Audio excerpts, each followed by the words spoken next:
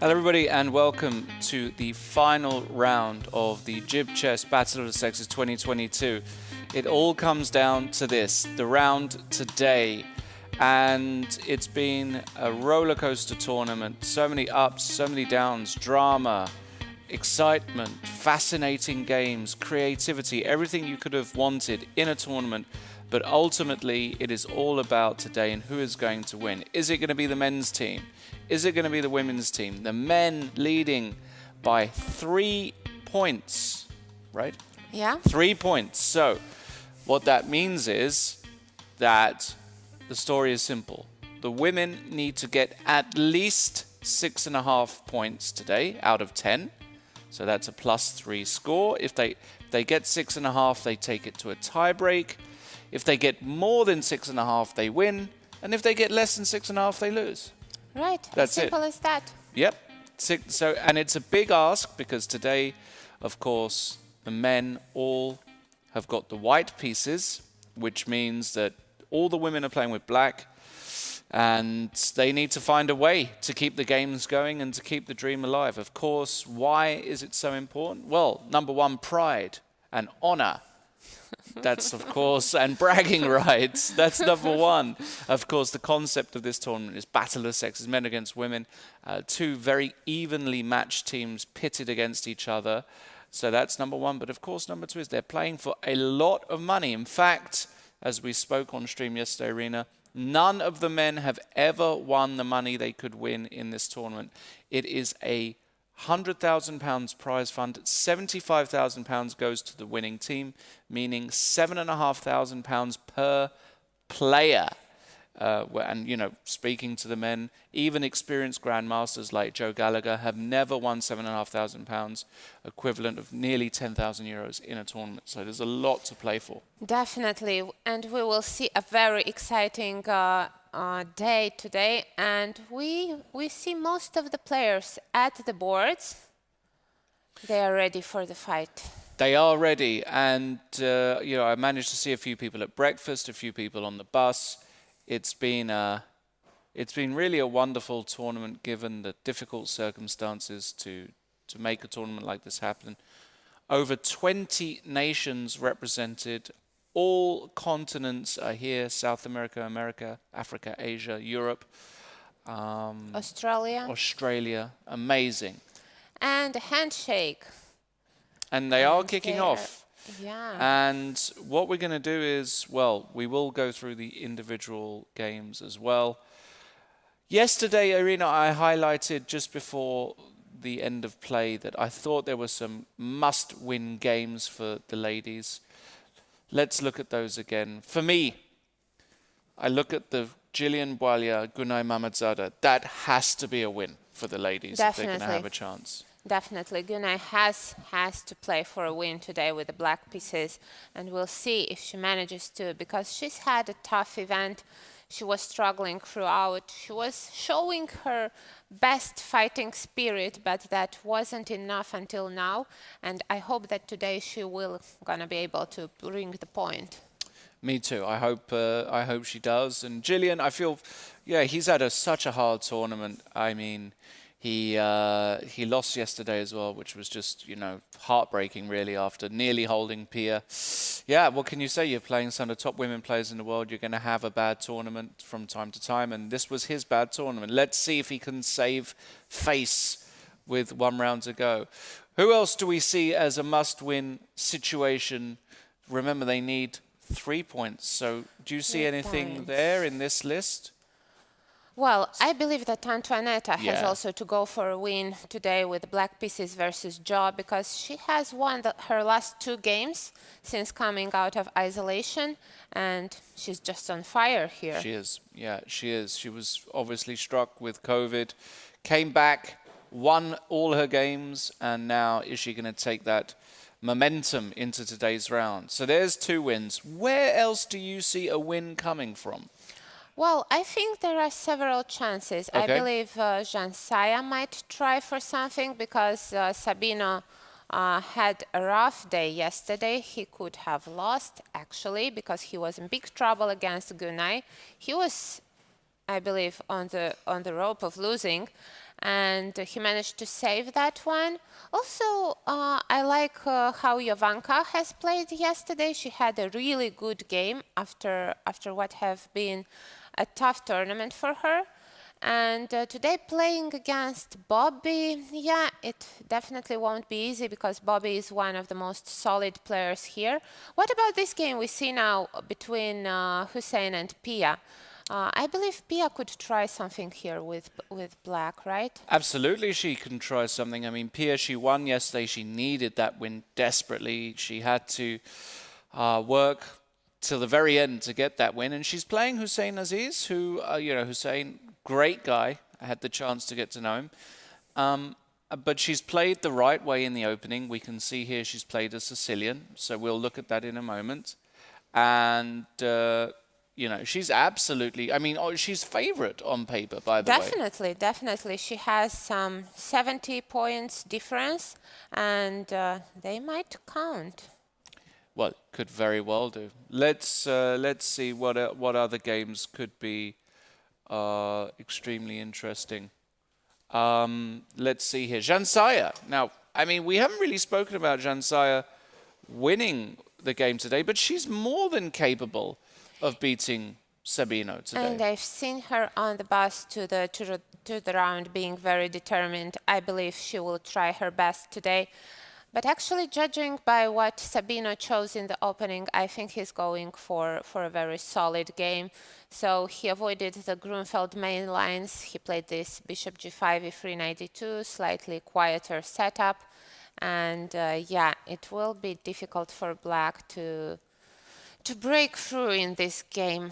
Yeah, judging by the opening, I'm starting to have some doubts about Jansaya being able to play for a win here. Well, it's still very early. All the pieces are on the board. I think she just wants to get a middle game and see what happens. I don't blame her at all. But White is so very solid here, right? Sure, White is solid.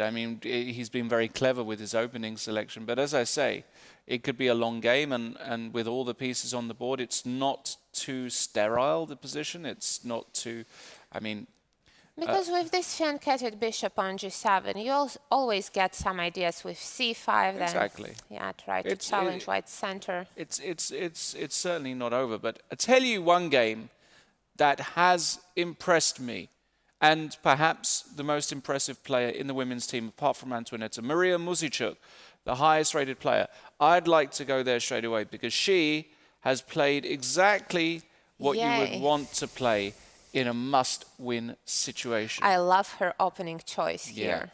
She plays a Slav, which is fine. She plays E6, and here Leandro, quite surprisingly, goes for Bishop G5. Now, we've seen E3 in this tournament. We've seen G3 also. G3. We've seen G3. But Bishop G5, of course, for years and years was the main move. And now, after H6, I'm very surprised that Leandro did not take on F6 or... Yeah, that he didn't go for Bishop takes F6. Because it's quite a solid way of playing it with White, but Bishop H4 takes a lot of risks. Yeah, Bishop H4, we get into this fantastic... Is it somewhat like a Moscow variation? Exactly, or you can call this, maybe it's even an anti-Moscow with an early G5. Because, of course, years and years ago, in this position, Black used to take on C4 immediately, right? And after E4, B5, E5, H6. Yeah, this was the theory for years and years. Then they came up with inserting H6 first, so that after Bishop H4, and now after D takes E4, E4, Black has got the additional option of G5, Bishop G3, B5. White has avoided playing E5, right? Right. That's the big difference. So the knight doesn't jump to D5 so easily for Black. But then you should be careful about the E4 pawn, I guess. Well, yeah. So basically, in this position after B5, the main move for years now has been Bishop to E2, and Black can't really just go B4 and try and win this pawn. It's just too loose. You'd end up losing C4, and your king is very weak. Right. So black tends to play the move bishop b7, and now Leandro plays the move queen c2 very, very quickly. This is a moment where lots of moves have been tried. Knight e5, h4, and so on and so forth. But queen c2 I vaguely remember now as kind of being one of the main moves, giving extra protection to this pawn on e4. And then again, white will be going at some point for those plans with b3, right? In this particular position, I don't think it's as common, actually. I think more common is for white just to... Let's say, what happens if I play something like bishop to g7? Is it a move? I'm not sure how black should handle these positions. Yeah, I mean, knight bd7 is kind of standard here. And yeah, white tends to play with h4. That's one of the big ideas. h4, g4, knight e5, like this. I see. And things can get very, very sharp and very, very complicated.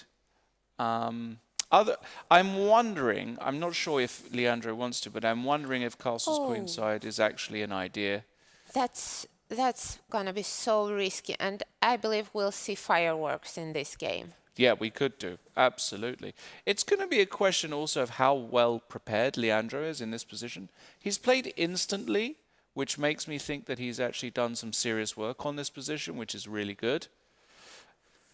Very encouraging for the boys. And actually, you have to say, even though I like what Maria has done, it's also a very risky strategy from her point of view, right? Because yeah, but she could lose. We saw that in 2 games, the ladies could definitely play for a win, but they need a third one.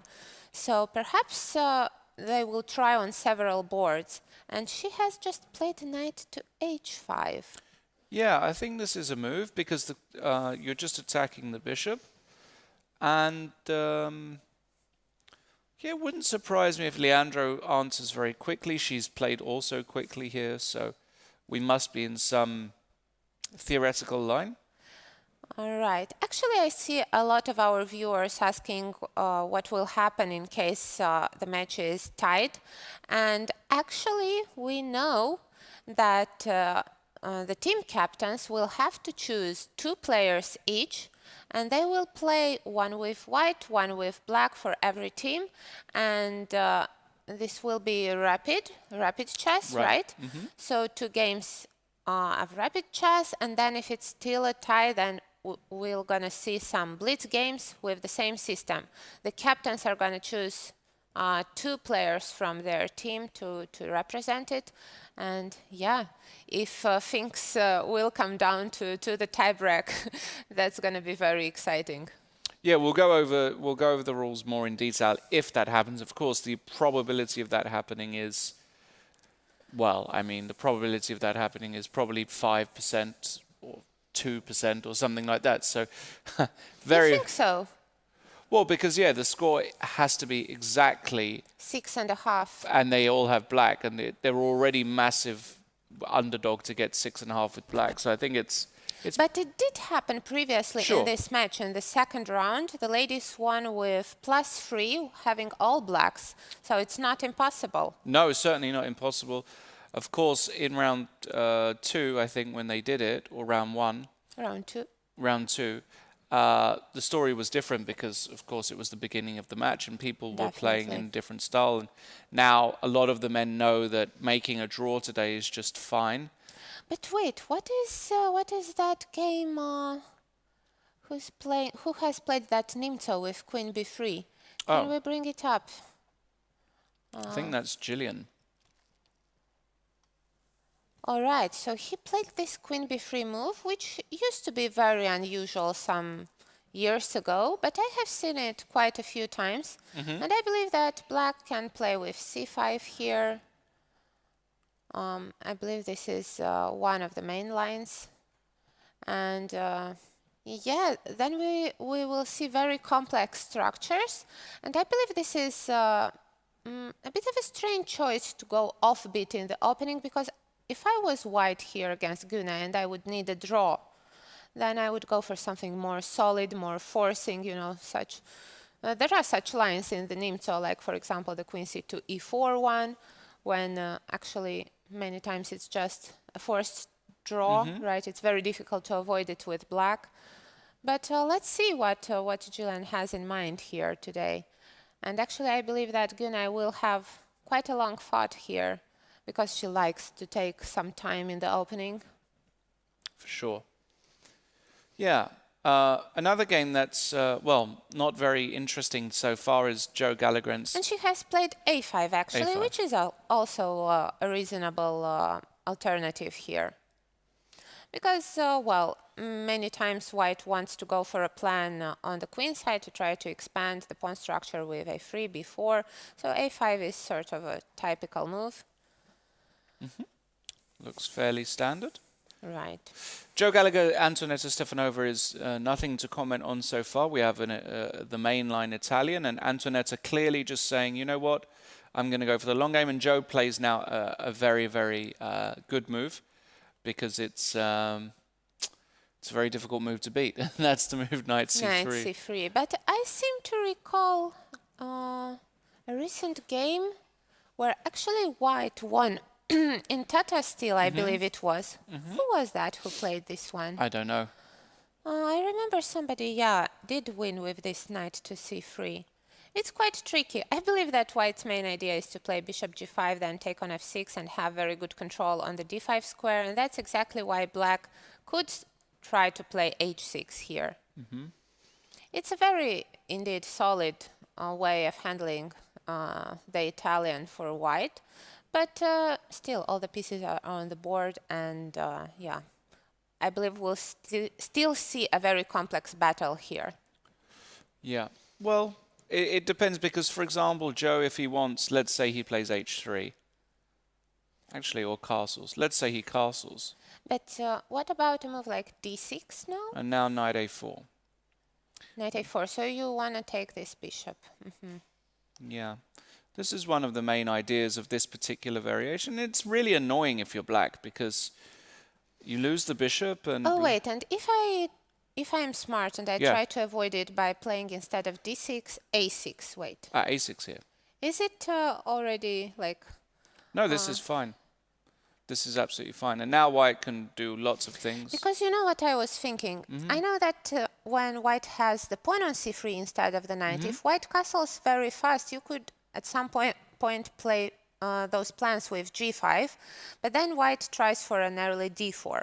But now, as the knight is on c3, could it also be an idea for black to try those kind of plans? With g5?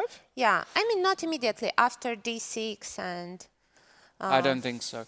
Because I think in order to play g5, white needs to play h3 for g5 to work, because then g5 and g4 makes sense. So, for example, if I just played, for example, a3, d6, and I don't know. But the point is I don't have a, like, let's say I go bishop a2, just for...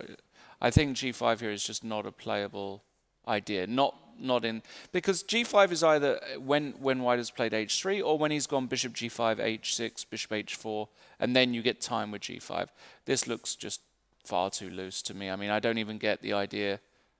But you could still play it. I think black might want to play g4 because after knight h4 you should be ready for knight takes e4 and there... I'm not sure it works. Definitely this might just be bad for black. Yeah. But, no, I don't believe... I mean, as I say, if the pawn is on h3 I can buy it, and if the bishop is on g3 I can buy it, but I've never seen just g5 without this... Yeah, and with the knight on c3, white has very good control over the light squares. So, yeah, maybe white could just go for, you know, for the d5 square immediately. Yeah, and in these systems, what white also tends to do is he often offers just a very quick bishop e3. And you can't, like, you know, just, for example, in that position there, g5, I would already be concerned here. What do I do against bishop e3 as black? Definitely, right. Looks bad.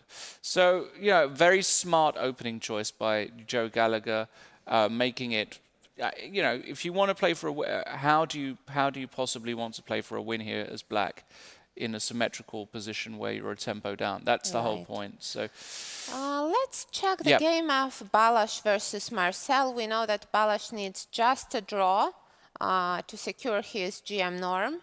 And actually we see the queens off the board very quickly. What opening has it been? It's been this Semi-Tara. Semi. But with G3. Yeah, this was. I remember commenting a lot this opening in the Olympiad. Oh, but this is just a really safe opening line for white. Even though I seem to recall black losing a few here as well.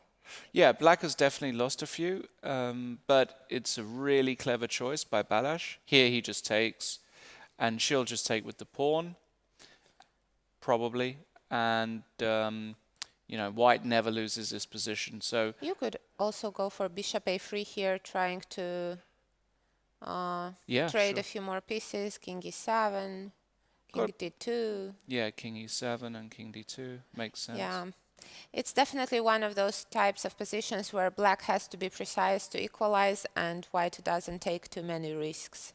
No, this is very, very clever. And Balázs is just, you know, barring an absolute disaster, he's just never losing this position.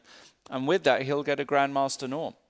Yeah, I think we might see actually quite a quick draw here, to be honest. Because also, Marcel, I mean, what can you do when your opponent is so rock solid here? I mean, you cannot take too many risks because losing is a catastrophe. The ladies should not lose, or at least should try not to lose any games today in order to have a chance. So, yeah, a very clever opening choice by Balázs. Yep, and every half point counts. Remember, the boys only need to get 4 points out of 10 to win the match. So... Right. Let's check also the game of Bilal versus Marie, because this looks like it's going to be a lot of fun. We see one of the main lines in the Najdorf. So e4, c5, knight f3, d6. Okay, take, knight f6, knight c3, a6.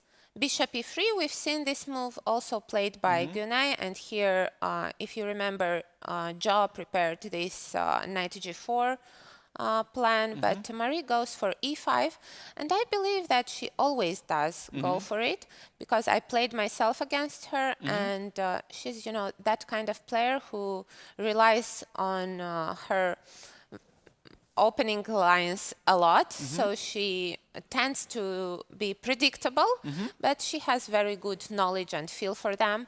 And here, after e5, quite an unusual move, knight to b3. And the funny thing is that this has been my pet line for so many years. Okay. Bishop for black or for white? For white, but I have been on the other side of the board as well. I have played it loads and loads of games here.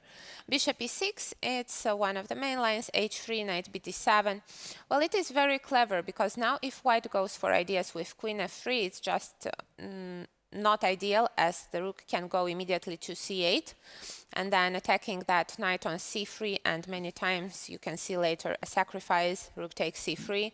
So that's precisely why white keeps the queen on d1 and plays g4. And now actually g5 is a threat, because that knight on d7 is taking away the square for the other knight. And I seem to recall here the move, was it here? Okay, h6 is definitely a possibility. But if I remember correctly, after h6, queen d2, right? I think it has been played correctly. Yeah. Then these positions tend to be just better for white, I'm afraid to say. I think it's not... well, there is one very long line, a 30-move line here, which ends in a draw, but there's a lot of theory to be remembered. It's something connected with d5, not sure in how... Is it after... I don't know. I think it's something with bishop b3. Yeah, it's difficult to recall that once. Ricky Ricardo in the chat says he was pretending to be rooting for the women at the beginning of the tournament, but now he has shown his true colors. False, Ricky Ricardo. You don't know what you're talking about. Yeah. I have been rooting for the women predominantly, firstly because I want them to win, actually.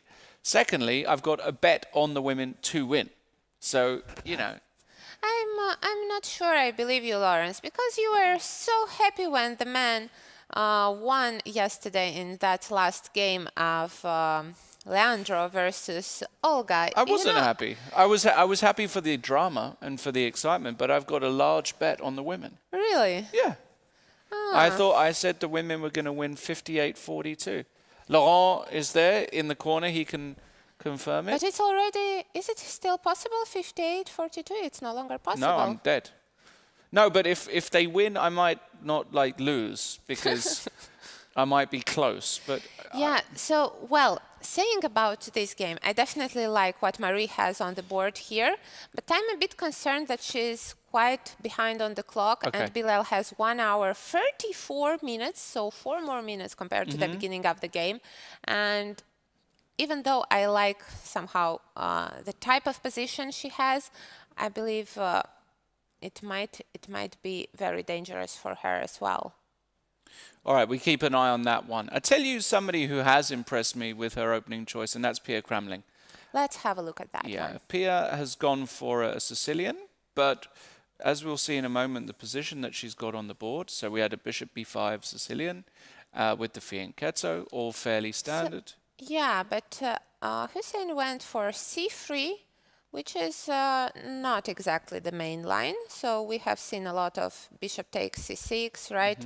And then black has a choice, d takes or b takes. We have seen both of them. But he chose the move c3, a quieter setup, because now after knight f6, rook e1, castle and d4, white has a very straightforward plan, right? Just to try and take the control in the center. And after a6? Yeah, a6 is already a very notable move here because for years and years, the main move has been d5. Right. But a6, I think, is a Carlsen idea, actually. He played this a few times. And now after bishop takes c6, d takes c6, it's a very clever move order by black because White cannot really take the pawn on c5 because after queen d1, rook d1, knight e4, black gets back the pawn, and also the pawn on c5 might run in trouble. Exactly. So bishop c6, d c6. White plays h3 to stop the pin, but now Pia is able to undouble her pawns and play c5 anyways. Wow. Yeah. But the structure has changed so much. Now it reminds me more of a Grunfeld, actually, right? Yeah, exactly. And now after d5, b5, well, a Grunfeld or a Benoni or something like that. We have a wonderful position here, knight c3, bishop b7. But wait, now without the light squared bishop, isn't it just great for black? I mean, white doesn't have control over the light squares, both bishops fianchetted. Now the center will be in trouble for white. I don't know. I'm not sure how bad it is because let's say I play queen d2 in this position here. And let's just say I follow up with rook a d1. Black has to be a bit concerned that I'm not just going with e5 very quickly. And I think it's just one of those... Very interesting. Yeah, it's very double-edged and it's very interesting. And I love Pia basically trying to keep the game as imbalanced as possible. And what about a move like e6? Is it e6? Is it bad because of e5 here? Well, I mean, you would assume that e5 is close to winning. Right, because I don't have those h6 intermediate moves as you just take, and the bishop on g7 is lost. So what would be the best reaction after queen d2? Because it also stops my playing h6, and I really don't like it. I don't know, is the honest answer. Pia has to come up with something urgent. Probably b4. I was hoping to be able to play first c4 and then c4? only b4, but I'm not sure I have time for that. Yeah, because if c4, I play rook a d1. So e5 is a threat already. I must probably play b4, but now you could go for even knight a4, right? Knight a4, something like this. queen a5? Queen a5, yeah, and Something like this, I guess, is Pia's idea. Yeah, because now if how I go about b3, b3? now you can go c3 at least. Right, and now it's not so easy to make that No, e5 happening. exactly. This is what I think Pia is hoping Aiming for. for, right? Yeah, I think this is a very good idea. So c4. In fact, here it wouldn't surprise me if Here you could. if Hussein tries some move like a3. Although now I'm a bit worried that Yeah, the light squares. You don't have that bishop, but then you could maybe play knight d4 and yeah. who knows. But also there you have to consider d6 ideas because of this Definitely. pin. You also have to consider queen f4, queen h4, which is sometimes a nasty maneuver. So I mean Hussein also shouldn't be too unhappy with the position after rook c8 because he's going to get his chances here. Right, but he has to be very, very careful to choose the right moment for each move because once again we see a position where each move has a very high price. Exactly. All right, let's go to the Eric Rosen Irene Yeah, let's check Sukanda. that one. And it's a kind of surprising opening. I believe that you were wrong here saying that Eric will try his best to win in this one. I think he tries to be just as solid as possible. Because normally when you are a e5 player with black, when you see this opening on the board, you kind of think, all right, so my opponent wants to make a draw today. That's what I think when somebody plays it against me. Because we've seen tons and tons of games of how it ends with a draw, actually. Yeah. But okay, Eric also understanding that a draw today, I mean, this is It's a good result, yes, so. because the men's team shouldn't take any risks if possible, any risks at all. Yeah, it's quite a smart strategy, but you were expecting, I guess, him to play something more aggressive, right? No. No? Not Because yesterday you were telling that he will be going for a win, no? No. None of the men I expected to really go for it today. I mean, nobody has to go for a win, right? I mean, the only thing I would say is Bilal, I think, should stay true to his style. Balázs, we know that's basically going to be a draw. Joe looks like he's got, you know, a great chance to keep it slow. But you know, even in this very quiet system, let's put the moves on the board. Bishop b4, knight takes c6, b takes, bishop d3, castle, castle. Well, first of all, there was also a possibility for black to take more risks by playing rook e8 instead of d5. And then there are wild variations after, let's say, bishop g5, h6, bishop h4, bishop c3, b takes, g5, bishop g3, knight e4. Things could have gone really wild here, but it tends also to go towards a draw. But instead, Irene chose the most principled move, d5, e takes, c takes, bishop g5, c6, and queen to f3. Still, it's a very double-edged position. I have seen it gone wrong for white as well, not only for black, because, well, white now wants to take on f6 and somehow ruin black's pawn structure. And I'm a bit surprised by the move h6. I know it is a main line, but I believe that bishop e7 has also been played quite a bit, and it is somehow, from the strategical point of view, a safer option because you don't double your pawns, and then you also keep the queens on the boards.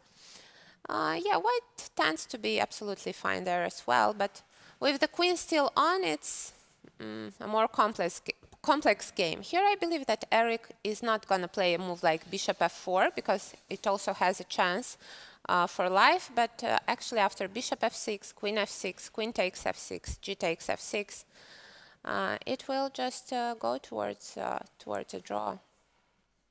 I believe knight e2 is a possibility. Yeah, so there's a lot of theory there, but yeah, black is fine there, white is fine. In those end games, There Yeah, are not it's too many things happening. it's just a clever choice by Eric. H6 definitely is not the main line here. For years and years and years, after Queen F3, moves like Bishop D6 was one of the main lines. Rook E8. Forcing this is actually, if I remember, it's probably okay, but it's definitely not. It's definitely not one of the main lines because actually, White is looking. So this can be seen as a slight waste of a tempo. And now, as you said, Knight E2 or even the move Knight A4, planning to play C4, and actually, But it's all right. I mean, sure, still Black has a very big. It's very. I mean, Black is so very solid in in all these end games.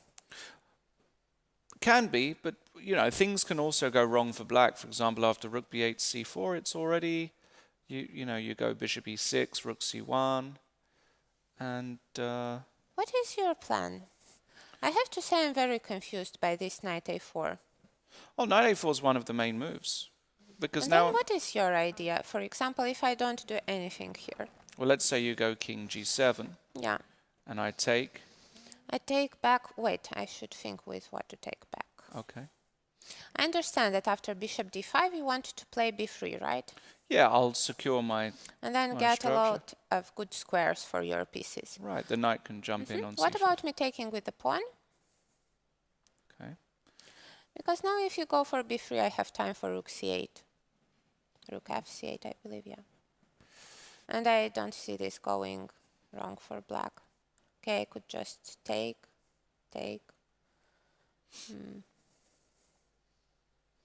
My D pawn might be actually quite dangerous. I'm not sure because it can always be blockaded. I But can bring my could king also in. play Bishop D6 just in a quiet way here, and after Knight C5 I just ignore it. Yeah, you can ignore it. I might not need to do that. I can bring the rook to D1, for example, attack this pawn. I don't think this pawn is so much of a strength. This bishop does a wonderful job. Knight can also come to B2. At the moment you go away from C1 with the rook, I will play Bishop E5. I think it's difficult to really get to that D5 pawn. Yeah, no, I mean, I'm not saying that White is expecting too much here, but it's certainly a very, very pleasant way for White to play because Black's two bishops don't really do very much because White hasn't really got any targets. He hasn't got any serious weaknesses. So I think Knight A4 is definitely an idea. As you said, Knight to E2 is an idea. Knight E2 is also one. Because now, as you said, after the H6 move, the knight might come also to G3 and then to H5 even at some point. Yeah, it's definitely in there. I seem to recall some ideas when White goes for Knight H5, Black plays Bishop E5, and you know.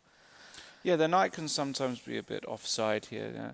I mean, I don't know if I've played this exact position before. I think I have actually. And yeah, it's just a bit annoying, this position, if you want to play for a win here with Black, because White is just so solid. Yeah, definitely. So I expect Eric to do just fine there. And let's have a look at Ravi Haria. Now, Ravi has played. That's interesting. Yeah, Ravi has played something very interesting. So this is an opening choice which Olga goes for quite often. This Ruil opens the how is it called? The open variation, right? The open Knight variation. takes C4, D4, all standard so far. We have seen it a lot. I think it's actually not the best choice by Olga. The open variation. Well, it's interesting because Ravi has gone for a line which isn't forcing, but there are like a lot of tons of forcing lines in this open. I've played the open for years with Black. And but you know, the other option she had was the Caro-Kann. So perhaps she was unhappy about something he might choose there, and she thought maybe he wouldn't prepare so much in this line. Right. Yeah. Exactly. I mean, you know, in general, trying to find a line with Black where you can not, things are not forced is very tough. Yeah. So. But also, actually, we've seen the open variation Avderui Lopez being played by guys like Mamediyarov, who actually won a lot of nice games with it. So I think it's a decent one, even though, yeah, there are those lines with Queen E2, Rook D1, and C4 here, which basically is just a draw offer. And I'm surprised that Ravi did not want to go for that one. But instead, he chose quite an unusual way of playing: Bishop C2, Bishop G4, and Queen to E1. Yeah, this might be a beautiful little sideline. I don't know it well at all. I have never seen it, actually. I've seen it somewhere. I can't remember where. Just so you guys know, after Bishop E7, the move Knight BD2 is the main line by some distance, and then Black tends to play the move Knight C5, Bishop C2, Bishop C2, D4. and now D4. And there have been a bunch of games recently in this, Knight Right. to B3, and lots of theory. Right. But Bishop C2, Bishop G4, Queen E1 looks Might like... it be a novelty or not? I'm not sure if it's a novel. I've seen it somewhere. I can't remember where I've seen it. I might have even looked at this myself because I'm trying to think. It's been a while, but it's a cute little idea. I think it's a great idea by Ravi. The reason you put the queen on E1 and not on E2 is obviously because this knight is still pinned, so knight takes E5 might exist here. Right. But queen E1, and now it doesn't. And the point But is... it allows bishop takes F3, and now after Yeah. G takes F3, black should already choose knight G5 or knight C5. I'm not entirely sure which which one is the best. After knight G5, though, you have to... no, taking isn't an option, because after E6, I will have just short castle in the worst case. Yeah, this can't be good for white. So yeah, I guess after knight G5, the idea is just to protect this pawn either with knight D2 or king G2. King G2, queen D7 might be a bit annoying. I nearly asked what happens after F4. Yeah, not F4. Not F4, right. F4 is going to be a mistake that Ravi will not want to make.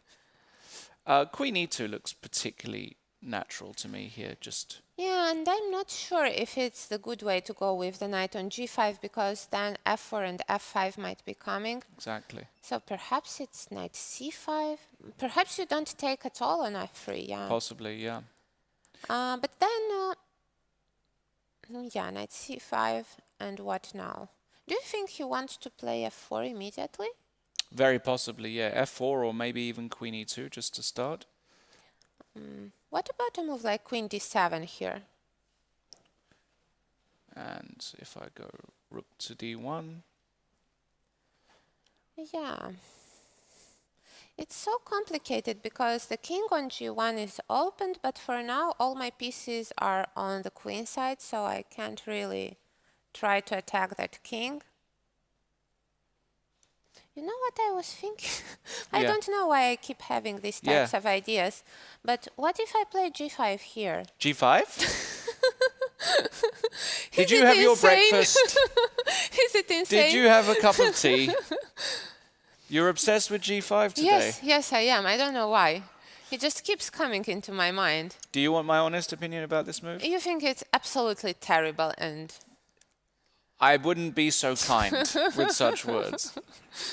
No, I don't think you can do it. But it has an idea not to allow F4, you know. This was my point, that, okay, now if white manages to play F4 and F5, perhaps, you know, my knights and pieces will have very little places to go to. But here my pawn on D5 might be in trouble, actually. Yeah, I mean, I was wondering if I go B4. Yeah, I probably should go to E6, and now you could play something like... Yeah, definitely. But still, it's not simple here. It's not the end. You can go D4 maybe. Maybe. On a good day. But also, I might have ideas with knight F4, who knows? Here? Yeah, because maybe I could then try some rook G8, queen H3. I'm not sure if that might work at all. I'm protecting F3, so rook G8. Firstly, I can run this way, but just to illustrate, if I go king H1. But it's not so clear here, no? Here? But you want bishop takes F7. That's a big point. Here it's over. Here it's here it's bad. I didn't have time to... But wait. What if I play long castle now? Long castles? Yeah. Okay. Because now your rook on D1 is in trouble. E6. I'm wondering if that knight on b1 and rook on a1, if I can't use this fact, somehow sacrificing I love how material. optimistic you are. You're so I'm too optimistic, right? I mean, yeah, now EF is coming. Yeah, and I mean, in general, I mean, even without e6, right? Even if I just, I don't know, let's just say I connected with knight a3. But now I can play maybe queen. After queen h3, you claim that you have queen f1, right? I have queen f1, and yeah, I mean. But queen f1, you don't have it because. Oh no? I just take it. I'm dropping my bishop. You are actually losing. Queen h3, I'm losing? Is it possible? Because after rook g1 I can take and think. No, yeah, but I don't have time for all of it because of e6. Right, e6 was my first. And just in general, I mean, I just G5 is plus 6.5. I mean, people saying I wouldn't be surprised. Only plus 6.5? No, that wasn't true. Look, it's one of the best moves in the position. Look, it's only 0.2 for. Amazing, only 0.2.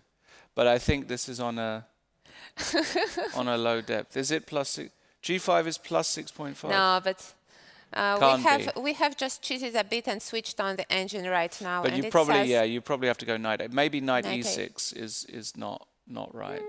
Still not losing. Only slightly better for white, maybe. Yeah, but knight a4 is a nice idea actually. Here after b4, knight a4. I didn't consider it, but now that the engine suggests it, I like it. So maybe it's one of those positions where g5 could actually be considered. I mean. Sure, I mean, yeah. Actually, we have bishop f3, gf3 on the board, so knight c5 is very possible. But I think knight c5 should be the main option for black, because knight g5 just will run into that f4 and f5 very quickly.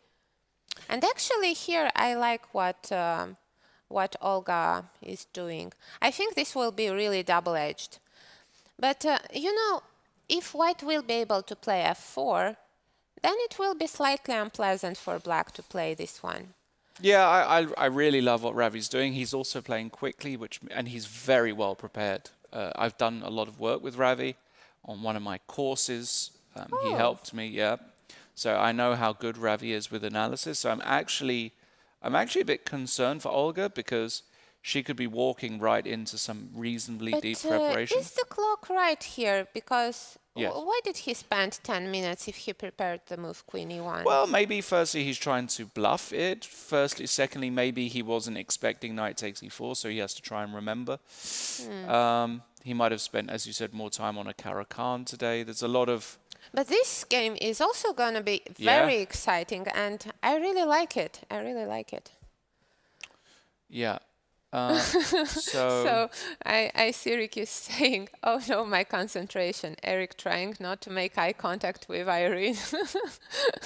Yeah. Oh wait, let's check the game of, who is that? The first one which we have on the screen with e4? Brunello. Sabino against Jansaya. Yeah. What is this one? Because normally when white plays e4, then there are a lot of trades, and it generally ends up with a very drawish endgame.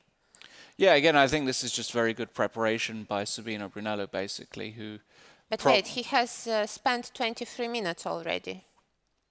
Maybe he had some ideas of playing like this. I don't know, because he must have expected Fianchetto by Jansaya. So... again, I don't know if it's exactly preparation. But, I mean, the idea in general I really like. He's trying to liquidate the center. Yeah, I believe it's going to be tough to keep the game complicated here for too long.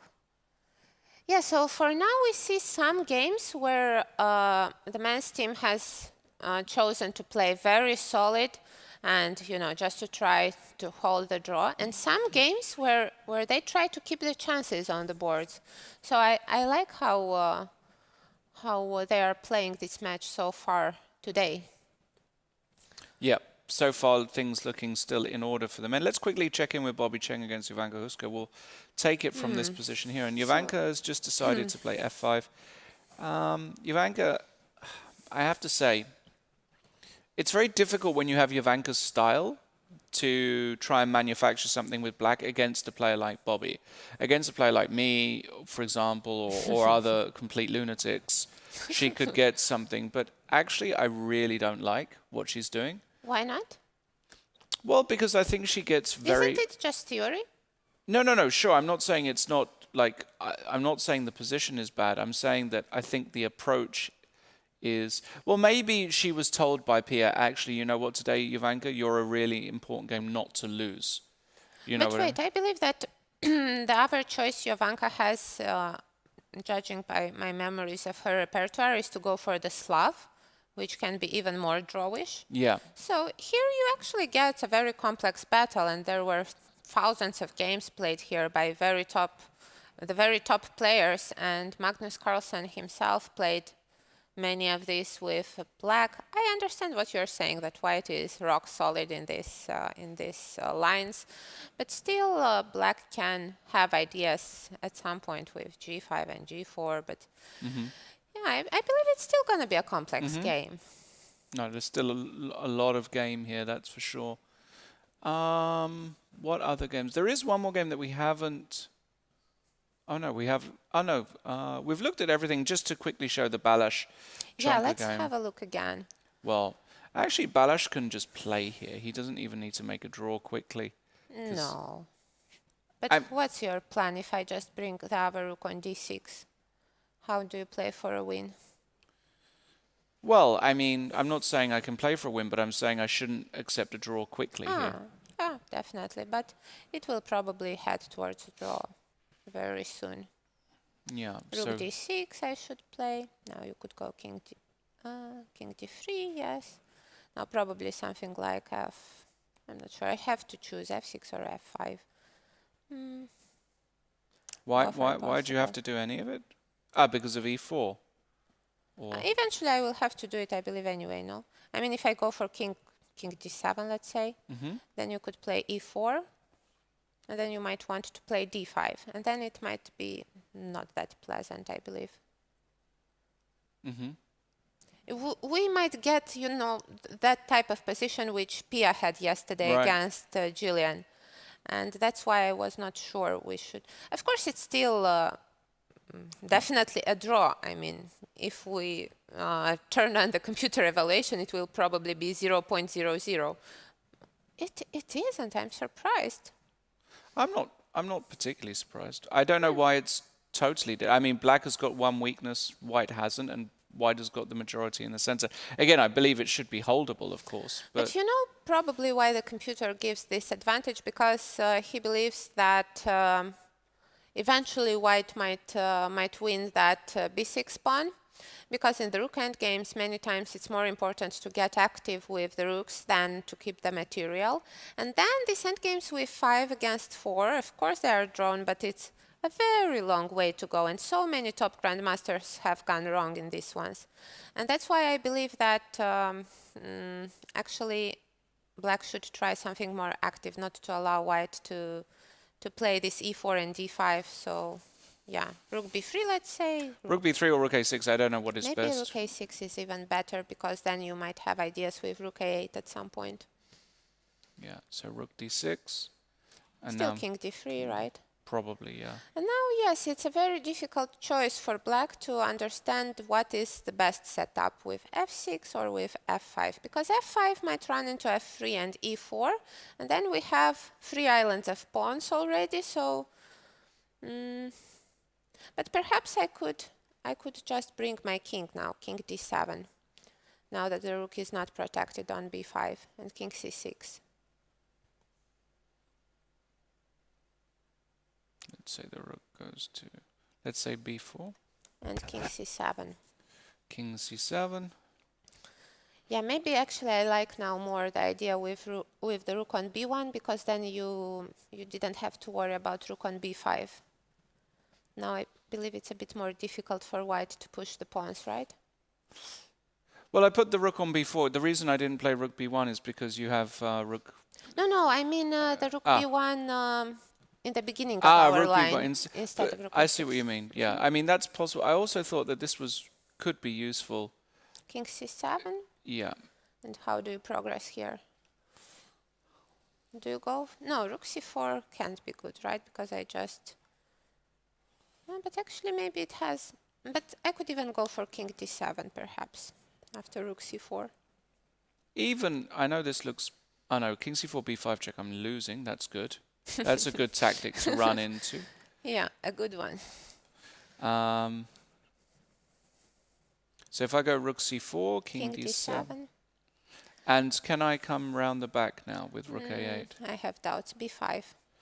Okay, and now I come here. King... Can I play king c6? Yes, I can play king King c6. c6? Yeah. Okay. But now you've got maybe rook c8. Rook c8. Or not. I'm not sure. How is this No. position after king b6, rook c5, king a5? Yeah, It looks strange. it looks a little bit loose for black. I've also got rook a6. But rook, No, rook b6, rook rook b6, a7. rook a7 you want. Okay, so king c7 then. Yeah, rook a5. King c6. It's close though. It is close. It's getting close. Not sure. I mean, it looks very nice for white, but the problem is about making progress. You can't push d5, you can't push e5. Okay, I'll try to improve my king. By bringing it where? No, just to bring it off the... Let's say rook d, d to d7. Okay. Yeah, I think might not be... Feels like black should hold, right? Yes.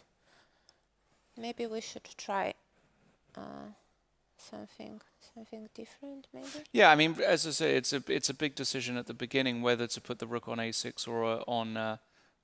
I think I like more this rook a to b3 after b3. what we've seen in these two lines. Something like this, rook d6, king d3. Yeah, because now d5 will be really a challenge for black when you manage to push e4 and d5. Perhaps I could... But what's the idea with d5? If I go here, let's say. Should I play it immediately or... Because sometimes you could throw in a move like g4 first, and just not hurry, try to take more space like Pia did yesterday. Yeah. And that's why I was thinking maybe it makes sense to play a move like g6 instead of king c7, but you could probably still go g4 then, right? g6? Yeah, to play h5 then, you know, just to have a solid setup on the... But here after g4... It's not gonna be easy. White definitely has some chances, yeah. Now that I look more at it, I tend to disagree with my first assessment of it being a dead draw. Yeah, definitely doesn't feel like a dead draw. But one thing it is for sure is fantastic. Again, opening strategy and play by Balázs, who has basically guaranteed the draw. So his grandmaster norm is basically guaranteed. He has absolutely no risk in this position, and he can just enjoy, you know, a very long, slightly more pleasant endgame. Maybe even not slightly, because as we've seen yesterday in the game of Pia versus Gillian, it was even a simpler endgame, much simpler one.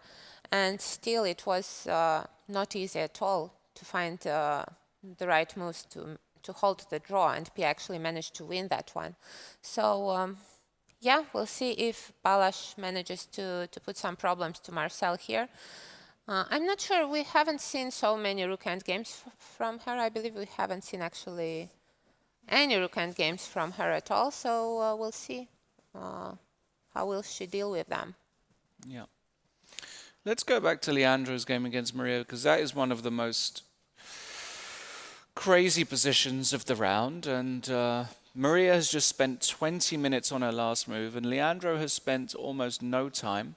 So it's a critical moment, and Queen f6 is probably not the move that Leandro had. I mean, let's just... I'm curious about this game because it is theoretically important. So it went knight h5, rook d1, knight d7, and now, very thematic, d5. Looking to blow open this file, takes, bishop to g7, and now a very common move as well, knight e3, looking at this lovely f5 square for the knight, and Maria played queen f6, and now it's on Leandro. But and he's still a pawn down, right? yes, he is a pawn down, but it's one of those positions where I am wondering, is knight f5 working here? Because after queen b2, my idea was to go for knight g7, queen g7, and something like queen f5 or something, you know, to try to... But you can just win a piece. You don't need to do that. Knight How? f, queen b2. I can just take and knight d6 check. Ah, I have missed that one. But are you really winning a piece after king d8? You want it well. King c7? I mean, Because I still have those 2 pawns, right? Is it so clear here? Not sure. no. I don't know. So somehow I would assume this is just this is just bad. over. Yeah, f7, b5 is hanging. Yeah, might be. Okay, what if I don't play? But if not queen b2, then I dislike black's position. She has to have an idea here. So the question is, what is her idea? Ah, but you could play after queen b2 even immediately knight d6, and Also. it might be actually game over here immediately. Yeah, I don't like queen b2. Yeah. So what's the idea after knight f5? Yeah, I'm struggling to see it. She can't castle because d7 is hanging. Yes. You can't. Long castle looks really dangerous after Yeah. a move like knight d6, knight b7, getting that light squared bishop. But maybe it can work. I would be afraid to go for it. But here after queen e4, I've got queen c6, right? Exactly. So all is fine, and the b2 pawn is weak. So after knight f5, let's say long castle, yeah. What could white try here instead? You know, it's so funny because I keep hanging pieces in our lines, and I'm wondering, is it only me struggling to keep my pieces safe in the morning, or do the players have the same issue? We'll soon find out if they start blundering pieces. Right. I think that line is very interesting. I'm not 100% sure that knight f5 is the only move. What other options would you consider here? Well, I would actually just consider castling here. Just castling. Yeah, I would seriously consider it. So you're saying that the knight on e3 is a better piece than the bishop on g7, or? No, I'm just saying I want to get my rook into the game and ask you where you want to put your king. But you're not afraid of queen b2 here? No. Queen f5. Wait. Am I missing something? What if I castle long here? Well, the position's very double-edged. I have rook b1 taking on But b5. your e2 bishop is hanging. Yeah, no? but I'm mating you, aren't I? Not sure, yeah. I've got knight b6 there. Ah, knight b6. You survive.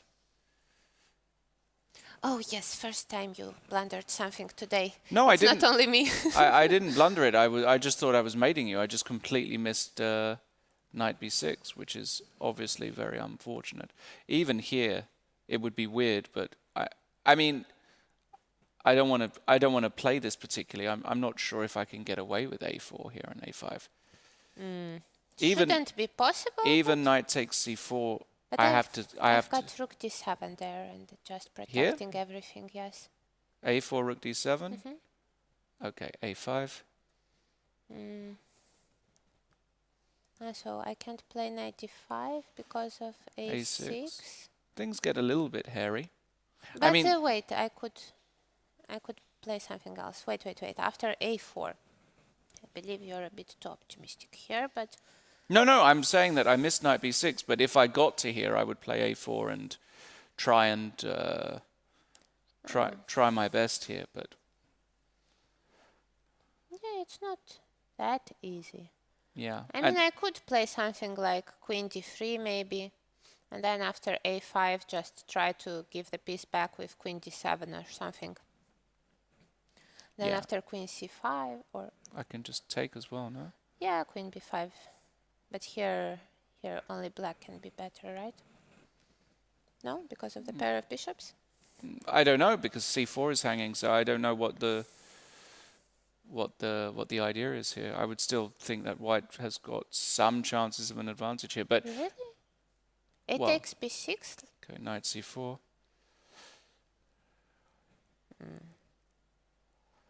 I'm very surprised. Well, your king is very weak, right? Compared to my king. So I'm not... I mean, I've got all my pieces in play. But again, that's me sort of just giving up this piece, right? And I'm saying I'm not even sure rook b1.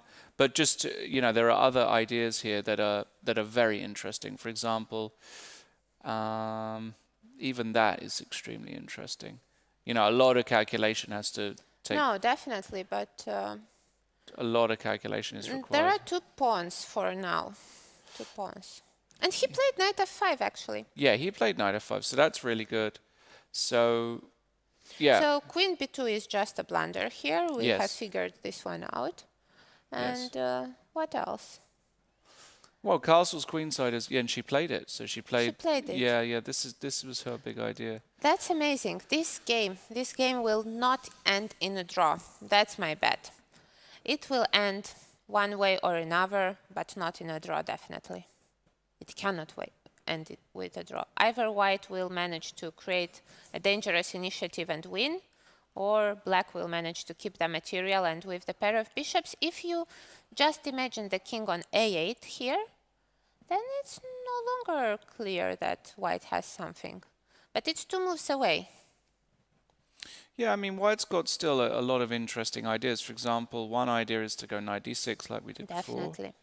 Take, and for example, a move like knight d4 looks very tempting. Knight d4, because now the threats of queen e4 are quite big. And bishop f3. But there are... yeah, it's gonna get wild. I was thinking about rook h to e8 here, but now you could take on b5. And I was trying to understand if there... No, but here you will have knight d6.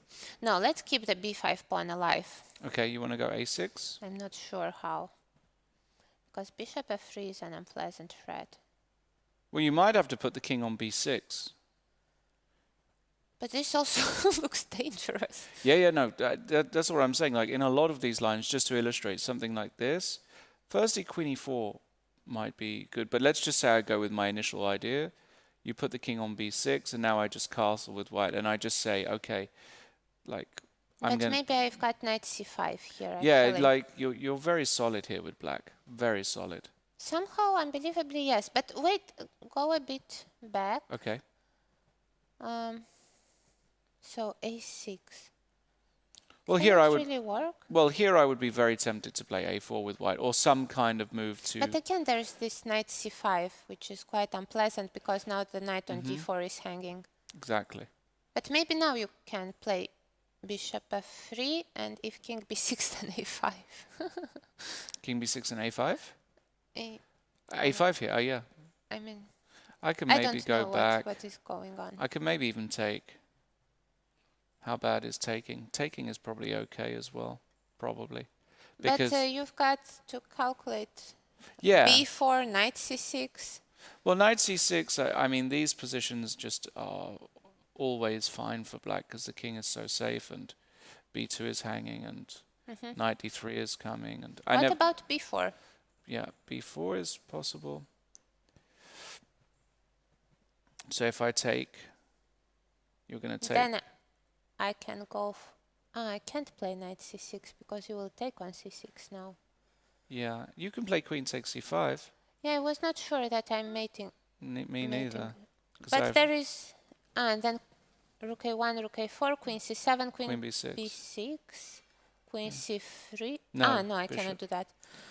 Yeah, it's getting out of... complicated. Yeah, it's very... I mean, there's just a lot to... I mean, this is the sort of position where, You know, you really do need to invest a lot of time as white because every move is just critical. Unless there's some kind of knockout blow, which I'm just missing, but I don't think I am. Yeah, because you cannot play other moves as queen b2 is coming, right? Right. You could also try something like, but b3 seems like it's too No. slow, and if the bishop on b7 is alive, then black's king is safe. So knight e6 probably should be the move. Yeah, it's a wild position. We'll see. Ooh, Olga has got in one of those positions where Oh no. we were talking about something similar. Well, it's not the end of the world. But she has placed the knight on e6, and now f5 will be in the air. Oh. Yeah, I mean, obviously, if Ravi gets in the move f5 here, it might just be an early day. But wait, so she took on f3, she played knight c5, and he played before immediately. Yeah, knight e6. So is knight e6 forced? Because I tend to think that it might be the case that knight a4 was again a very good and unusual move. Yeah, could have been knight a4. Yeah, knight e6 might be a little. I dislike this position for black now after f4. Okay, but g6, let's say. But now you could just develop, or you could even try something like a4 maybe. A4. A4 I like. There are just a lot of dangers for black here, because you cannot really consider castling in these types of positions, castling short I mean. Because then after some f5 it might just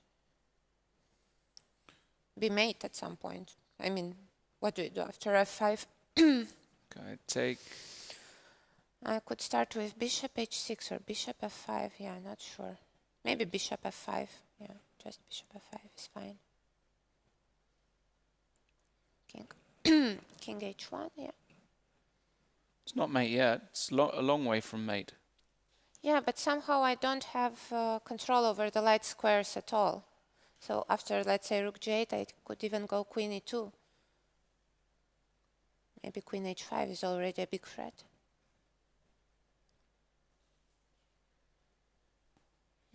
You're not afraid of anything. No, it's not that I'm not afraid of anything. I mean, I understand the dangers here, but I mean, I can. Rook g1. Yeah. I mean, I understand that things can get out of line here. Also, b5 is always hanging. Yeah. No, that's another thing. Like, I have to resolve this. Yeah. But yeah, I mean, for sure, it's dangerous whichever way you look at it. Yeah, this is why Olga's hesitating. She does go g6, which I think is correct. But I do like a4 a lot because I think that's a very useful. And actually I see Miguel saying that knight a4 was the engine's choice. And yeah. I'm not sure how bad this position is, though, actually, for black, objectively. But okay, let's say that I don't even do this f5. So I play a4, castle. A4. And now I could go even for queen e2 after castle. Yeah, but firstly, I'm not sure I definitely want a castle. I think one of the d4, bishop e4 is a problem. Yeah. Okay, I will castle. So queen e2, yeah? Yeah. Okay. And now those f5s will come faster because I'm ready to bring the queen to h5. And also your pawn, I don't know if it's hanging, but might be. Okay. I hate this move rook b8, but I'll do it anyway. And you want to go f5? Yeah. No. Okay. Here I could take on b5 first. Okay. And now your knight on c6 might be in trouble. I could play even bishop d3 maybe. Bishop d3. Yeah, and the pawn on b5, I don't see a way to protect it. Maybe you could try something smart like queen d7 or queen e8. And after bishop b5, knight d4, but I'm not forced to take on b5 also. Yeah, it looks very dangerous for black, I have to say. So also instead of bishop d3 after a takes b5, I could then go for f5, I believe. f5 here. Yeah. And this smells dangerous. Yeah, Dangerous. it's definitely dangerous. I think. That guy is so dangerous. Ravi, going. I believe he's Well, playing for a win in this yeah, one. he has to be because I think he just felt like Olga after yesterday's loss is really Oh, going to right. struggle. She played that very long game, which she lost in the end. Yeah, and then playing in the morning. Yeah, and A4, really nice move. And black with definitely some practical problems to solve, and I really love what Ravi has done today. Meanwhile, in Eric against Irene, Eric doing what he's supposed to, which is to play a risk-free game, and we have exactly that. Irene won't lose this position though, so this is Yeah, going to this is be going to be just a draw. probably just a draw. So yeah, you can't really do Fan bishop anything. d6. Rook e8, it's fine. Yeah. And anything is fine here for black. The opposite color bishops and the fact that white doesn't have any legitimate targets means it's gonna, that one will end in a draw. Let's look at Joe Gallagher. Joe is also, Oh, this one is interesting. well, we got So she something. did oh, Yeah. they played almost like we looked. Yeah. And your move, bishop e3. Yeah. And she went knight d4, which I really like as an attempt to keep some pieces on the board. But Joe just said, you know what?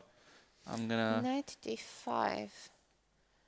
Yeah. Okay, he's very straightforward with his plan of keeping it rock solid. And yeah, I see nothing wrong with that. Yeah. Because now if you go for the most, good-looking move, which is knight takes f3, then you just Here? get queen takes f3. There is my mate on f7. Right. Threatened, so. But yeah, if you go for castle, then probably once again something like. But here, could you consider? No, you probably don't want to take on d4. Probably c3 is just enough. Knight f3, queen f3. And yeah, it's very difficult to do anything with any color here. Perhaps even after bishop e3 you could try f takes. But probably it's still not enough. I could even sacrifice that pawn on f7 at some point. Yeah, you can just go bishop e6 as well. Yeah. That might be just asymmetrical. Well, you got to be. Here there's just no chance. I mean, Joe just plays queen Yes, takes definitely. because you can go. Let's, if you do nothing here, I go But castles. wait, d4. maybe I could play d5 here now. d5. Okay, I'll castle. And now something like queen d6. Okay, I will. Let's say I take. And go for Let's d4. say I go rook e1. Rook e1.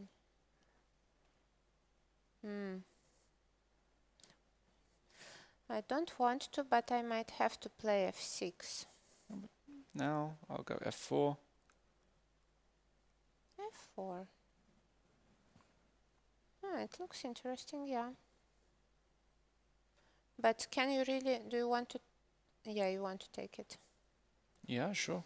No, it looks good for white here. I don't think you can go d5 here. I don't understand. I mean, No, I mean, of course I could go just bishop e6 Yeah, or queen e7 and bishop e6. yeah. But I was trying, to create some play, not just to trade pieces. And I believe it's not so easy to achieve it here with black. I just think this is a position where you're not allowed to create play as black. I mean, after all, I've got... But what if I play king h8 here? King h8? Okay. Okay. And if I castle, you want to go f5, I assume. But it's just not good, right? Yeah. Again, it's one of those positions, Irina, where you have to be justifiable in your actions. Yeah, but this is the game where we... Well, it was one of the, but I mean, Joe has just played an opening which hasn't allowed it. And sometimes you've just got to say, okay, Joe, I understand. You've played like this. I can't actually do anything. And so I just admit that if the pieces come off, the pieces come off, and I rely on my teammates. Let's try that f5. You want to try? Prove it to me. Really? But I've proved everything else. That's true. That's true. But You that will can't. then not make a difference if you But you are can't. correct one more time. You can't. Okay, I'll go F4. F4. Now I say I want to win with white. F4. Why not? I don't know. It looks good, yeah. But what if I take on E4? Okay, I take on E5. Let's say. You take on E5. Possibly. I mean, I can also take on E4, but let's say I take on E5. Yeah, somehow I struggle to bring my rook from A8 to the game fast, so I'm not prepared to those breakthroughs in the center. You're right here. Yeah, you just can't force the matter. That's That the is point. very bad news, because it means after Queen E3 I have to play something like Queen E7 probably. Yeah, but this is just Then castles, castle, bishop E6. bishop E6, That's it. and it's just draw. Yeah, that's the way it should end. If we get something like this, and there's nothing Antoinetta can do, and she But just that's has a to. terrible, I mean not terrible, but I mean it's a bad outcome, because Yeah. where do we score points with the ladies team? Well, that's the whole point. The ladies' team had to score points yesterday, and Wow. not playing to win with black. I mean, Joe is an Maybe experienced. Antoinetta will find some other idea. Can she try something else Okay. after short castle? We think that c3, she played actually short castle already. Yeah. We think that c3 will be on the board, right? Yeah, he will play c3. No question about it. Does she have any other opportunities? The honest answer is, well, no. Because 96 is 96 bad, right? is just You your. could even take on e6 actually, and take on c5 and take on e5. Because after bishop e3 you've got bishop f7 intermediate. Yeah, that line I'm not. Why not win a pawn? Well, I'm not sure there's queen g5 at the end. Where? So, for example, here. Bishop takes e6. No, Oh, sorry, what did you say? Yeah, bishop e6, right? You wanted to do this, and And now you are saying queen g5. possibly. I don't know. And now after knight g4? Because do you go f5 or? Yeah, f5 is definitely the first move I wanted to do. I was then also I have looking. a knight e3 spare move after taking probably, right? Takes. Or, okay, I could even castle here probably. Yeah, but black is fine here, right? Rook d8. I don't know. I have queen b3 check maybe. And I can't go rook f7. I blundered queen b3 check.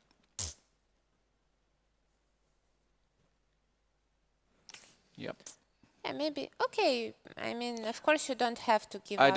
I mean, first, yeah, I don't have to give up the pawn. That's number one. Or you could give it up in a better way. After bishop e6, you could play. But I don't understand this move ever. Like.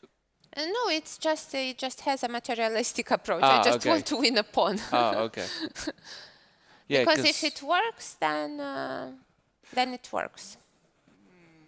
Yeah, and if I take here, you wanted to take on f7, right? Yes, that was my. But wait, I think I'm completely wrong. After bishop e3, bishop c8, am I not winning a piece? You win a piece even, yeah. Yeah. So you can't do that. So you want to take, and take. Yeah. Possible queen g5, knight g4. Still feels like black should be okay somehow. Maybe rook d8 immediately is also just fine for black, because this is. Yeah, this is a weakness. Yeah. And you might actually want to go. After short castle, you maybe have bishop c4. Yeah, right? I've got ideas of bishop c4 for sure. But here I can play f4 actually after bishop c4. F4 and rook f3. It's not over. No, for sure. It gets complicated. I've got also knight e5. Yeah. No, I don't like it's this. not great. Yeah. But I have to say, this move bishop takes e6 is not even a move I would even. I don't know. I just don't even look at that move somehow. I just don't But even. it might be good, no? I mean, why not win a pawn? Yeah, if it wins a pawn, sure. I mean, of course, you have to calculate everything, but Yeah. let's try this one. Let's put it on the board. Yeah.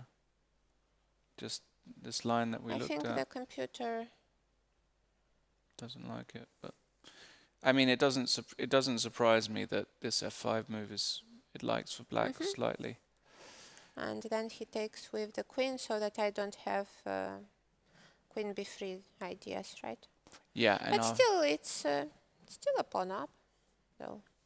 Yeah, it's just saying that black has got, the typical, like Marshall-like compensation, and this d3 pawn. No, I think as white I would play a much more classic way in general. I mean, I think, in general in these positions, I mean, I would be very happy to see knight e6 on the board if I was Joe, because now I can just get in d4.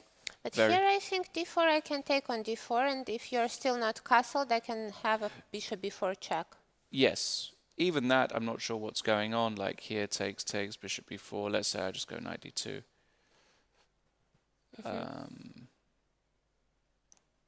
Perhaps here I could... I was considering moves like d5 here, but... d5? Yeah. Because after e5, I was hoping to be ready to come with a breakthrough. Not sure which with one. With f6, yeah. Either f6, either c5. Yeah, maybe knight d2. I've also got bishop d2. And in general, I don't even have to go d4 here straight away, right? I can just... I can probably just castle. I mean, why can't I just castle No, here? you definitely can. But maybe here I could try something like queen f6. Could I? Somehow to bring the knight to f4, and who knows, maybe... d4? d4. Am I forced to take? Probably. Looks like a very bad version of an Italian for black, because... I mean, white gets these positions... I mean... But I'm not forced to take, okay. right? I mean, if I may just play bishop a7, then maybe it's not. Bishop a7? But I'm not this sure is bad it for works. black. Yeah, I can take... D take. Wait, d takes, yeah. Bishop, rook. Queen d6. And you... Probably. It's not over yet, yes. Probably, but it's I could bad. have something like... Yeah, it's not what I wanted to achieve, definitely. Yeah, I just don't think you can go knight. I mean, as I say, you can't force certain things in chess, and this is just one of those positions where if you just try to force things... Let me try again. Okay. You're being stubborn. I like it. I don't know why in lots of other positions you can be stubborn, and this is the only one you can't. Okay, so knight e6. Knight e6? Short okay. castle, you said. What if I go for a different plan and take on e3? Okay. That's F takes e3. So, yeah, here I have to be quiet and play something like queen e7, I guess. Queen e7. Okay, I'll play the natural move d4. d4, yeah. Now I need to bring the knight somewhere. Can I play knight g5? Sure. Okay. Worst case scenario, I will take. Queen takes? Yeah. And queen f3, and you want to go bishop e6? I don't want, but I'm not sure what else to play. Yeah. Maybe queen g6? Queen g6? Okay. And... I want to somehow get to use that e4, e3 pawn if I can, but so solid for white. Yeah, that's the whole point, really, isn't it? Is that this position is just, I mean... You could even play rook f2, maybe. Yeah, rook f2, rook f1 is... But now maybe I could go bishop e6 and try to take with the queen. Ah, yeah, this, no, you can take with the pawn. With because the e4 pawn, is hanging. but you've got queen g4. Oh yeah, but you just want to avoid any endings at all costs, even slightly better ones for black. Yeah, because it's very difficult to make progress here, right? Sure, but it should be very difficult in every position, right? Black doesn't really have the right to. But I like, from all the lines we have seen in this game, I like this one the most because it still has some, you know, practical ideas. But yeah, I we're mean, gonna see. white has got just so many different ways. I mean, even here, like castles is in a move, queen d2, you could play first. It's not... Yeah, but here I can take on e3. Okay. And if you take with the queen, I could consider knight f4 already. Because now, okay, g3 can either work or not, but then I achieved at least something. Yeah. So here at least there's... And after short castle, of course, all is fine. If queen f6, you can go away with the knight somewhere, but you have to be careful. Yeah. The king, the knight. But yeah, there's at least a little bit of initiative here for black. Right. That knight on f4 would be a great piece. But I'm curious. Yep. So Joy is still thinking about c3, so Antoinetta will have to calculate all of this and to assess if the pawn sacrifice is all right. Well, yeah, she has to assess that, but I just don't see her doing anything here now. That's the point. I mean, I know Antoinetta, and I just think if Joe plays c3, she's just going to... she has a fantastic will to win.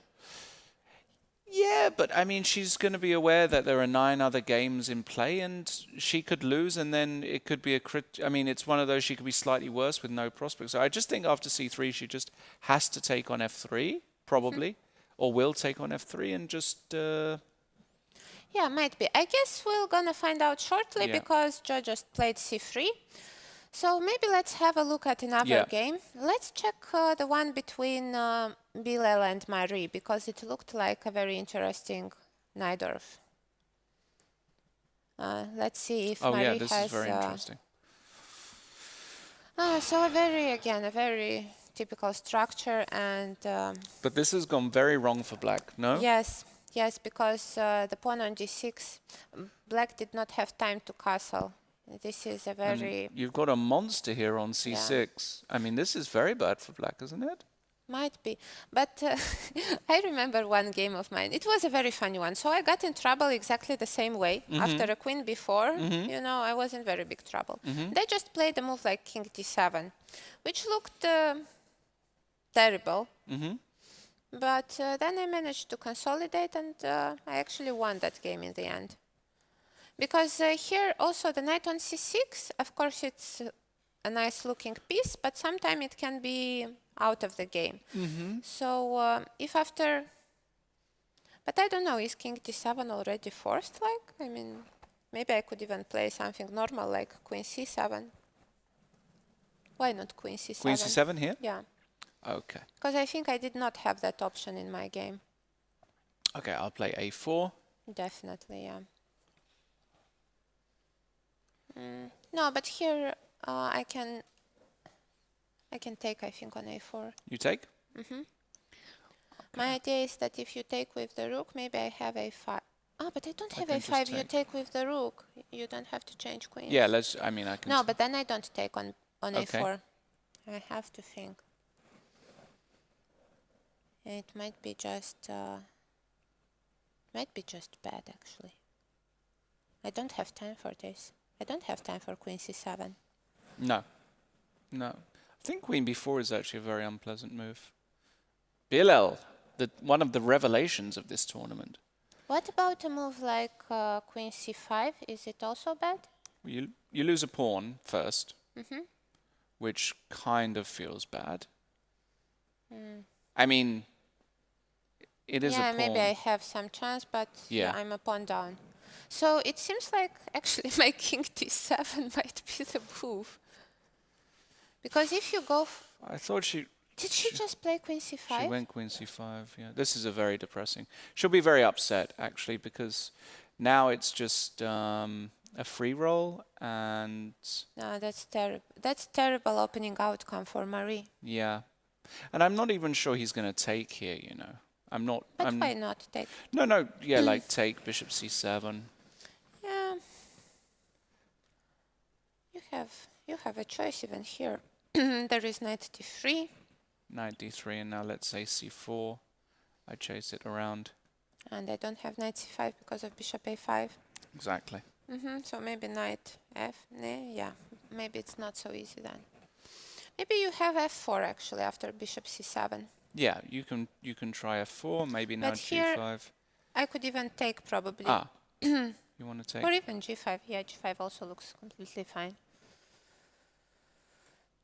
Not sure which one is better.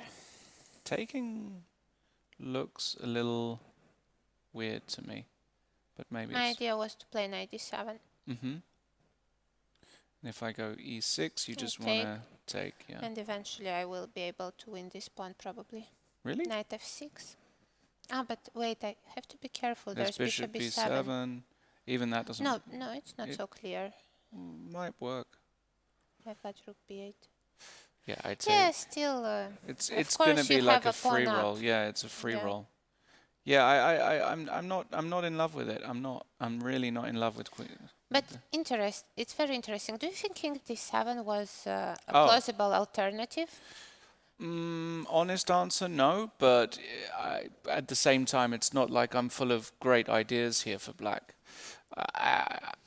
But another question. Let's put the king back. What about the move bishop c7? We haven't analyzed it. That's the move that first came to mind for me. Because now the queen is still protected, so after a4, okay, you probably will still play it, right? Yeah, I think this is probably still... But now I can take on a4. But this is very ugly for black. I can take... Take back, and now I have a5. Yeah, but in the long term, this pawn is dead, right? So I'll go... But I could argue that my knight will not be so bad against the bishop. No, that's a very, very fair point. Even here, my gut feeling is that this is... No, it's definitely better for white, but my point is that maybe it's better than just giving the pawn with queen c5. Yeah, queen... I mean, we can quickly look, but queen c5. Or just castle, just give it. Just castle. Just give the pawn. Yeah, just castle, give it, and just try and... Yeah, that's the way, isn't it? That's the way. This is very clever. Castle's here, and then go e4. This is the way. Oh no, knight e7 check. I'm blundering everything. Yes? Now, am I? Maybe I'm not. Why are you not? Yeah, what happens after knight e7? You just take on c8, no? Is there anything? No, I protect. Game over, yeah. So yeah, I can't go e4. Maybe but maybe I can else. go. Maybe I can go rook e8 or something. Something crazy. But this makes a lot more sense. Yes, to sacrifice the pawn this way. Exactly. Queen c5, I just can't believe is right. I just can't believe this move is. Yeah, it's just. Yeah, and actually, it's saying also not to capture immediately, and that was my original thought. Is that here you can just castle long. There's actually no rush to take this pawn. Because bishop c7, d6. But what if I start protecting it with knight d7? Knight d7. Okay, let's say I play rook e1. But here I could check maybe... And bishop f4. Here maybe I can... Yeah, but if I castle, it's still a worse endgame. But you can go bishop g5 check here. Bishop g5. And bishop f4? Yeah, and bishop f4. Is it working? I mean, even this I'm not completely... It's working. Even this I'm not sure, because d6 might be a bit annoying. I don't know. Yeah, and then you have to... Yeah. Knight e7, knight d5 is coming. What an opening disaster. Yeah, no, but queen c5 for sure is just not the way. And and it doesn't really matter if he takes the pawn or not, but Bilal now has to have the attitude to try and win this game. So he of course understands now that actually what's this? Sorry. But wait, how many points does he have? Is he also... He has a lot. I wanted to say, is he also in for a GM norm, but I forgot he's a GM already. Yeah, he's a GM already, so... Yeah. Yeah. No, I mean, no, he has to play for a win here. Yeah, so a lot of interesting games. Everything is on the board. For now, I don't really see where the women's team can try to win some games. I'm not sure. Let's have a look again at the Maria game. Maria? Okay. Because I see the queens came off the board. And she's a pawn up for now. Yeah, but Leandro has been very clever, right? Because it's one of those pawn ups which don't stay... You don't keep the pawn forever here, because a6, a4. And I think Leandro has been very smart. The bishop can come to g4. So if you go rook e8, I can play bishop g4. But h5? Yeah, but I mean, in the worst case scenario, there are a lot of lines where I can just take, right? But here I'm fine because I might win a piece. Oh, you're going to pin me. Yeah. Okay, so let's say I go. Yeah, I've got to be a. That's a bit. Bishop g4 might be a bit careless. Okay, so if I take, let me throw in this. Maybe you could just play. Now I can play bishop g4, no? Or bishop f3 even. Bishop f3 might work. Yeah, I don't see a way for me to protect that pawn on. But now but now I can do it, right? Because b5 is hanging. That's. If you go h4. So yeah, you have time to take. I have time to. Even this, I'm not sure I would go in for this as white, but it's probably okay. Yeah, no, 96 is a very unpleasant threat, and I don't have a way to avoid, I think. No, many trades. This is very clever by Leandro, who's just now found. Did he play a4? A6 is still not on No, the board. A6 is not on the board, but you have to protect this pawn unless you go rook here straight away. Yes, maybe I could try to be smart. But maybe we get something similar. No, because now I have A6 after bishop G4 maybe. And I don't, because you have there's 96. 96. Yeah. Yeah, 96. No, I can't trick you. Yeah. No. I would guess that this position, if you slam the computer on it, would just say it's a draw here. Yeah. Yeah. No, well played, Leandro. I mean, because he went for a low variance route, so he didn't create a position where just the chances of a decisive result are very high on both sides, and yeah. I think it's gonna be very tough to get that +3. I don't see where it's coming from. I actually don't see. Wait. Are you even getting... Where is the victory coming from now? Let's have... Gunai is still, of course. Yeah, what about Pia's game? Pia also. Let's have a look. Pia. Oh, yeah, Pia can still win. Sure. This position is still really... but probably white has gone wrong here. Feels like it could be better for black, somehow. Even with the double pawns. That pawn on d6 is... probably lost in long term. Probably I'm gonna win it. What about winning it immediately with rook e6? Am I missing something? Maybe you have d7. No, you don't have d7. I can just take it. Queen b8, queen d8. It's all fine. Yeah, I'm not in love with Hussein's position here at all. But also, rook e8 is not... you could also try queen b6. Queen b6. Yeah?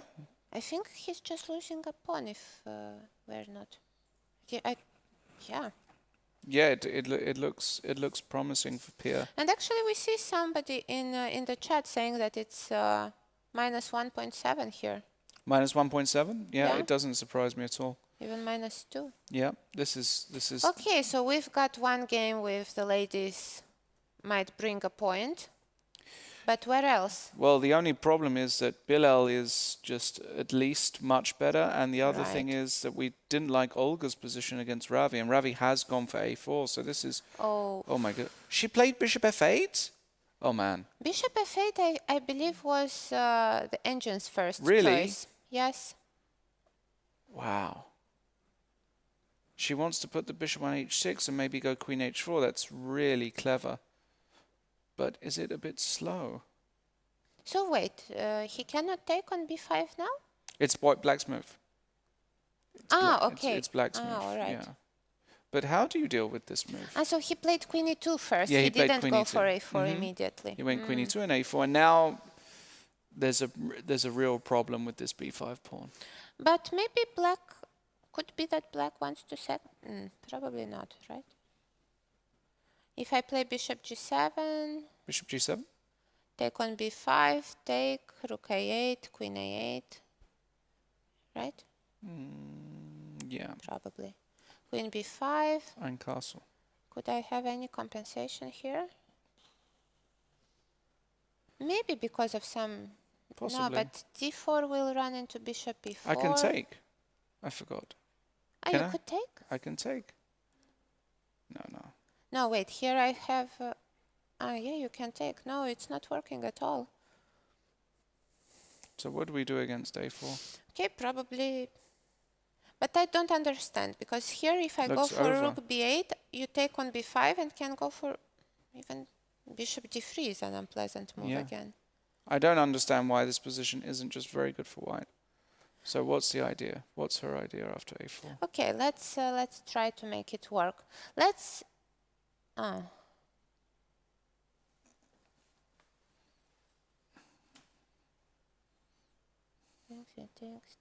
think. Yeah, maybe no, but bishop h6 looks ugly. Could it be that bishop h? No, bishop h6. Could f5. be. Yeah, but f5 already you have to calculate if you don't lose. Bishop takes c1. Yeah, maybe I have some queen g5 ideas and I protect my bishop. Okay, let's try this one. Bishop h6. Okay. It might be the shot. Okay, so you want to try f5. Yeah, Bishop bishop takes c1 c1. looks. F takes e6. It wasn't forced though. Oh, okay. Let us think. There is also maybe. No, but knight g5 looks strange. And knight f4 as well.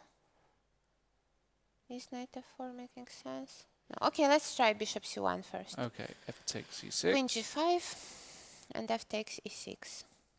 Okay. I take.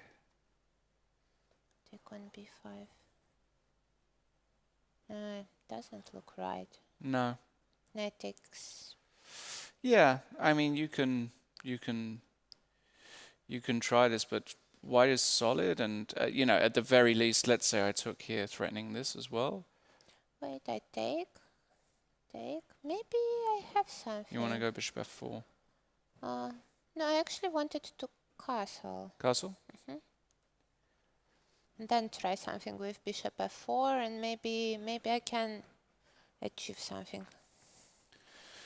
But it definitely looks risky, but it might already be the only way to not get in trouble. Yeah. Bishop h6.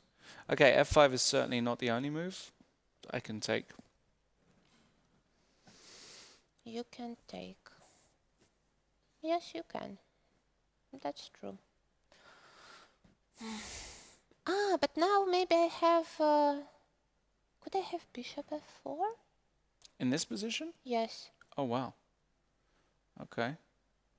Nice idea. You can take. Queen g4. Now two knights are hanging. What do I do about it? Probably nothing. No, so I cannot take on f4.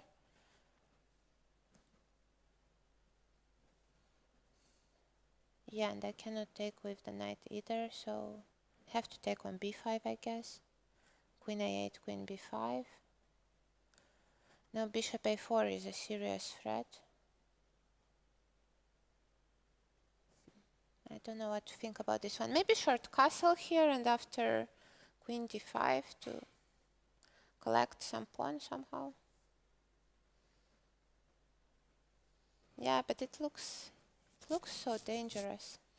Yeah, I believe the position is probably just very bad for her, unless she has some miracle idea here. Okay, let's try maybe something else after f5. After which one? After bishop h6, f5. Bishop h6. But I'm not going f5, am I? I'm taking here. You're taking on b5. Yeah. Sorry, I forgot that. Yeah. Yeah.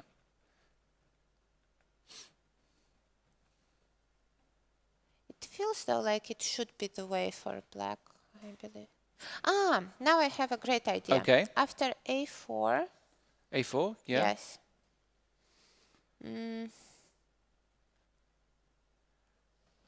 Does it work? Might not work. It doesn't work, sorry. No.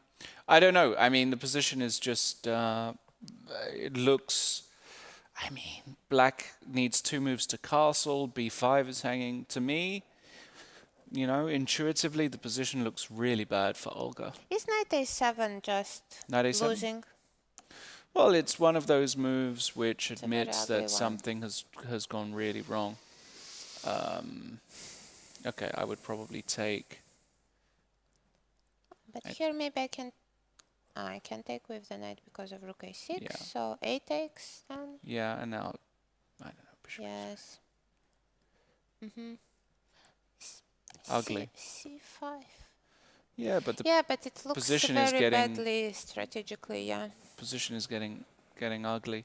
Yeah, I just, as I say, I just don't believe that Olga, something probably went wrong for Olga. She probably had to play this knight a4 move. Yeah, not to allow all of these ideas with a4. Now that the light squared bishop is gone. Somebody says in the chat, why is Ravi IM higher rated than Olga? Ravi is a grandmaster, number one. His title just hasn't been ratified yet. And number two, there are many IMs higher rated than grandmasters in the world. Many, many, many. I'm higher rated than. I mean, I don't even play anymore, but I'm higher rated than at least a few grandmasters in England. And I believe there is a tax one should pay in order to get the GM title these days. So some people, if the federation doesn't do it for them, just say that they don't care about the title. No? You mean you have to pay for it, basically? Yeah. I mean, even if you get the norms, the rating, I believe it's still not all over. You have to submit the application and then also to pay a fee. Yep. No, you definitely have to pay FIDE for the pleasure of being a grandmaster. They don't just give it to you for free. I think maybe now is a good moment to take our first quick break for today. But the way things are looking at the moment, it does look like bad news for the ladies' team. The only real game which looks positive is Piers, and every other game looks either equal or or around equality, right? Well, no, I mean equal or the boys are better. Like Bilal is clear, and he castled queenside, which is really good. So Bilal, actually, I would say I think that position might be even objectively winning because the extra pawn, and yeah, I don't see why Bilal shouldn't be winning, and I also don't see why this position for Olga isn't really bad. And somebody's saying that it's plus 1.2. It's still not lost, but probably Black has to find only moves to keep the game going. Yeah, it's bad situation. But you know what? Yesterday we had a similar thing. It looked as though things were going badly, and then all of a sudden blunders happened and miracles can happen. So we'll be back in a few minutes to see if the girls can make this a competitive fight. Let's hope so. Fingers crossed. We'll be back to see Battle of the Sexes. Final round. Join us in just a jiffy.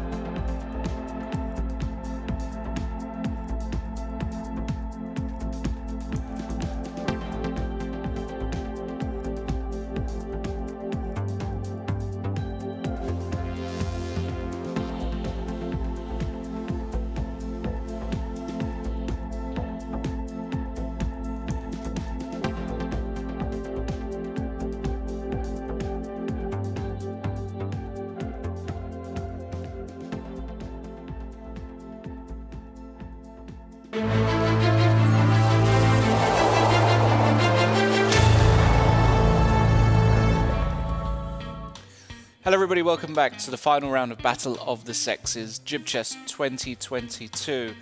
If you've just joined us, welcome. We know we have a lot of people joining us from the US and it's very early there, so if you've just woken up, welcome. The situation is as follows. All games are still in play and the task for the women is clear. They need to get 6.5 points today. There are no results so far. Unfortunately, though, it is becoming more and more difficult to see where the ladies are going to score those +3 because in some positions they are much worse. One of the games is clear that probably the ladies are going to win, the one of Pia versus Hussein. Pia has a very big advantage there. Probably she will win a pawn in a few moves. And otherwise, yeah, a very good strategy by the men's team, I should say, today. They are not taking too many risks. In some game, they are playing for 2 results. So, yeah, that's going to be a very tough situation for the ladies to make a comeback.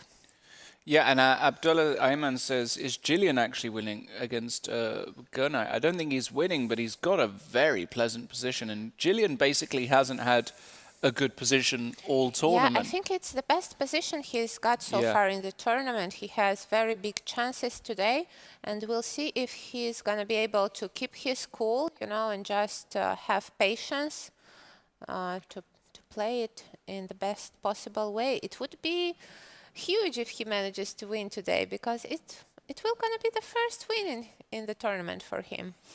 Yeah, Gillian has just really struggled. Sometimes this just happens. You just have a hard tournament. But I actually would want him to win today, not for the boys versus girls thing or anything like that. Just for him personally. When you lose pretty much every game in a tournament, it's really unpleasant. And if you finish on a winning note, it's actually a really nice feeling. I remember playing a lot of the World Youth Championships.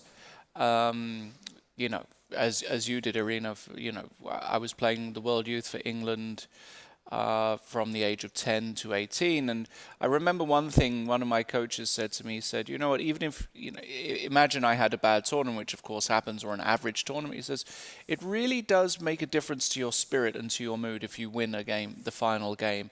And so I actually would love to see Gillian win. And let's actually have a look at that position. Yeah, why not? Let's check it. Okay. So the point is that white center is very strong, and also the black pawn, which will probably be on a5 soon, is a big weakness. White might just win it in the next few moves. Yeah, so after takes, as you said, this pawn is weak. This pawn is a little bit weak. White has got a very compact center. You can play a lot of moves here as white. I believe you should bring over the rook from f1 to c1 or to b1. c1 looks fine. Yeah, the problem is that you cannot even play moves like knight b6 with black here, because the pawn on a5 is hanging, right? I was trying to work it out. I wasn't completely sure. Yeah, but I think, I don't think it works. I don't think. Maybe bishop c4, could it be working after rook a5? Yeah, that's what I was trying to calculate, but I failed miserably. So knight c4 definitely doesn't work because the bishop is hanging. Only bishop c4 might be possible. So bishop c4, I take and you take with the double attack on my rook. And this actually looks like it might work. I don't have bishop f6 intermediate because you can just take the a5. rook. Yeah, I think it's working actually. So he has to be a bit careful here. But he could play a move like perhaps maybe bishop e1. Bishop e1. Wow. And now force black to go for a4. And how is this one? Because bishop a5 will still be in the air, so I could even play something like queen a2. And then bishop a5 is coming, and after that I can take on b6 and collect the pawn. d5, yeah. d5 is a good move. Okay. Bishop a5, d takes c4. Well, bishop 6, I don't know which is best. Okay, let's try this. Getting completely out of hand, this position. Yes. I don't know what happened. It felt like we lost control unnecessarily as white here. Definitely. Okay, so this is the move b takes a5. So this is the position where a little bit of care. What about the move rook f to b1? That was my other option, but I was concerned about queen c7. Okay. And now I want to take the... but you have... No, rook a4 isn't the way probably. Because of rook b8. Yeah, you see, it's still not so easy for white to handle this one. Yeah, this is actually going to require some thinking here. Definitely. Yeah, not easy at all. Feels, though, that white should have something, but what that is, I'm not... Can you go bishop e1 immediately? You might, yeah. Why not this immediately? It could work, actually, yeah. But perhaps... So if queen c7, then bishop a5, and I don't have time for bishop c4, bishop c7. But yeah, at the very least... Bishop d6, you're a pawn up, but this might be... No, it's all right for... Is it? For white, no? This is great for white, isn't it? Yeah, it looks so. Okay, so bishop e1. But I cannot really protect the pawn, right? On a5? Yes. Queen b6 maybe. Yeah, queen b6, exactly. But no, this is bad, I think. Why? Because I take... Knight takes. And you want to go bishop c4 again. Yeah, that's clever. Yeah. Because if you take with the knight, I can just move the bishop, I think. And... After bishop b5? Oh, you have bishop b5. That's nasty. Knight c3. Oh, knight c3. Good spot, yeah. Yeah. No, but you can play bishop c4. You can play bishop c4. Right. And black is fine. Yeah, no, that is fine. Okay. So it's queen b6. Queen b6. But after queen b6, you could probably go away with the queen. Something like queen a4 actually exists, or queen a2. Yeah. Ooh, actually, that's nasty. Ooh, that's very nasty, actually. Yeah, because d5 is terrible. As after c5, probably you're just losing with black. And you can see by Gunai's body language, he's not comfortable at all. Yeah, bishop e1 might just be very strong. Yeah, but he needs to find this one because we saw that white doesn't have time to first bring the rook, and it's actually the natural way you want to handle this position, to first bring the rook and then only play bishop e1. So bishop e1 is a bit against your intuition, but it probably is just the best move in the position. Yep. All right, who else is doing okay? Well, Well, a lot of players are doing. Balázs is just. We'll keep an eye on that. The situation is just very clear. It's either Balázs wins or he makes a draw. Yeah, he has no risks at all in this position, and we're gonna see a very long endgame, I believe, in this one. Let's check the Bilal versus Marie one, because it looked like Marie was in big trouble. Okay, so Bilal decided not to take the pawn. You know what I'm afraid of here? Of moves like, I'm not sure, immediately f4 or bishop d5 and f4.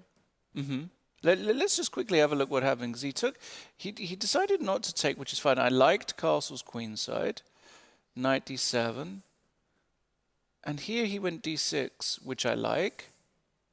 She attacked this pawn here like so. And my question now is taking this stupid? Wow. Knight takes e5, let's say. Okay, rook h to e1. King d8. You just want to block. You've got no interest in. Or king. Okay. Even. It's interesting. Maybe king d7 actually. King d7. Okay. Yeah, I will not take the pawn. Okay, I will take. And now I want to play rook e8. Rook h8, let's say. Okay. And if I go f4. Okay, so I don't do it. I play bishop g5 check first. Okay. Bishop g5, king b1. And now rook e8. And now rook e8. Not to allow you play this I can f4. still go f4. Really? And then rook f5. Oh, good thing. But I could play bishop f6, let's say. But why isn't this just really fantastic for white? I'm a pawn up. I can get my bishop on this diagonal. Can you? Yeah, of course. After rook e2? I mean, many. You want to go rook e3? Yes. Okay, but in the absolute worst case scenario, let's say I go here. So you might have some tactics now. Yeah, and I have bishop b7s, and I mean. Okay, I have to take on d3, it seems, and then hope that rook e8 works. But that's what it is. It's just hope at this stage, right? Well, I want to play rook e6 and rook d6. Rook e6, g5. So I cannot do that for now. No, but g5. Wait, let's check it. Rook e6, g5, rook e1 check. And h takes. So I give the check. King d8. Yeah. It looks like I'm not losing here. Right? No? No. Oh, okay. Bishop g5, yeah. Okay, rook d5. Bishop f4. Bishop f4. d7, rook e5, I was hoping. d7, rook e5, and holding on by the skin of your teeth. Yeah. Even this worst case I take and go here and win this, which is still chances, but. Definitely. You want to go rook e5 and save. Save the day. And then maybe I have even f5. F5 is a problem. Yeah. Yeah. And actually Bilal did something else. But I mean, in general, do you see what I mean? Like, Yes. we just did this, and I just thought, like, this just looked really convincing to me. I don't know. But perhaps he did not want to go to this opposite colored bishop. Yeah, sure. Because with the knights on the board, still the knight on c6 looks like a great piece compared to the one on d7, and he probably might still have the option of trading them a bit later. But I don't like it because, you know, she gets the king out now. This bishop is now a wonderful piece. I'm not so. I was thinking that maybe he wants to go for f4 plans, actually, to try to get to that pawn on f7. So let's say after a4 she does something. I'm not sure. Maybe she doesn't have to do anything about that pawn on b5. Yeah, I'm not happy with how Bilal has played this. I mean. You feel like he could have achieved more. Yeah, much more. Much more. Like, I don't even think black is that much worse now. So we actually have the first result of today's match. It is a draw, Jo versus Antoanetta. Yeah. And it is, I believe, a very good result for the men's team because Antoanetta won her last 2 games. So she probably wanted to have a big fight. But Jo played a very solid game. And here, after b takes a5, the players agreed for a draw. Yeah. Very logical result here. Yeah, there's just nothing. We tried to make something work for Antoinette, but sometimes you just can't force it. You just risk losing too much. And So here, after rook takes a5, let's say, how would white force matters? rook b1 would be the move. And now the problem is you have to go passive with the rook. So you have no chance in any case. Right. And if Or you could play rook a7 also. Oh, or rook a7. But here... But still, there is no way of getting the a pawn without losing the b pawn, right? Exactly. So just rook b4 or but a5. I have a question. How do you play after rook a7? I have a funny plan. Okay, so I'll go rook b4. Rook f to a8. Okay, I'll try this. Yeah, you know, I just hoped that I would have time to bring my king to c7, but I just don't. Because after a move like rook b8, okay, it's ugly. You could even go rook b6. Yeah. But can I try to make it work in any way? Probably not, otherwise she would have tried, yeah. I mean, the king is a lot... Too far away. Way too far. No, this was just a very good practical decision by Jo. And it brings the boys half a point closer.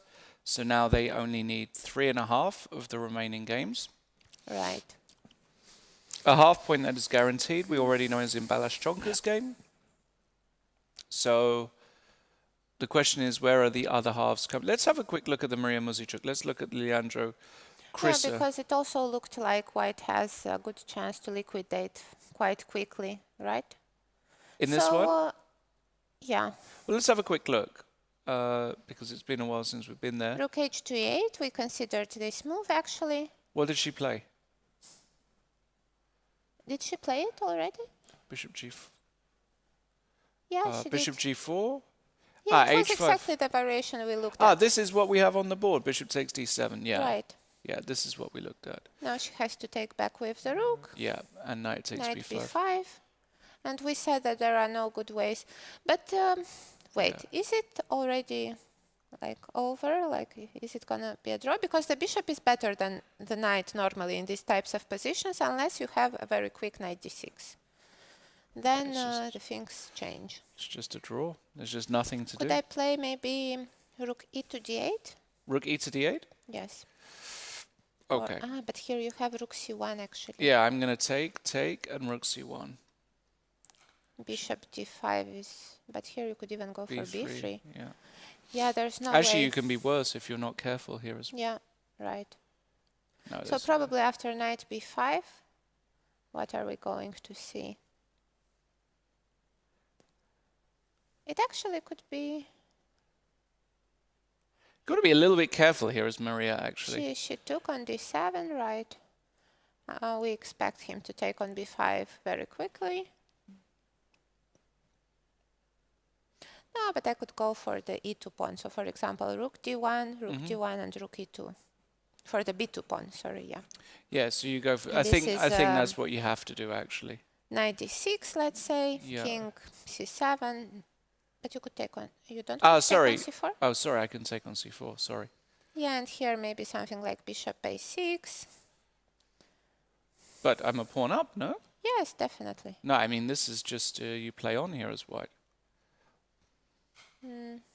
I don't expect you win a lot of the time, but you play on. You just play on. Probably. Oh, Maria might have to draw. do... Yeah, but she's going to have to do some defending, which is not what she had in mind. Definitely. So, and Leandro, we saw yesterday, he can fight for a long time. And he's a grandmaster, he's experienced. I mean...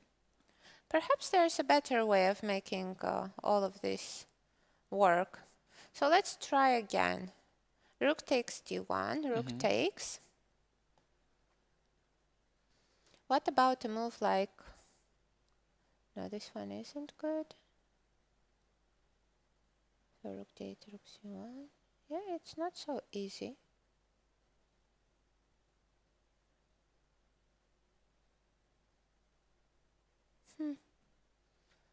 So rook e2 should be... I don't know really what the best what move else? is. I don't really know. It looks like quite an awkward position for black. I would hate playing this position as black. Because, you know, I was thinking that in the rook endgames you could have ideas with rook e1 and then rook e2, even if you're a pawn down at some point. But let me think. Okay. Let me think before bishop a6. Okay. What else could I try? The problem is that after rook c2 you go for knight e5, right? I But then wasn't maybe sure. I have bishop e4. Rook c2. And if I go b3? What did she play? She played something else. She played... Did she play rook e6? Maybe that's the clever way. Rook e6? Yeah, she played rook e6. Covering the d6 square, it's definitely very good. So now if he, let's say, takes, king takes d7. Yeah, now the king has to go to e7, I guess.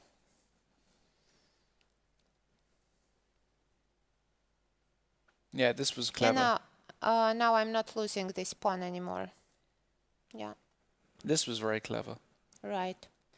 So probably here we're gonna see a draw again. Probably, yeah. Let's go to Olga Giria's game. So this is most likely a draw. So that's 2 draws for sure on the board, probably. I mean, I can't see white ever losing. Let's put it like that. Right. And Olga seemed like she was in trouble, so let's check how she's doing. Weird. We saw this. Why didn't Ravi play bishop d3 here? He must have disliked something. It's queen h4. How lovely. Oh, I miss everything. Queen h4, bishop b5, rook b5, and it's a draw. Very nice. And perpetual. Very nice. Right, a very good resource. Okay. Very nice resource there by Olga Giria. So Ravi played king h1. And now queen h4 anyway. It's, I believe it should be a good And move, queen and queen f3. f3. But now it's not that bad how we thought, right? Probably. I mean, black might have some time even to play knight e7 in worst case scenario. Yeah, I quite like 97. Even though you have to still be careful. The pawn. No, it looks all right. Maybe he wants to go queen g3 here. Queen g3. Is it possible? No. Yeah. We're getting some So weird... you're saying that the endgame, if I take on g3, is definitely better for you? Yeah, I mean, my instinct says take here, but I actually have to consider f takes, right? But I probably take with the h-pawn. And what do I do with the knight from e7? Yeah, and the bishop, I mean... Probably I have to play something like h5, right?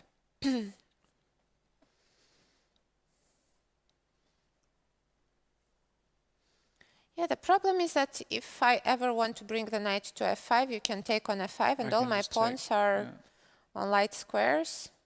I'm not sure you could use it, because I still have bishop e7. No, this is probably still okay for black somehow, but... Yeah, it's all right-ish. It's all right-ish, but yeah. I would still be quite comfortable here as white. Definitely, definitely. But it doesn't look as bad as we've predicted it. Yeah, so queen f3, so queen h4, queen f3. Somebody's saying in the chat that Olga is fighting for redemption. Yeah. It's a funny way of putting it. Yeah, Olga is, she's fighting because she has to fight because she's got the position to fight, but... It might get double-edged if black manages to make a castle. Because then that pawn on f4, you have some weak squares. White should be fast in the ideas here. But I believe that we will see actually knight e7. I Knight don't e7? see another good way of protecting the Okay. pawn. Let's try queen g3. So is there another move apart from it? I thought you could try queen h5. Yeah, because after bishop d1, I always have queen f5, yeah. But then I thought Bishop bishop g4. g4, queen e4 check. And if I want, I can repeat, right? Yeah, you could, but okay, let's say that I play queen c2. Here, Do I lose the queen? I don't know, but I start to get... I mean, worst... Oh, I can't do that. I blunder my bishop. Lol. Looks like you might blunder your queen, though. So knight a3, I've got queen c3 for now. Maybe you don't. Maybe you don't. So close to not having queen c3. So close! But you could just play a move like... but now I want to play knight f5. Yeah, let's retry this. Yeah, we definitely should. So queen c3. Let's see if that one works. Doesn't really work for white. Yeah, knight f5 is coming and I will be all right. Yeah. Okay, so queen h5 is definitely a possibility then. Bishop d1, queen f5. Bishop g4, queen c2. Yeah, like this, was it? I first gave a check on you gave e4. a check. Let's see if that makes a difference. Now, can I play something different here? I believe not, because f3 would be bad, the bishop on g4 would be stuck. Trading queens isn't that great either. Yeah, it looks like Possible. a possibility for Random black. stuff, yeah. Yeah, I think that's what she's thinking about, actually. She did play knight e7. Oh, very, very well. And we see that they are almost equal on the clock. And I believe something is not all right for white. I mean, it seems like he could have had more. Yeah, yeah. What if I go knight a3 here? You're going to go c6. But what is the idea? Well, I might take. I might take. Like, let's say you played bishop h6. Yes. And I take. Is this any good? Rook take? Rook takes. Rook takes, rook a8 check. check. Knight d8 is the only move, and Knight now d8. bishop a4. Yeah. c6 only move. I start to feel a bit comfortable now as well. I mean, I don't know if comfortable takes. My spidey senses say that. But wait, I want to play short. Sure. No, I know, but it still didn't feel. Yeah, somehow that bishop on h6 feels like it's out of play, right? Yeah, maybe now. Feels like there should be. Okay, even this move is playable. What about knight takes f5? Queen d5. Short castle. Oh, you The just queen want to. is protecting d8. Okay, something like Knight this. h6. Yeah, but b5 is hanging. I mean, this position. I've got knight g4 coming. Yeah. And queen e4 check in just worst case. No, it looks all right for black, I believe. Yeah, it could be. No, I mean, knight a3 is just a random idea. But I would also. Oops. I would You also. might have f5 also at some point. I thought black would just go c6 solid C6, here. yeah. Yeah, just play solid. That's. But here maybe you have queen g3, and now maybe I will not be able to avoid the queen trade. Good point. He played queen g3 immediately. Now it's a very interesting moment. Will she trade queens or will she go queen h5?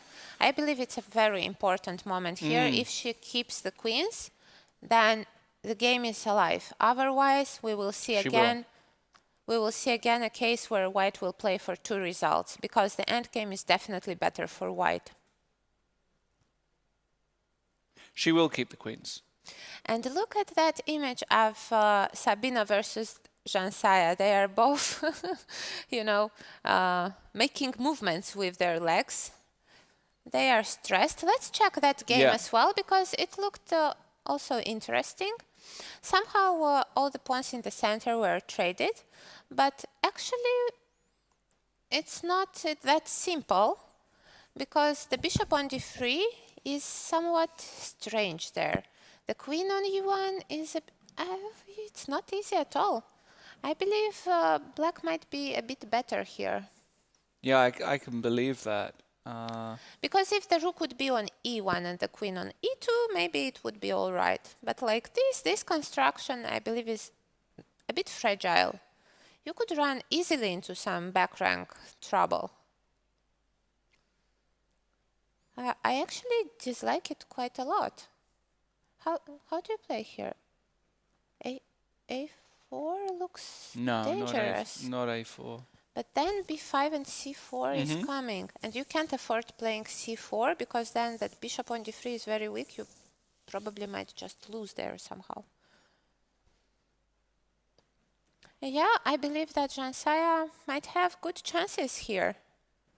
And how is the situation on the clock? It's 13 minutes for Sabino and 32 minutes for Jansaya. And 20 more moves to be made.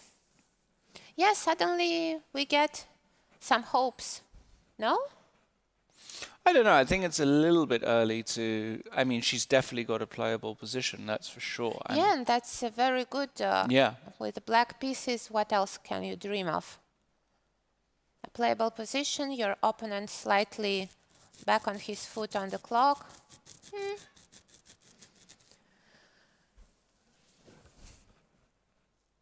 There is also the problem of this long How leg ridiculous diagonal. is the move c4 here? Yeah, it might be working or it might be not.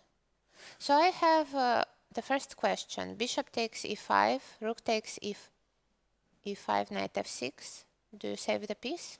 Well, I can save the piece in I think. Can I save the piece? I don't see some other move other than rook e3, and it runs into knight g4 maybe. And Then you have G3. rook e8. Rook e8, yeah. I'm not sure how is that one, yeah. Bishop's... But it looks really dangerous. Right? yeah. But rook e3 is the only move. Now knight g4. Let's try this one, yeah. If rook e8, I've got king h7, and something on h2 might be. Yeah, I wanted to go rook g3. Rook g3. But now knight 95, is it? 95, bishop take 95. 95 is a problem. 95, and I'm winning a piece maybe. Yeah, because bishop f4, knight d3, bishop d6, knight e1. Yeah, and we have a result. Another result, Eric versus Irene. Yeah. In the moment when I was starting to think that maybe Irene has got some chances, they agreed for a draw. Well, I have to say that we've seen that one coming, right? Yeah, I didn't expect another result there.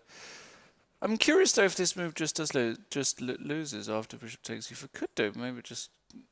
Okay, you could maybe... No, taking on d5 No, I makes don't no think sense. so. I have to take So it. take. No, you're no knight f6. I really wanted to go here, but it just doesn't work. Yeah. No, I think that's the main problem of white, not being able to leave that bishop on d3 unprotected. Yep, it's just a bit loose, c4. So what else do you do here as white? Okay. You could try some moves like knight c4 perhaps. That looks ugly. What did he do? He played knight c4 actually. He played knight c4. The idea is that after queen c6 he wants bishop e4. Uh-huh. I guess. Yes, and after queen c7 Maybe he rook wants e8. rook e8. Right, this is the way. But it's not over yet because after queen c6 bishop e4. Queen c6, yeah. Does he want bishop e4? Okay, let's say he does. I believe so. Okay. Now? No, this is clever. Yeah, now the threat is knight e3 actually. Yeah. What about a move like rook e8? Is it working? Bishop d5, rook e2? Yeah, no, I just want to secure the bishop. Yeah, this one is good. Yeah, probably it's the best way of handling this with white. Yeah. What about, do I have another moves after knight c4? Maybe I could try queen d7 to keep an eye on the e8 square. Then again, you probably go for... I like bishop e4. But here I have an additional chance to play b5 maybe. Yes. Yes, you do. And the pawn on b2 will be hanging in some variations. Yes. Knight a5, and you go bishop I a8. could, yeah, even go for b. Yeah, this No. one looks like the best try. Looks better, doesn't it? c4, perhaps? c4. Yeah, I can't take, so I should go away with the knight. But where? Maybe knight b6. Knight b6. I'll exchange. Yeah, rook a8 is not the right place for the rook. No, I feel okay as white. I mean, I don't know exactly.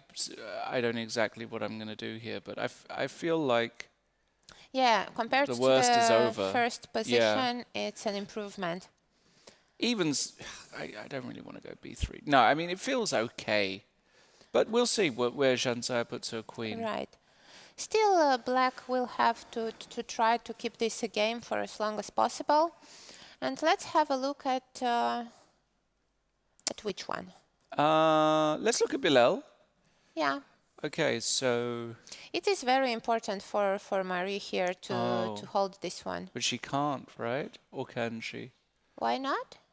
Bishop c6. It's white to move? Yeah. Yeah. He just played it, yeah. Oh. Well, rook d8, let's say. God. Yeah. But You now could just take I can bishop just take... b5. Bishop b5 I didn't think you could do because of rook b7. I mean, maybe you can do it, but maybe... Yeah, because I've got bishop d7 still. Even this, but now at least... Knight c6. Yeah, knight c6 and knight e5. Yeah, that doesn't work. Yeah, so bishop c6 is just good. Oh, this is terrible. Yeah, this is actually just bad, yeah? Yeah, I believe so. Bishop c6. Yeah. Yeah, you have to protect the knight. What did she do? Knight f8? No. What? No, this move is too negative. Yeah. No, this move is probably... She's probably losing now. Yeah. Knight f8 is too negative. There are probably lots of moves here. She just goes to the wrong... Look at that rook on h8. Well, her idea is she wants to come in. I mean, it does make some sense, but it's just probably too slow, I would guess. It feels wrong. Feels wrong. Yeah, it feels bad. Okay, so Bilal definitely in the driving seat there. Let's have a look at Bobby versus Jovanka. Sure. We haven't checked it in a while. And Yeah. actually, it's a very interesting and complex position. As I was saying, black does have these g5 ideas, trying to prove a point on the king side. But from the other point of view, if you move your pawns too fast, then you might actually remain with only weaknesses on the board. And white is really very solid here. I'm wondering if he's thinking of taking on d5 on at any point. What do you think? With the knight hanging, you mean? No, just as an idea at some point. Will he want to take on d5, trade rooks? Possibly. Well, yeah, very possibly. Because now... But I like black's position actually here. So how do you play this one with white? Do you play bishop f1 or what? I actually have no idea. Knight e5 is probably a bad move because then I can just take and my pawn structure is great. Yeah, I don't like bishop f1. Sorry, knight e5. I like bishop f1 more than knight e5. However, f4 is again a very f3. This is a very interesting move. So he wants to go for e4 plus? Yes. He wants to claim that this king long term is in danger across the long diagonals. But we will see now a very interesting fight. Okay. Because here black will get a lot of chances, I believe. So it will be the one who calculates the most precisely. Will Jovanka be able to handle her nerves today again? Because they are approaching time trouble and they still have a lot of moves to make. Almost all the pieces are on the board. It's gonna be fireworks. Yeah, things are starting to actually look better for the women. But wait, What happened? can I play c5? Here?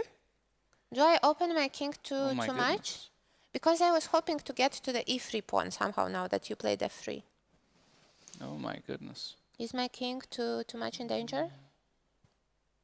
Hard to say. It's certainly a move. It's certainly a move. Because, She has to consider it at least. yeah. Very, very tense fight here. Very, very tense Right. fight.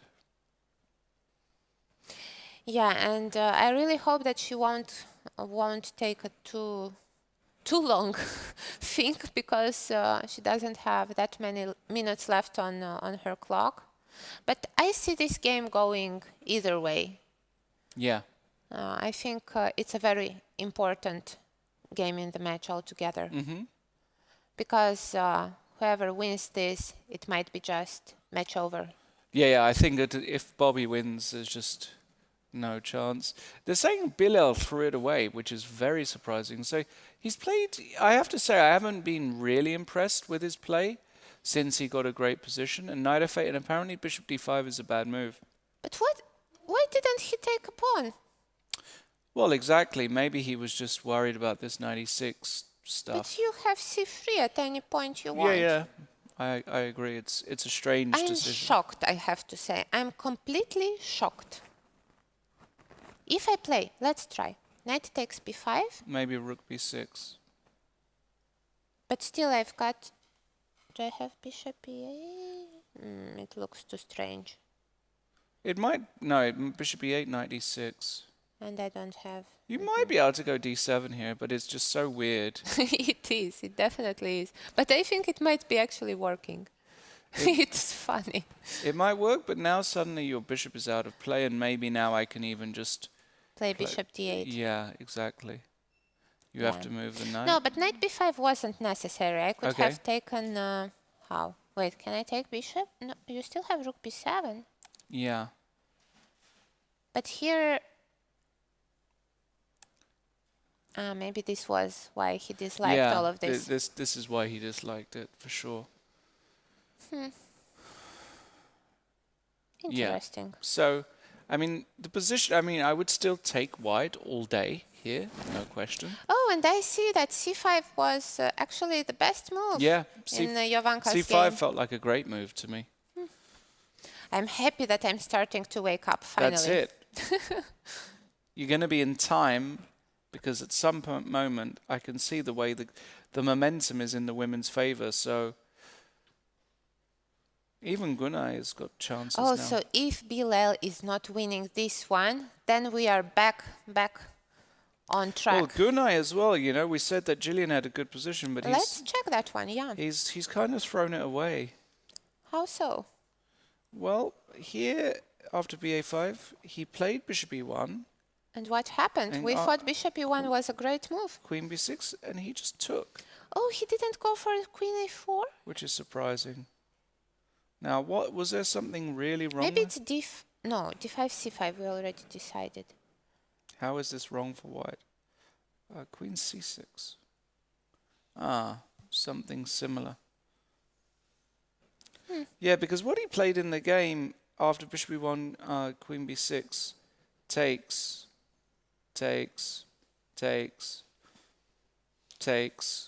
rook fd1 takes, and rook takes. Black is doing fine, no? Yeah, but the question is, can he mess it up? Yes. 100%. Because it looks very symmetrical, but there's a big one coming. We have two knights with black, and they can jump nicely. And I know that you like to have two knights. I remember your blitz games from yesterday, where you were handling the knights very well. Would you say you prefer the knights for the bishops?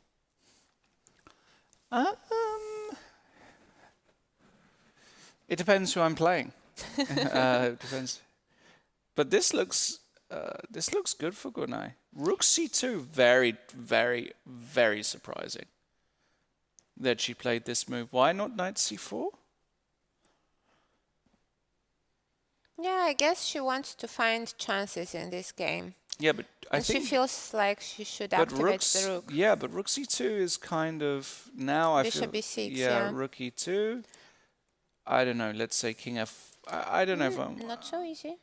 No, King no. f1, rook b2. Yeah, yeah. No, no, no. Bishop c7. I might... No, I don't have rook c8, rook c2. No, you've got b... Maybe I have rook c8. Rook c8 and rook c2. Yeah, I want to Super go active. for the g pawn.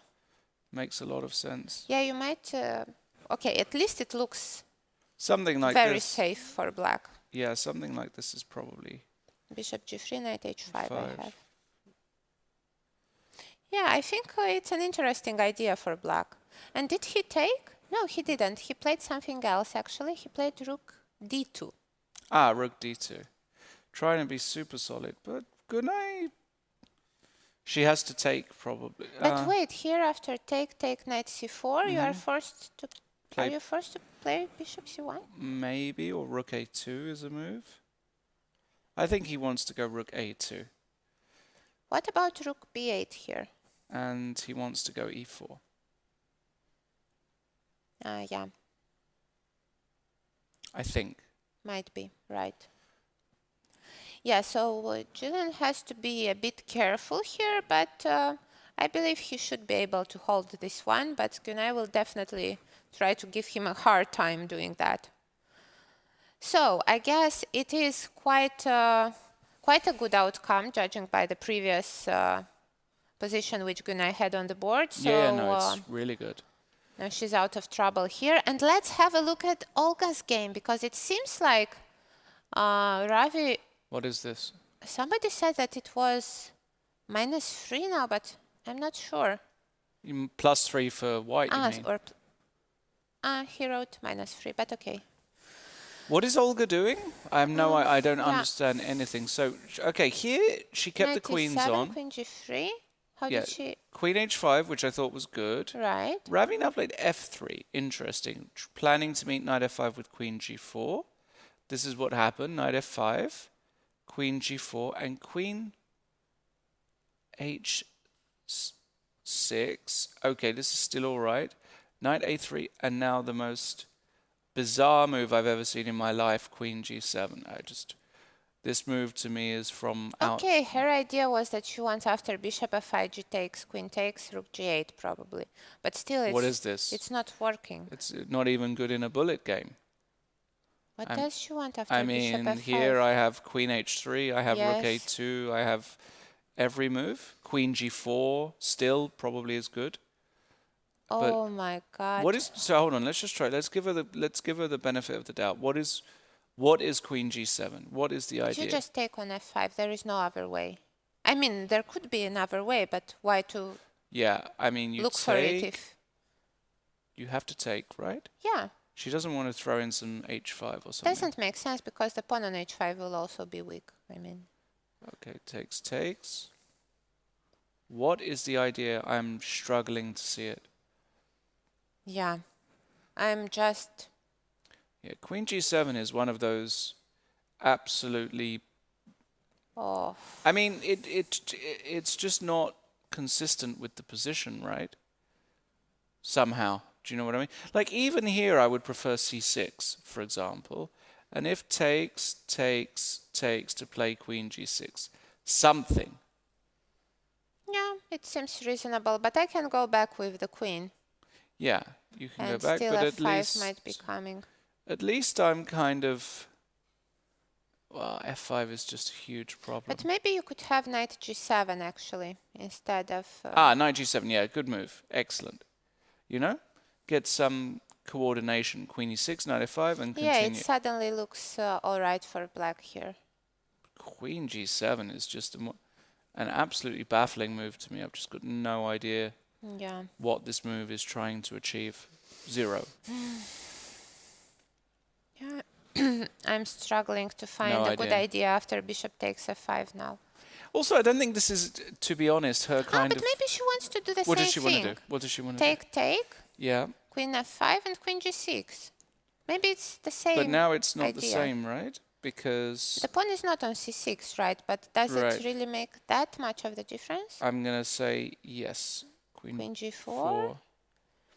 Okay, let me think. Should I play h5 or should I go knight g7? On knight g7 might run into trouble, actually. Yeah, knight g7. I'm obviously going to try and make knight takes b5 work. But it probably shouldn't, right? I don't know. It's so Queen close. takes g4. Yeah, for example, this is very interesting already, but I will leave that for another day. Let's say I take. I will take the knight. Check. Where do I place my king? King d7 probably, and And now f5. f5. But it's not so bad. No? No, I think I have knight e8. 98. The savior. Bishop g5, bishop e7. Maybe you've got e6 though. Ooh, yeah. Yeah, it's unclear. I'm not saying it's good or bad, it's just unclear. King e7. No, this one is not unclear. Why not? King e7 is unclear? Oh my god. I want to play f6. And bishop g7 and... What are you doing? Knight takes f6. Bishop g5, bishop g7. I'm in time to save all my pieces, maybe. But still not.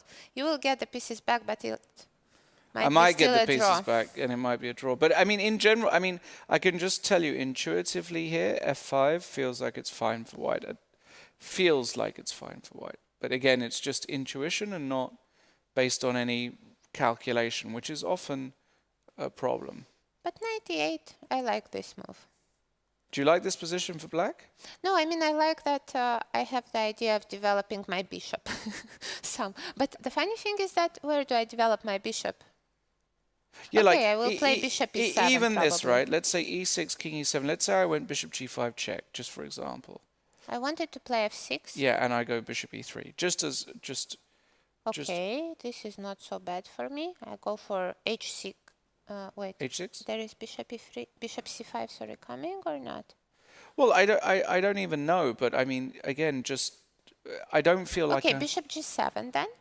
I don't feel like I'm a piece down here. Then I go for knight d6 maybe. Okay. You take. Rook a7, rook a8. Bishop g7. Oof, I'm running into trouble. Well, you might could go for rook g8 and rook h8. Yeah, rook g8, 98. Ah, And then it's check, sorry. am I still fine? But maybe I can take here. No. No, I can't. Yeah, I can't do that. But like, I bet you'd be like I'm curious but I bet I'm gonna bet that white isn't much worse here. Ready? Yeah, I agree with you. Yeah. So, you know, yeah. Yeah, definitely. But wait, he did something very strange. He didn't take on f5 at all. Wow. He just decided to develop. Bishop Actually, d2. it makes sense because the queen from g7, it took a very important square from the other pieces for the bishop, for the other knight. So you actually cannot really... What can you do? I mean, maybe h5, queen h3. But This queen g7 move really is Yes. just gonna cause, because now I can even think about taking in some rook g1s or rook g1s immediately. yeah, definitely. No, it's just, I think Ravi's actually going to win this game. Might be. All right, that's a big, big blow for the women's team. Huge. And by the way, I have to say, Jovanka, I'm getting concerned because she's opened the position up in a way that is... I mean, I really liked your c5 here. Oh, she took on c4 first. Yeah, she took... But it was unnecessary. And now f4 by Bobby. Probably a great move, by the way. Takes and b5. Oh. It looks like things It's have loosey-goosey. No, it probably is bad for black. Feels bad. Can I go c5 or what? No. You might run into b4, yeah. And what's going on there? What is this? Knight e5 you want? Yeah, I don't know. No, you're still fine on the last ranks there. Should I keep the knights or should I trade them? You want to go knight f6? Okay, let's try first to take on e5, see if that one works. It might actually work, maybe. What about a move like which one? Bishop d3, no? Yeah, let's try that one out. Rook, and then your pawn is hanging. Yeah, my pawn is hanging. That's no good. It's not working. All right, b5. Wow. But I would consider just taking. You on can just b5, take actually. it. Yeah, you can just take it. You can just take it. Now rook takes c2, I believe. Yeah. Rook takes and bishop b5. Also, I could have taken on b5 immediately, but we could check it out later. Some move like queen c3 or something. Yeah, it suddenly looks like white isn't risking a thing here. White is really fine. Yeah. Yes. Question, why did Eric draw? Because it was a drawn position. That's why, if we look at the final position of Eric's... Let's have a look at it, because I believed... What? Well, this is just a draw, isn't it? I mean, white has got one weakness, which is protected. You can't attack it. Let's say I play rook e5 here. Okay, so tell me your plan. My plan is to play f5, then king f6, then see what you do. Okay. So I'll go king f3. f5. Okay. And now, okay, I will just, for the sake of argument, I will just pass. King f6. And I'll...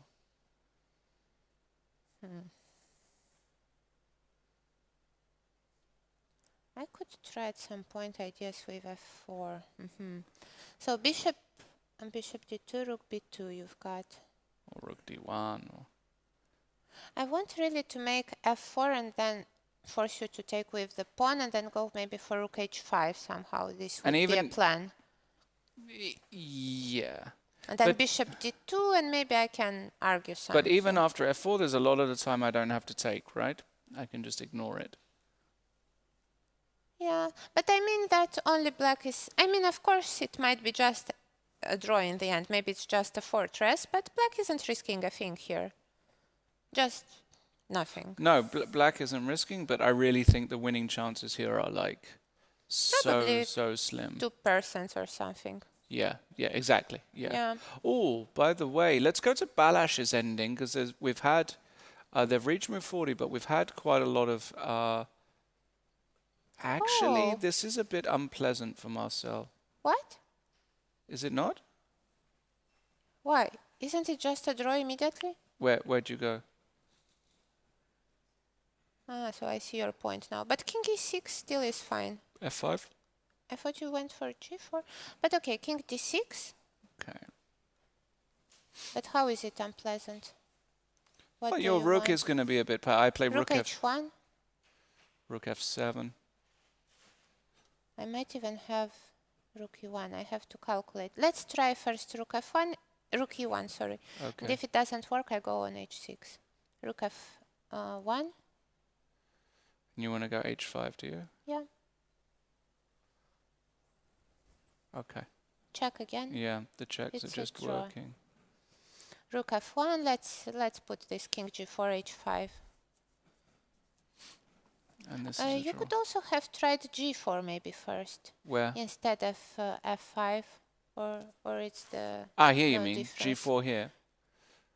G4, but then I thought maybe... f5. No, I can't. f5 here, yeah. Yeah, and king f6. Immediate draw. Right. So how much? So here, rook h1. Okay. And rook f... But you know what I was thinking? Yeah, go on. It might be if after rook takes g7. Here in this position, you mean? Yeah. But no, you go f5 check, right? No, wait. Oh. In our variation with king Oh. d6, we Yeah. have 5 king d6, 5 king d6, rook g7. Actually, rook g5 might also be a draw. Wow. Rook takes g5, Yes. f takes g5, g4 probably the Yes. only chance. And now I have to calculate a little bit, but let's try first king. Is it a draw though? Might not be. King e7, let's have a look. King e5, king f7, f6. One. Or Yeah, because king d6, king f6. So f6 is a draw, yeah. and now h5. Oh, no. Yeah. Wait, is it? h5 is the only move. G takes, g4, h6, king g6, and you're actually I'm win because I check. g3, f7, g2, f8, and you're winning. Okay, so the opponent game is not drawn. Good to know.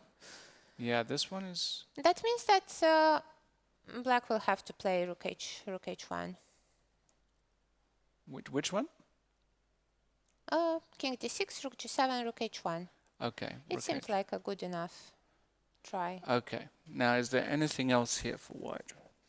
It's unfortunate that you can't play g4 because then when I start giving checks and when you arrive with your king on h4, I give check again, so you cannot really pass anywhere. I think it's a draw here. Probably is a draw. Do you have any other opportunities after king e6? Any other chances? Yeah, I mean, the only thing is after rook takes g7, f5 check looks like just a draw. Yeah, it's a draw. Because the king is too close and it's just not even... No, I believe... Could I also avoid all of it altogether and just play king d6? Yes. And after rook g7, f5? Yes. Isn't it just much easier to make a draw? Yes. Much better. King f3, Yeah, there's king absolutely e6. no chance to win this one. No, this is a draw. This will be a draw. Okay. Yep. Agreed. So a very good outcome in this game for the ladies because Marcel was under pressure here. So a draw is a very good result here, but also it's a good result for Balázs as well because he will achieve his GM norm. Yeah. So let's see. That means there will be 3 draws already, right? 1.5 point. How many points do the men? They need 4 to win the tournament. They need 4, so they need 2.5 more. Yeah. Let's see where they're getting those 2.5. Let's go to the Leandro Carissa game. Okay, that is, I mean, yeah. Another draw, right? I mean, I can't imagine him ever losing this position. But she can play on a little bit. She can play on, but I would be shocked. Let's have a look. C takes b3, rook takes b3. Because somehow the white king is a bit, and the knight on a3 is not the greatest piece, but probably it's not enough, no? Yeah. Let's say rook c1, king h2. How do I try to improve here? I need to get somehow to the f2 pawn. But after rook f1, f3? Can I play this? Or f4? I would be afraid. But maybe you can, because after g takes, you've got rook f3. Yeah, maybe you could do that. But it reminds me somehow of the position we had in the, which one was it? Bobby versus Gunay. But he was a pawn up there compared to this one. And he also had the bishop, right? Yeah, against the knight. Oh, wow. What is going on here?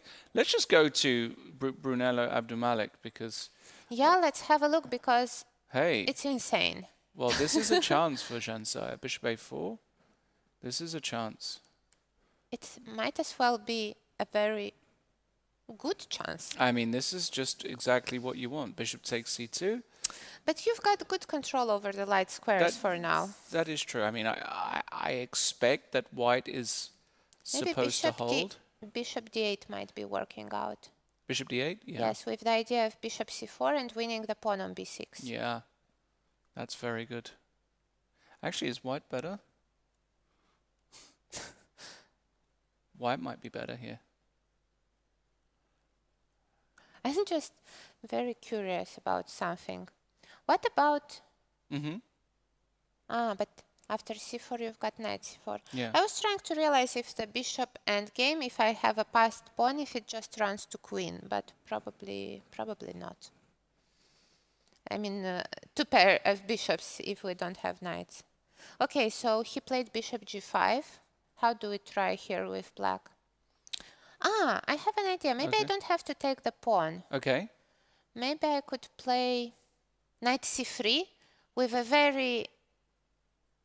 Wait, what? Yeah, the idea was to play b5. The idea is that if you go for bishop d3, there's a trap c4. But you can take with the knight. You love your traps. No, it doesn't work. You're a trickster. b5. Okay. b5? And how will this one be? Let's say... Knight d5, maybe. I was trying... Repeat. No, I don't want to repeat. Go back. Okay. Let's say bishop a5. Bishop a5, but now I can Bishop take. takes c3. Bishop takes c3. Yeah, I can't lose now as white. Bishop takes c2. Yeah, it's safe, right? Yeah, no, this is not even a chance because I have the light squares, and I'm a pawn up. This is But no. what do I do then after bishop g5? Well, I think it's just one of those where it's probably just a draw, you know, somehow. No. Yeah. No. But let's go back and have a look how he made it to this position, because we left it after knight c4. Queen f6 she played.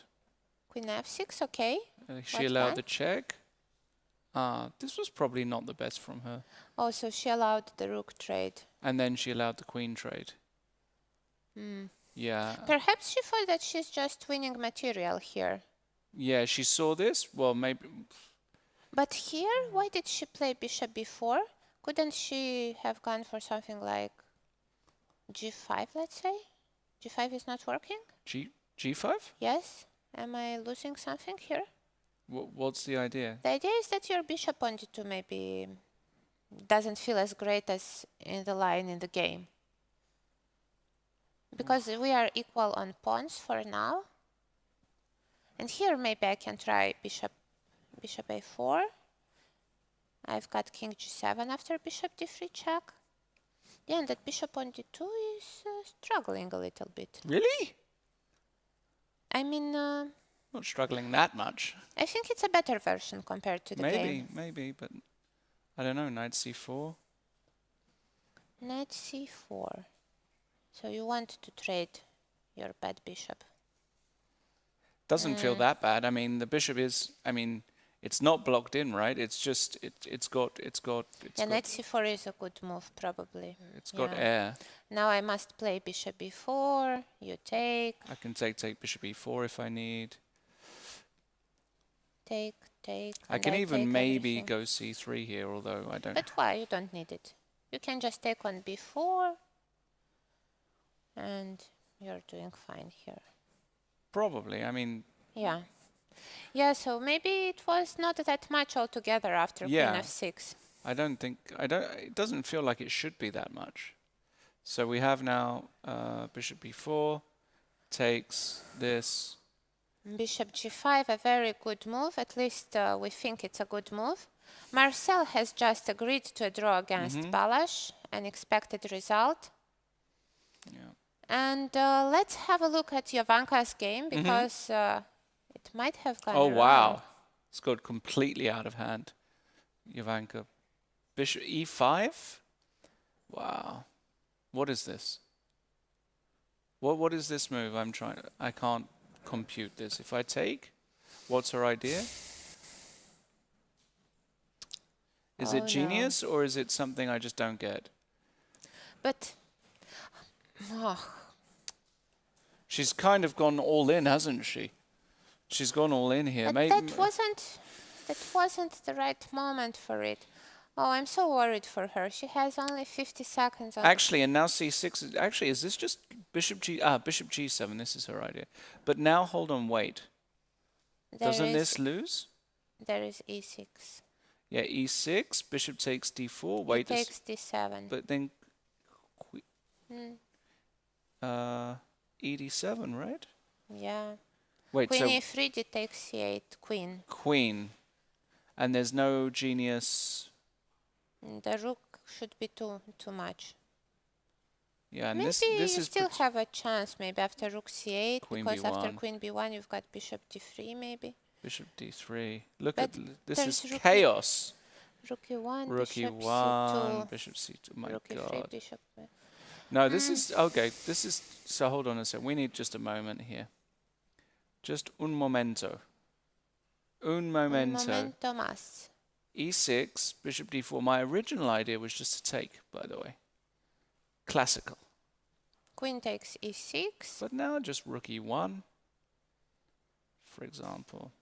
Right. I mean, I'm dominating the knight. Queen f6. Yeah, queen f6. Now I need a good move.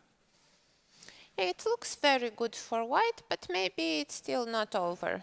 I mean, it's definitely not a dream position for black. Yeah, there's still some, because this pawn is a bit weak. Something can happen. Okay, let's see. Bishop d4. Now. But the big problem actually in this game is that Jovanka is down to 50 seconds and Bobby's got 12 minutes on his clock. Okay, let's go to this current position after bishop g7. So let's say now they have 1.5 point. Let's say they win this one. The boys, yeah, 2.5. 2.5, and they need 1.5 more. So Leandro is half, and Bilal is at least another half. And then you need to win the rest. Yeah. And Sabino might be a half.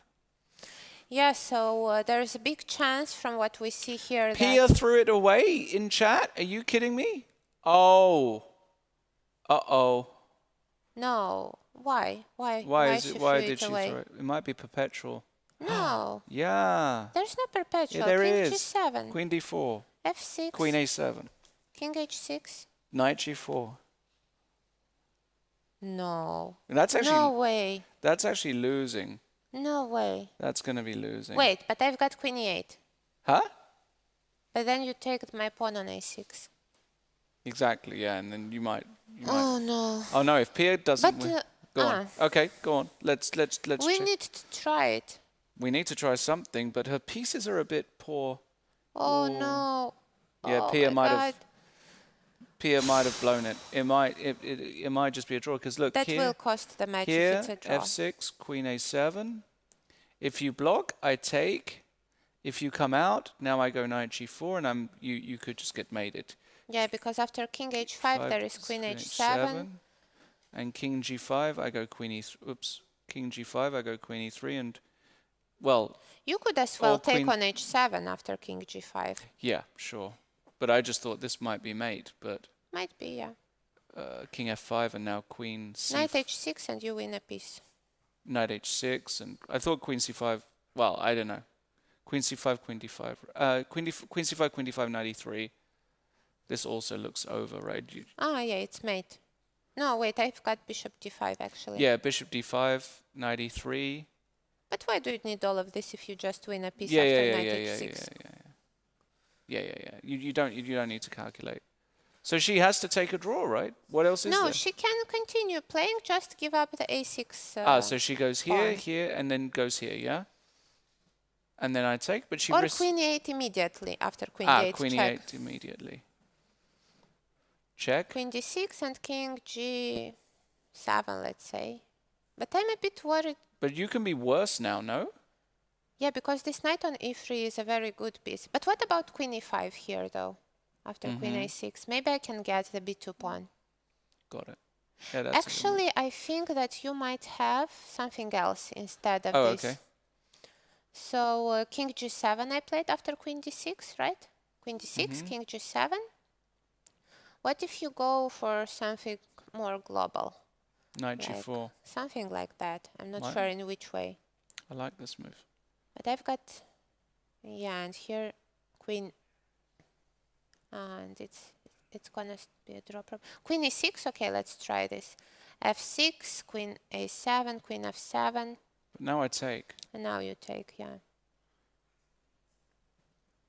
Yeah, this... Actually, you can lose these positions. The queen and knight works very well on the dark squares. Also here, Right. after queen e8, I was wondering, can you go queen f6? It's quite similar because, again, I play queen e6. And now you could repeat. Now I can repeat, which is Yes. already good. Going Because this way is taking bad. the h7, Yeah, this shouldn't is be the bad. way. Yeah. So actually, Hussein is probably at least drawing. And now if we go back to Bilal, Not at least, because it's going to be a perpetual, probably. no, she went for it. She went f6. She could lose, definitely lose that position. No, let's not jinx it. Let's not jinx it. Let's believe that Pia... let's believe that Pia will at least make a draw. I like the optimism. I do. I admire it. I need to be young and optimistic again. I just can't see. I'm an old. I'm battered. You know, life just didn't give me the youthful optimism that you have. Well, I think you're just fine. So, Knight what is d7. happening here? Knight d7, bishop b5, rook e3 looks It looks beautiful. good for white, no? Beautiful for white. Looks winning. Straight up. Knight a5, let's say. But why knight a5 and not knight e7, for example? Ah, okay, let's try knight Knight a5 e7 first. is a very weird move. Knight a5 allows you to come to squares and hits the knight. So knight a5, what do you do here? You have to I protect the have knight. to move the knight. But where? I could also... no, I couldn't.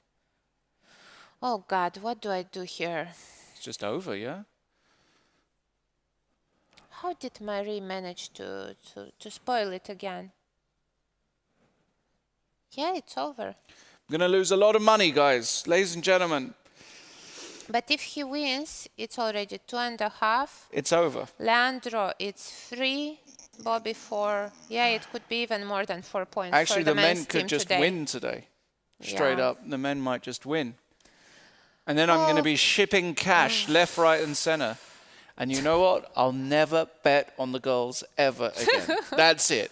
They had their chance. I gave them full support. No, I'm joking. I'll bet on them all day. If we did this tournament again, I'd bet on them again.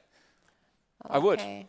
I would bet on them again. I have to say that I'm quite upset here about the outcome of the game so far. It's just, you know, the problem is this. The problem was this. Yesterday was a huge day.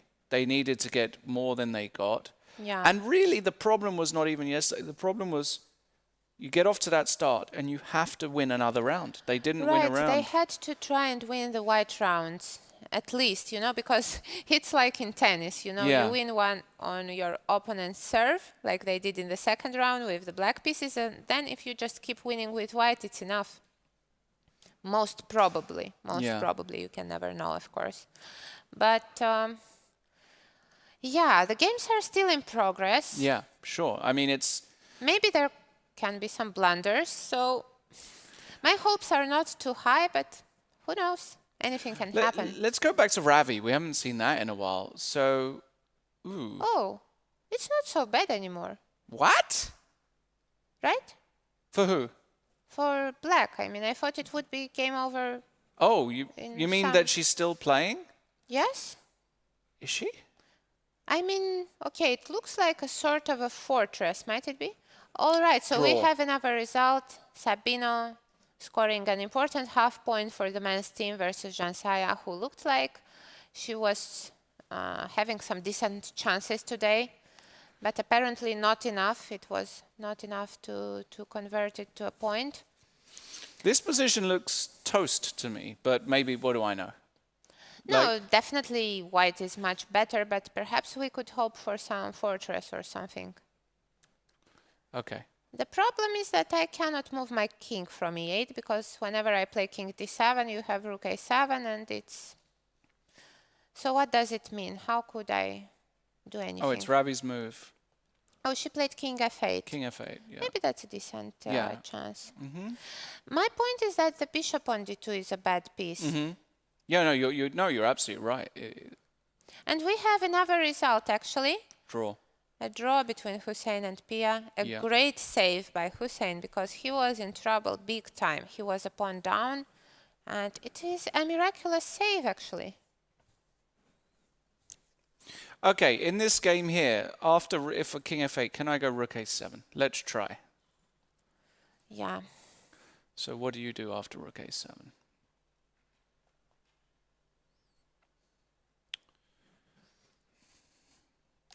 The problem you've got here as black is you've got really not Maybe very... bishop g7. Okay, queen g5.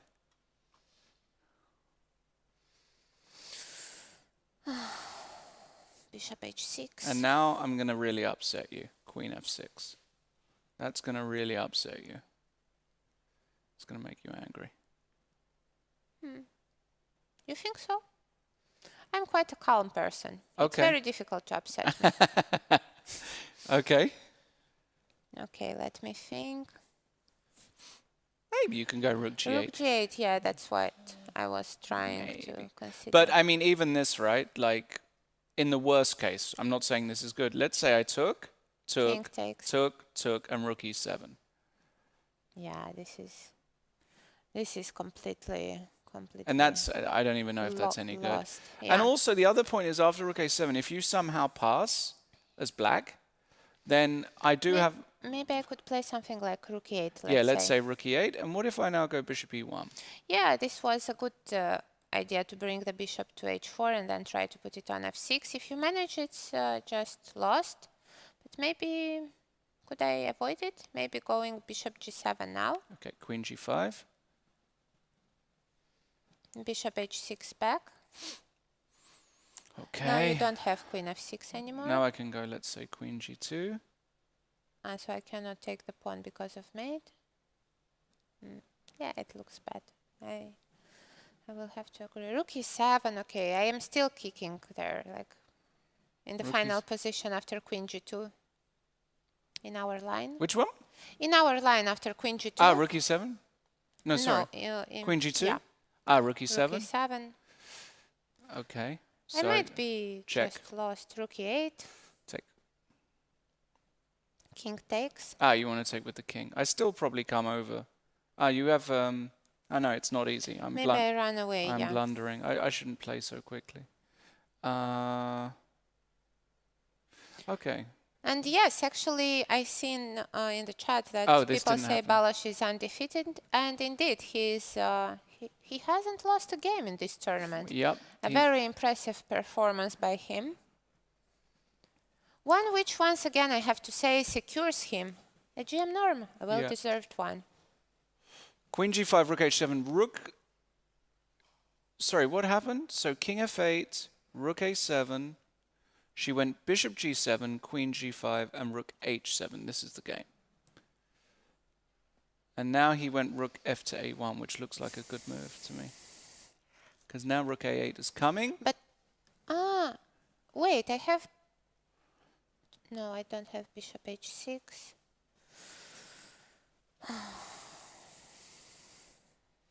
What a disaster in this game for Olga. Yeah, this has not gone well. Just too many random moves. But you know, Ravi did the right thing, which was to mix it up, basically. Okay, so if he wins this one, Bilal wins. It's gonna be it. Can Ravi still spoil it? This? Yeah. Queen h6. Well. Oh, I had an idea. Queen h6. She's threatening mate, so if he moves the rook, he can spoil it. Wait. I had a fantastic idea. What if I play instead of this queen h6? Yeah.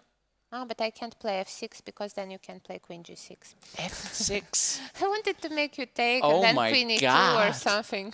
Holy cow. But it's not working, of course. Yeah. Queen h6. Okay, but Ravi can just take. Let's say rook takes. And rook c7. c7. And it's just all over, actually. Yeah. I mean, maybe not. You go king g8, rook f8. It's not all over. But it is. It is. King g8, rook a7, and rook a6 even is possible. Yeah, rook a6. You can start winning. I mean, you can't lose this position as white, right? But it's good that you say you can't lose it. It means that you don't see an immediate win. Yeah. Unfortunately for white, after rook a7, rook f8, there's no e6 to... So they've got only a few moves left to the time control, and then Ravi will probably take a bit of a longer think and try to come up with a winning plan. Yes. Let's go to Bilal's game. Okay, Marie Sebag fighting hard. But it's not over yet, because after knight b7 or knight c6, I've got knight d8, right?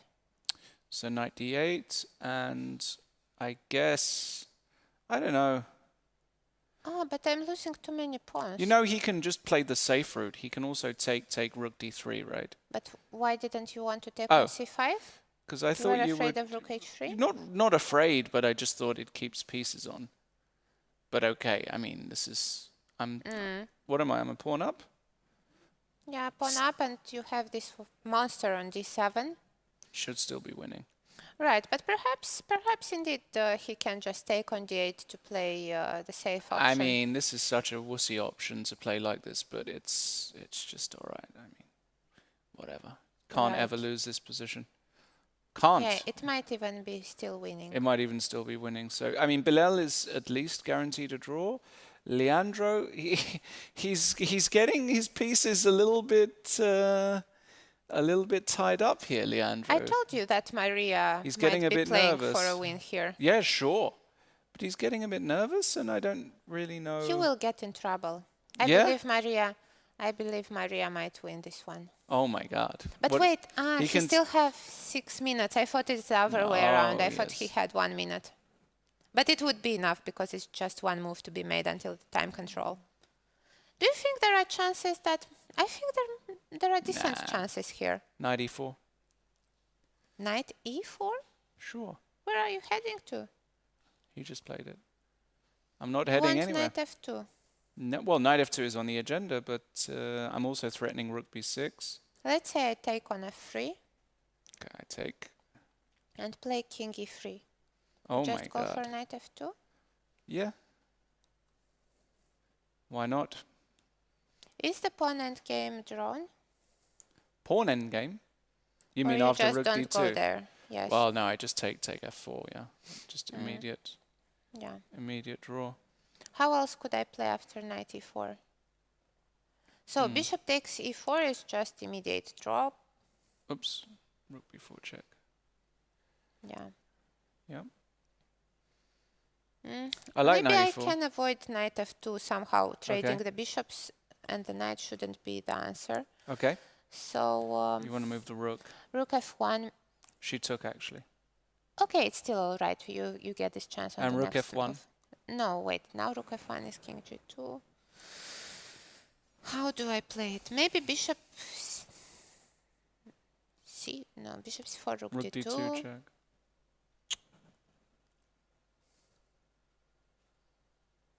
Okay, rook c1, let's say. Rook c1. Okay. Now after knight f2, what do I want to play? Maybe bishop c4. Or Bishop c4. But it doesn't feel like I should ever lose this, right? Knight h3 or something. My idea is to try to bring king e3. Okay. Let's try this. It's probably... Oh, it looks dangerous. Probably is dangerous, but... we live for the danger. Bishop e2. And Jovanka has lost. Oh, no. And that loss is... They need just half more point now. Just the a men's half. team to win the match. And Bilal is... yeah, I mean, Bilal can't lose. I mean, Leandro can still lose. Ravi can theoretically still lose, but he's better. Yeah. Even Gillian is probably going to make a draw here. Oh, she's a pawn up? Oh, yes. no. Gunai can continue. Yeah, very sad over. outcome for Jovanka, because it looked like she had a very nice position with the black pieces. I mean, the problem for her was the time trouble. I believe she managed to get great position throughout the tournament, but somehow in the time trouble she messed them up, unfortunately. And yeah, it's a pity, because she has been playing great chess, and I believe she could have scored much more in this match. Yeah, agreed. Yeah, this is a position in the Ravihari game, so he reaches the time control, bishop g3. I mean, it's just, can't do anything here as black. If you can move your king around for eternity here as white. Olga understands it's. No, I think yeah, today men handled very well the match. They played good chess. On some boards they were just very solid. On others they played for 2 results, and it paid off. It looks like, actually, I have to ask you. Did you get the feeling that the ladies got somehow more tired? Because it looked like after several rounds they were blundering more than the men. Is it just my feeling, or? But I don't really know, because I mean, For example, Pia today would never normally blunder a perpetual with a winning endgame with a pawn up. Or who else? Or, for example, Olga yesterday in that very long game, which, okay, she already played for like 30 moves, and then she blundered the only trick. Or, there are so many examples. Or, for example, Guna yesterday, who also had a big advantage with Sabino, and then normally she's the one finding tricks, tactical tricks. And yesterday I was surprised to see it being the other way around. So, I mean, it's difficult to say, because there's no reason why they should be more tired than the men, right? I mean, why should the women be? I mean. Okay, so then I could ask another question. Why do they play 5 sets in tennis and only 3 for women? Because after all, you say, I mean, not you, I mean, people say that chess isn't a physical sport at all, but the physical condition is very important, especially when you play long events and long games. I don't know, it's just a theory. I'm not sure if it makes any sense, but. I think both sides were equally. I mean, the men made tons of. If we look at some of the men's blunders, Gillian, Joe Gallagher, loads of the men made blunders. Ravi. That's actually true. Yeah, I don't think it is a question that the women were getting tired. I just think that. But what was then the reason of them going down in the second part of the match? Well, yeah, they didn't convert enough good positions that they had in rounds 3, 4, 5, 6, 7. It's just a question of conversion. I don't think it's a question of physicality. It's just a very small number of games, and if we did this tournament again, they might have won by 5 or something with the positions they had. And yeah, I mean. So you think that in chess, the differences in physical condition and so don't make a difference? No, I think it makes a big difference, but I don't see any evidence to say that the women are less physically prepared than the men in this tournament. I think in general, if you look at elite chess, there is a problem for women, because if you look at the top elite male players, they are all clearly much fitter than the women. Barring in which sense? Because I think many top ladies are also really fit. No, sure, but I mean, if you look at, for example, how much work the absolute top male players put in, Fabiano, Magnus, and the list goes on, some of the younger players as well, I think that there is, they do work more on work their really physical hard. condition. I mean, they have physical trainers. I'm not saying that a lot of the top women players don't. Actually, Because I don't know any women's player well, who's got a physical Alexandra trainer. Kostenyuk must be one of the fittest. Yeah, definitely. She ran the marathon. She's a big. She plays tennis all the time. She's so sporty. She loves sports. Yeah. Yes, but I cannot think of anyone else actually.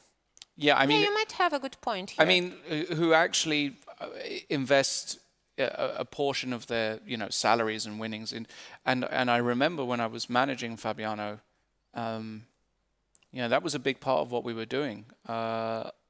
If you're being able to maintain concentration is just key, and I wonder if there is maybe I don't know if the attitude towards that at elite women's chess needs not attitude towards it, because I don't know the honest answer. I can't tell you for sure that Maria Muzichuk doesn't go and run a marathon or work out. Maybe she does, but I get the impression that a lot of top women players don't, and maybe that's something that needs to be looked into. You would know better than me. How many of your peers really do put massive effort into physical I know that condition? I do, but I know also many players who don't. So Yeah. I cannot also say for sure, but maybe that's definitely something that we should pay attention for more, because you know what I also noticed in this tournament? That in time troubles, there were a lot of blunders, and actually I believe more blunders by the women's team. I can recall a few of the men's team as well, for example, Eric, but I think it was... But the question is, what caused the blunders? Is it tiredness? No, Is I it have nerves? one more theory, but I Okay. think it will be a bit strange. So my second theory is that women get more emotional in time trouble. So I'm not sure if this is the case, but if I compare myself in time trouble to, let's say, you in time trouble, I believe that you keep more objective. I believe that sometimes, I just can't handle these situations very well. So it's a nervous system. It's your nerves. It's keeping your composure. It's keeping Yes, it's keeping a very cool head. And you think that women struggle more than men in that sense? Well, if you have a long time to think, I think it's not a problem. But when it comes to the instincts, somehow I believe that there might be something about it. Okay, interesting. Could be. I mean, obviously, one of the ideas of this tournament is to be able to theorize about, if you put two equal teams together, why? I mean, the women, let's get something very clear about this one. The women, it has been a competition and it has been very competitive. Even if the final result is +6 or +7 for the men, that is very much within what I would call, basically a standard sample size for a tournament like this. If you did like a standard deviation or something like that of the results of this tournament, this would be in it. Like an outlier would be if the men scored +20. Let's say. Let's say the men won by +20. We would then say, okay, this is a really exceptional tournament. But winning by +6 or something like that. It's not a very big difference. No, it's not. Yeah, I agree that throughout the match it could have gone either way. But yeah, today we are very likely to see the ladies going down. Yeah, we are likely. Well, I mean, it's not even likely now, right? The boys have got 1, 2, 3.5. So they need half more point. Yeah, they just need a draw, and they have in one game. Bilal is okay. The position is after bishop takes d8. Bilal. It's just not a position you can ever lose in any normal universe. So Bilal can't lose. Even Leandro's played a great move here. By the way, knight f2 immediately. That just ends the game.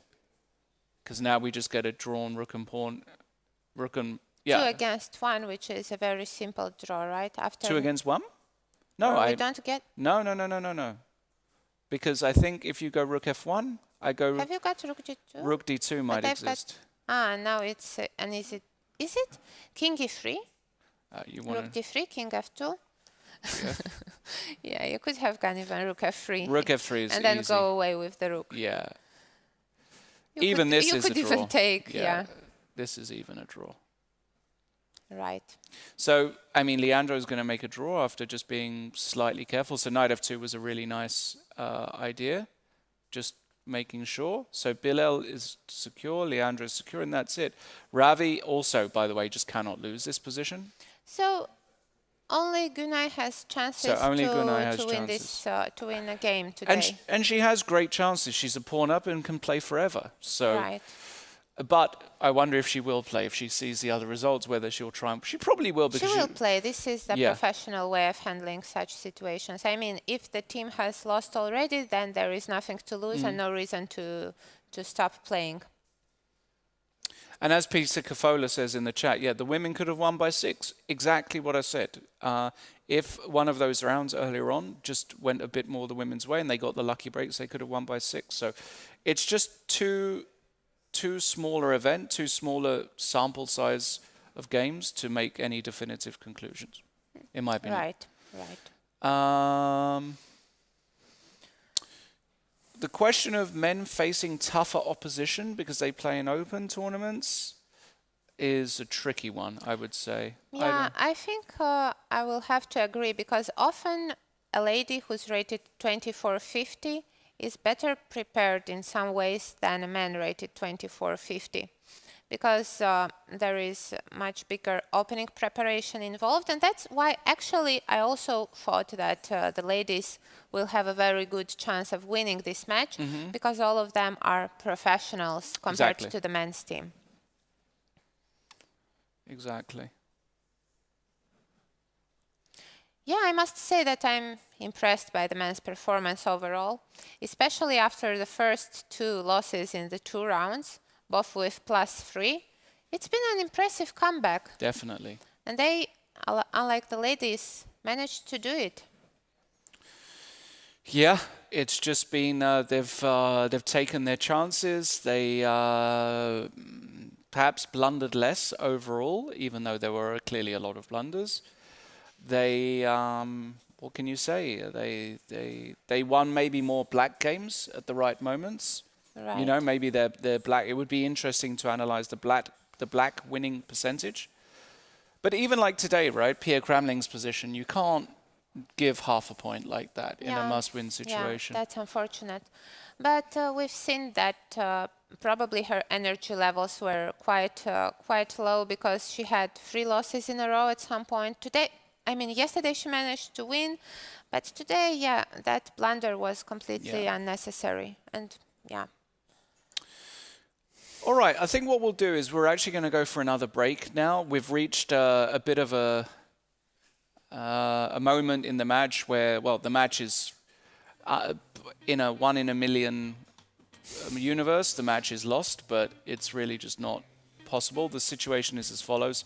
The men are 1 up, but Ravi Harrier has just well, I mean, you can't lose that position in a normal circumstance. Leandro also has a pretty simple draw. Bilal is better and probably still has a winning position. And Gunay, yes, she can win, but even if she does, if all the other results go to plan, then the men are going to win this round by at least a few points. Right. So, unfortunately, it looks as though, objectively speaking, the match is over, but we'll see it out till the very end, of course. So don't go anywhere. We'll be back in a few minutes and see the final of this round.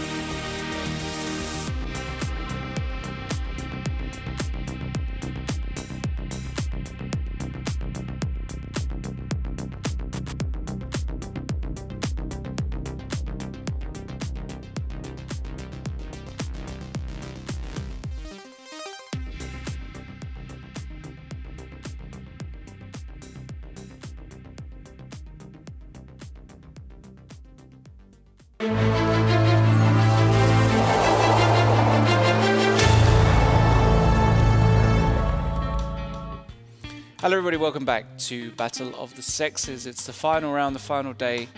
And if you've just joined us, well, the result of the tournament has been decided because in the break we did get some more results. Ravi Haria has actually just won his game against Olga Giria, meaning that the boys have got to the magic number of 4? 5 actually already. Oh, they have 5 already, so they're well in front. And that's it. The match is over. The boys needed just 4 points today and will win the inaugural Battle of the Sexes title, meaning that they win £75,000. Wow. Between them. That's a lot of money, huh? Yes.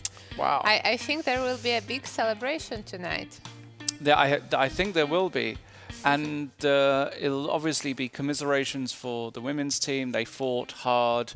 Some brilliant players on the team. Some absolute mega talents. I'm really looking forward to seeing how a lot of these women develop over the next few years, especially when I think of, for example, Gunay Mamadzada. I think she's a very exciting young player.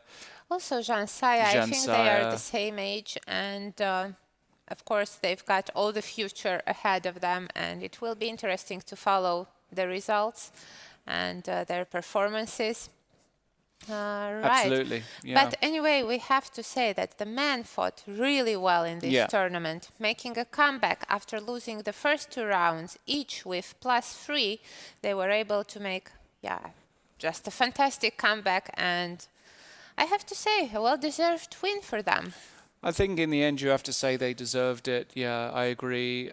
They just took their chances when they had them more often, and they didn't blunder as much. Basically, I think that's what we were discussing.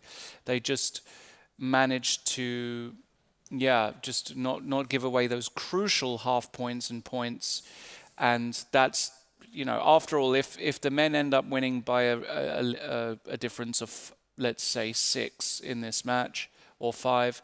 It's really not that many games. It's a very, very close match. But it's those little errors that made the difference. You know what I was thinking? That even if it would be 10 men against 10 men, in the end, one of the teams would have to win anyway, you know. So, I believe that has been a very well-fought match. And we have still 2 games in progress between Gillian and Gunay, and also the one between Bilal and Marie. So let's try to have a look at them and see how are the positions. Yeah. Let's have a quick look at, let's start with Gillian against Gunay Mamadzada. Gunay has slowly been outplaying Gillian for 20 moves, basically 30 moves, and the situation is clear-cut. Gunay is a pawn up. Yeah, and she will try to win this endgame. It's still not so easy because these pawns are so close to each other. So basically, if the D pawn was a B pawn, there would be bigger chances and it might have been easier to win it. Here, White is still trying to orchestrate a fortress or something along those lines. But it's not going to be easy. Certainly isn't. Thanks to everybody in chat, especially to Inetka12. First time watching Irina commentary and I enjoyed her insights. Lawrence was better than he usually is, but that isn't much of a compliment. Much appreciated, Sir Inetka. I will make sure you're on my Christmas list. Send you a nice card for your lovely comments. Or was it sarcasm? Okay. Yeah. Okay. Each to their own, as we say.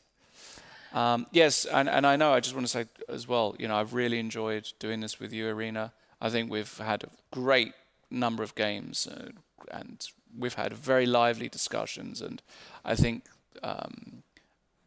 without you being here, it would have been a much worse experience. Thank you very much. And I have to say that I have also enjoyed it greatly to be here as a commentator. It has been my first big experience covering these types of of events as a commentator. I did some occasional jobs, you know, like a one-day job or something, but it has been really nice. It felt like we had a great time watching the games and discussing them. Yeah, And I believe I have learned a lot Absolutely. from Likewise. everything, chess-wise, commentary-wise. Absolutely. And I'm glad that I hear that people have enjoyed it. Yeah, I've got a lot of messages. A lot of people have enjoyed it. So hopefully we're going to be back doing some more. People are asking if there's, well, of course, we've already spoken. If you go to the live streams, we've spoken about the future of this tournament. And they're in a brainstorming phase for what could happen next. Did anyone get a GM norm? Yes, Balázs Csonka did get his Grandmaster norm, securing it with a draw today. Easily the standout player of this entire tournament because... I think also Bilal, him and Bilal were the players who scored the most, right, in this tournament. Bilal, especially if he wins today, he and Balázs did really well. Balázs with 7 out of 10 was basically never in danger. I don't remember one game where he had even a seriously bad position. So yeah, definitely. He could have even scored more if he would convert the winning advantage he had against Jan Saya. Yes, he could have. I mean, yeah, for sure. He could have scored more points, absolutely. Yeah. Bilal, one of the most uncompromising players, super fun to watch and analyze his games. Really enjoyed getting to know him as well. So, yeah, so a lot of people asking about Eric, of course. Eric drew his game against Irene. Eric had a very, I would say for him, disappointing tournament, personally. He had so many beautiful positions and he blundered in so many spots. He could have scored like at least 3 points exactly, more. at least 3 points. So I think he'll be disappointed.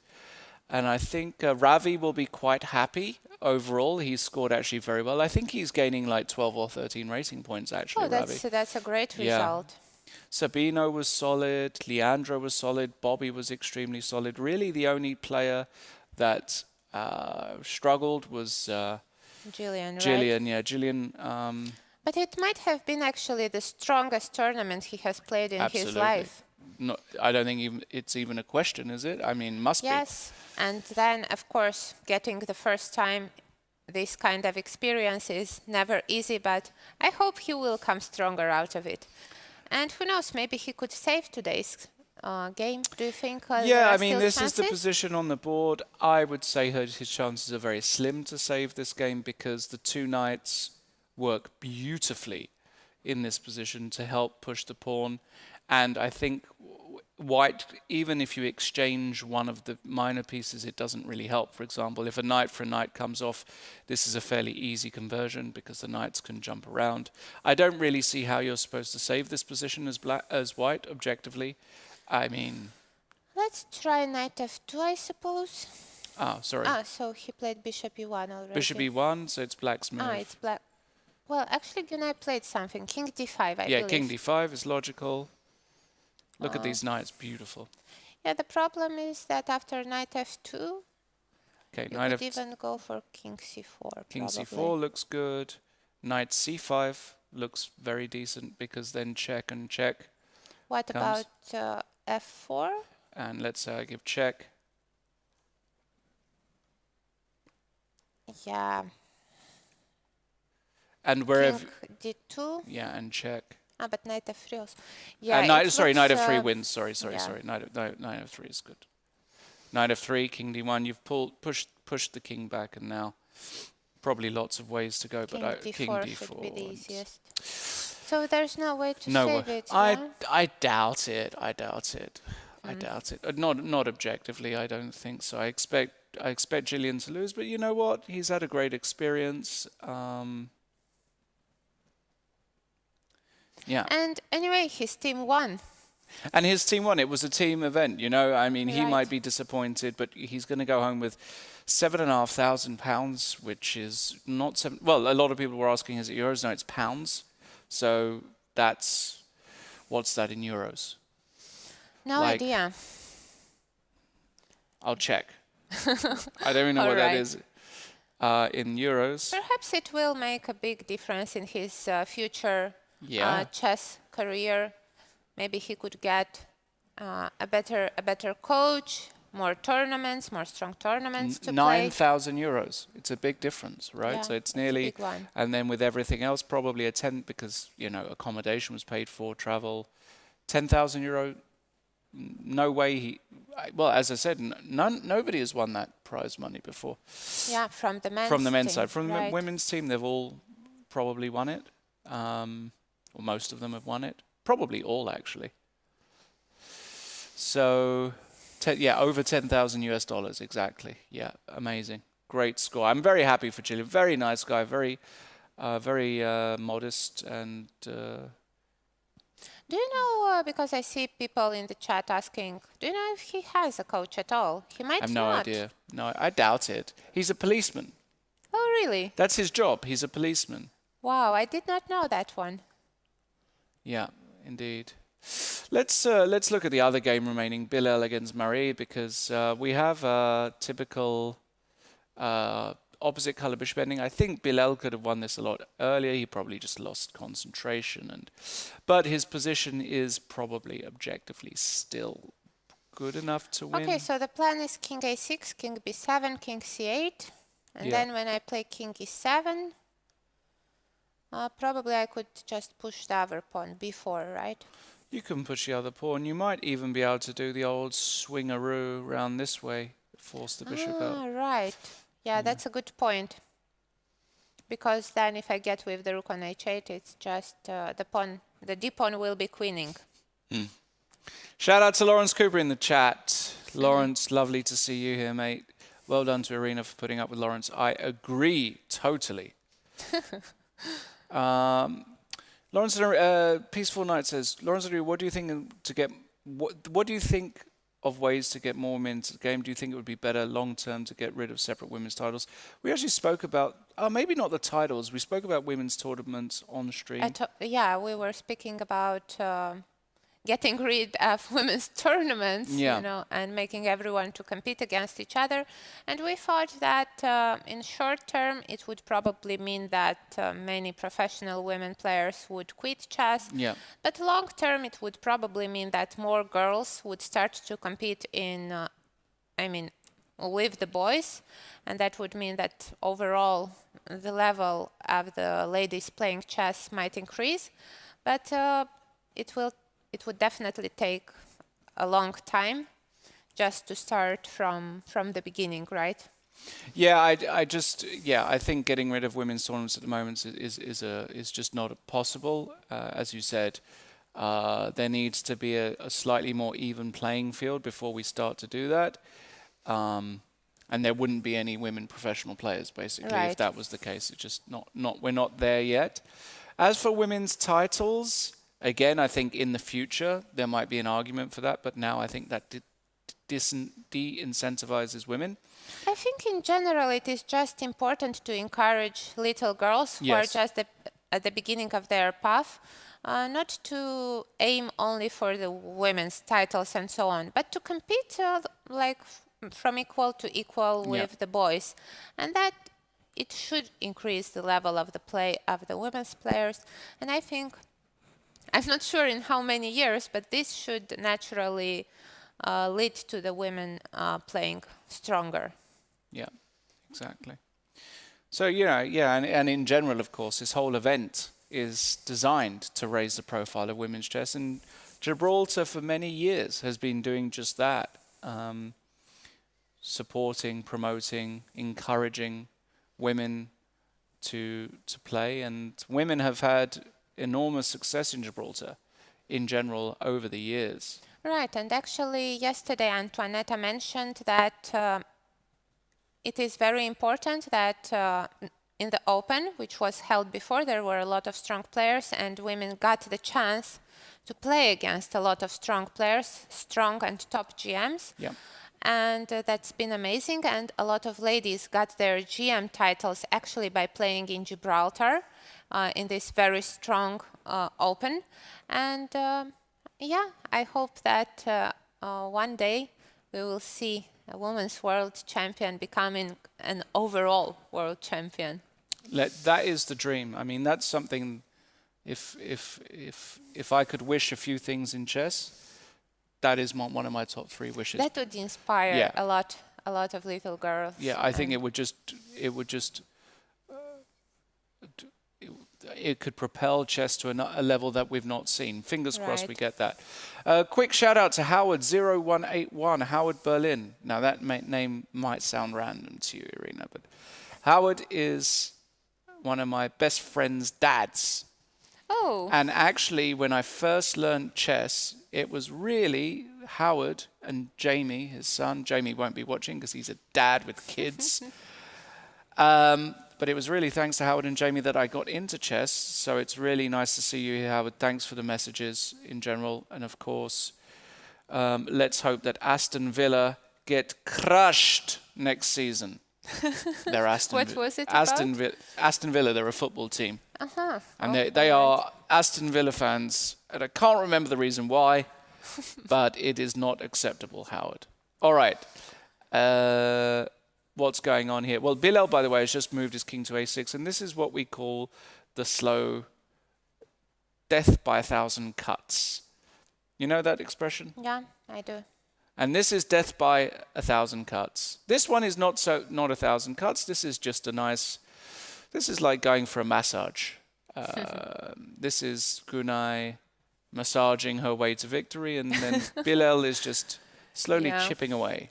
And we see that actually from the ladies' team, the top scorer is Maria Muzichuk with a +3 score, if our viewers are right.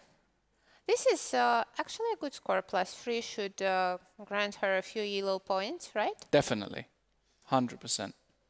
She's definitely making a few ELO points.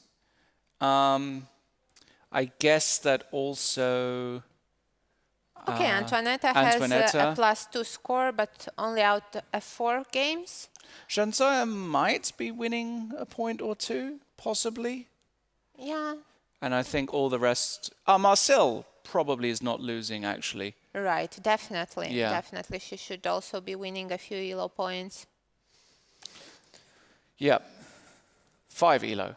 Who is that, Abdallah? Who's winning 5? Probably Maria. Right? Yeah, probably Maria. Yeah. And there you can see in the picture women's captain Pia Kramling, who had for me, a very disappointing event. She had a stretch of those 3 losses in a row, really killed the event for her, really, I would say, and she found it tough. But it is very inspiring, actually, that she keeps playing chess at a very good level for so many years. Amazing. I believe there is no one like her in women's chess. Absolutely not. Absolutely not, no. And she's there supporting her team till the very end, as any captain should do.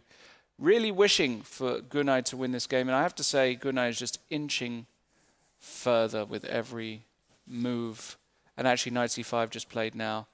And you can smell the victory in this one. Yeah, d3 is a big threat because after king e3, knight c4, the bishop on d2 will be lost.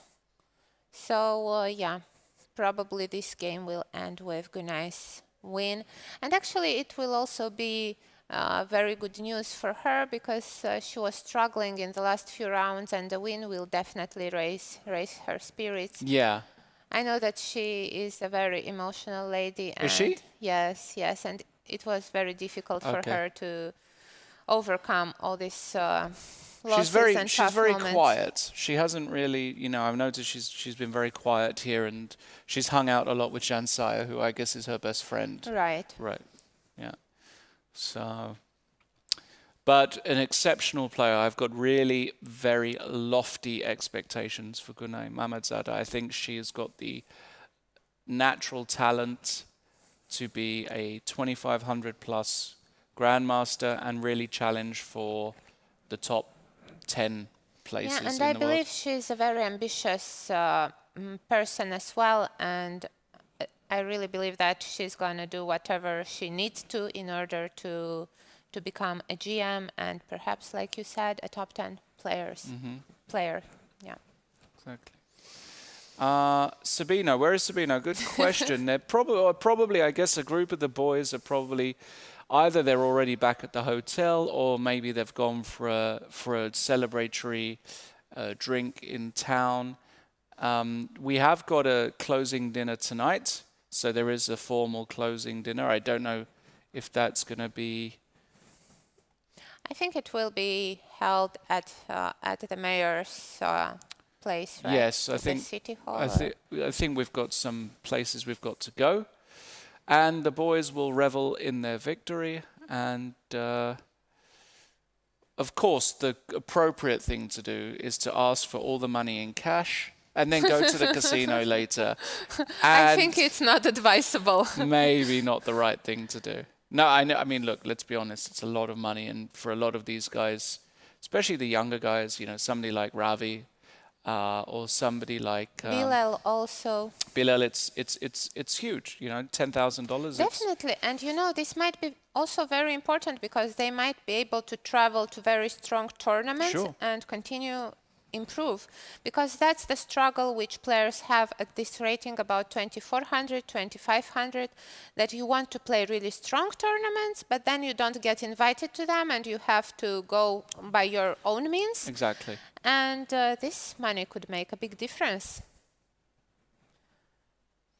Yeah, and I also want to say that,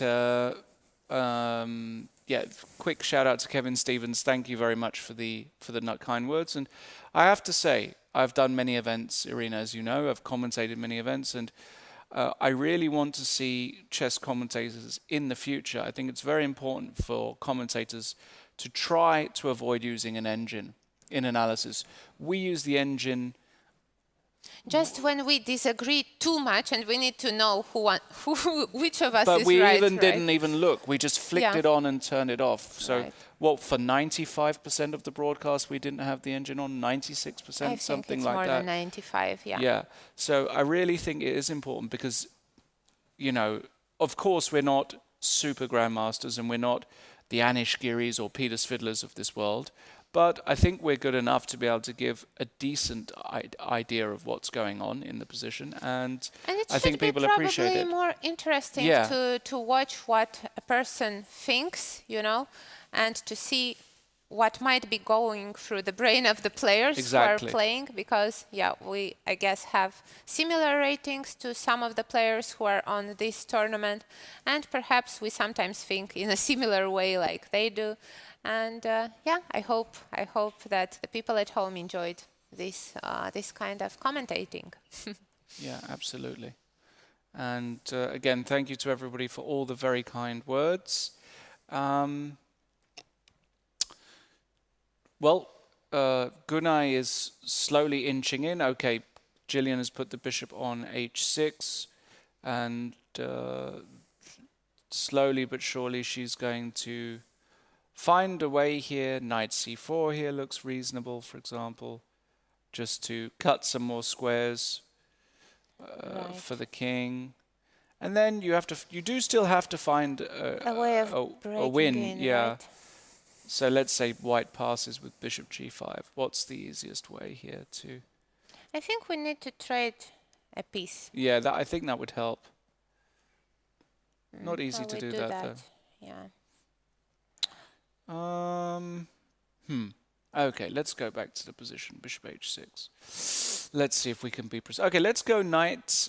I need to bring my knight first. I just wanted to say that I need to bring my knight to c2, and you did exactly the thing which I wanted. Oh, you want to? I wanted to attack this pawn simply. All right. I wanted, because you can't go here because knight g4 check wins the piece. That's a pin. And if you give a check, I was wondering if I could just go king c. That has to be the way. That has to be the way. But there is knight e3 check instead of knight c3. Yeah, so you go knight e3 and then I just... f4 maybe. Yeah, and now f4. Can I do this? But it's I can do the same, maybe, yeah. Maybe. I have to be a bit careful, but I can probably do the same. I take it? Yeah, takes... You can't go here because of knight f5 check. Oops. So I have to sacrifice my pawn, play f5, right? f5? Oh, wow. Otherwise you queen. Okay, and if I take? With the knight? Yeah, because I hit the bishop and then I come in and it's over. Wait, bishop d2, let's say? King d5.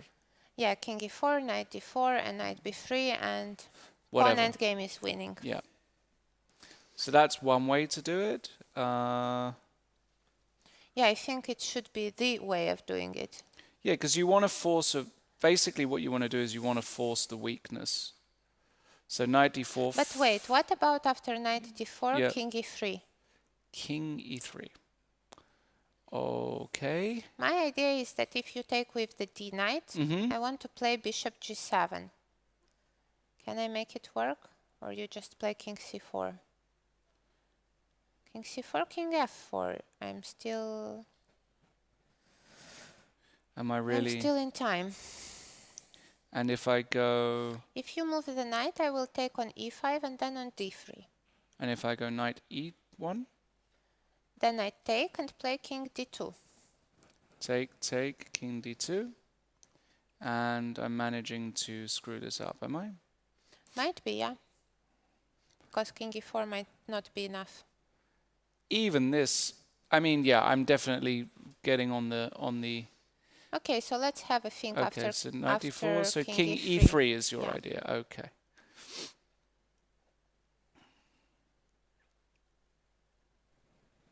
And what if I go king c4 here? How stupid is this? Is probably a very stupid move. Bishop g7 once again. You want to go bishop g7.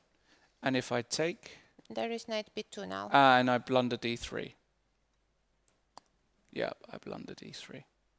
Okay, so actual serious care is required here.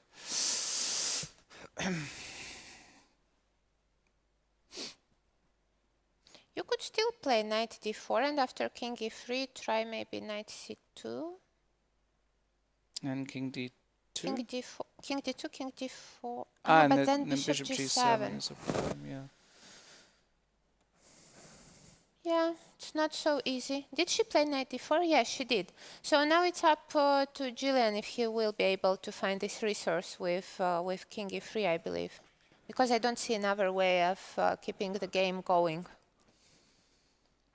Okay, so knight d takes f3. Yeah, what did I play here? Bishop g7, Bishop g7, right? okay. And what if I go for King c4? knight g5? King c4, king f4. We already discussed that. I see what you want. So I will play bishop takes e5. Okay, king takes e5. Now after knight f2 you might have d2. Yeah, I wanted to make d2 work. I'm still not sure, but... I think it works. So after, we didn't want to take on d3 because there is knight e4 and white is collecting, black is collecting the g pawn. It still might be a draw, by the way. Really? After g4 maybe. f4. King e2? King e2? Have I blundered this? It still looks kind of good for black. But why didn't you take the I pawn? can just take. I mean, taking must be, just take. Well, I wasn't... I'm also not sure that is winning, but it might be. I think... f4 might still be winning, by the way. What after king e2? Okay, g5 or something. Now the knight comes, knight Knight b2. King d4. Now I'm running away with the knight. Let's say knight a4. Knight c3 check. I cannot do that. Then what do I do? Knight d1, knight c3 again. Yeah. Wait, so let's get back a few moves. So after g5. Yeah, I'm only playing against the knight, right? That's the concept. What about king d3? King d3, knight f6, knight f2. Yeah. Okay, so I'll pass king d5. Yeah, the problem is that my knight is very bad, right, on d1. Exactly. Okay, let's try to play king e2. Here? And after king d4, king f3. Okay. Do I still have hopes here? Okay. King.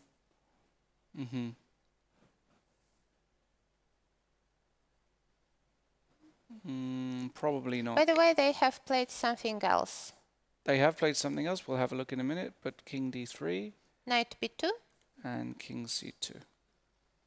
knight a4 only move, And now, so this check here is, and I'm king e2. losing the thread or what? Yeah, this already should be a draw. King f3. You think this is just simply a draw? No, because yeah, you don't Really? have time to keep your knight on e4 now. King d3 you played? Knight b6.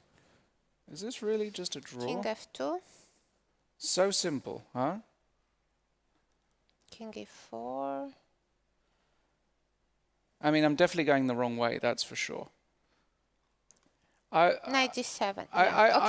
Yeah, I mean, for a start, f takes g4 might win, and this might still win, but it's still very unpleasant for white. But this didn't happen, so it's all irrelevant. Right. So what actually happened? Bishop h6. So What did she do? Knight d4 she played, no? And knight b2. knight b2, yeah. Okay, knight b2. Knight c2 and bishop f4. Okay. Is it? Did she miss it? Did she blunder something? No. Yes. Oh, she... Because now after king d4 there's bishop Check. e5 and I'm getting the d3 pawn. So knight b4 might be the only move, but then I can take and play king e3. d2. What? What is this? She couldn't save the pawn. She blundered? Yeah, she couldn't save it. What? So after knight b2, knight c2 must What, knight have been b4 didn't exist here? Or what? No, I take and king e3. Oh, wow. Oh, God. Oh, man. That is disappointing. Yeah, knight c2 was wrong. So there's no tricks. Bishop takes d2. She's going to go knight d4 anyway. But, of course, now it's really feels like you should be making a draw. Definitely. Oh, man. Ay, ay, ay. Yeah, so nothing went the ladies' ways today. Wow. That's just horrible. Right. So what's the best way here? Maybe g4, actually. I like g4. Maybe just g4, you know? Because if you take, I can just take. And the funny thing is that with two knights against a bare king with no pawns, it's still a very easy draw. Yeah, this is just... Like, I wonder if Gunnar even plays this position, you know?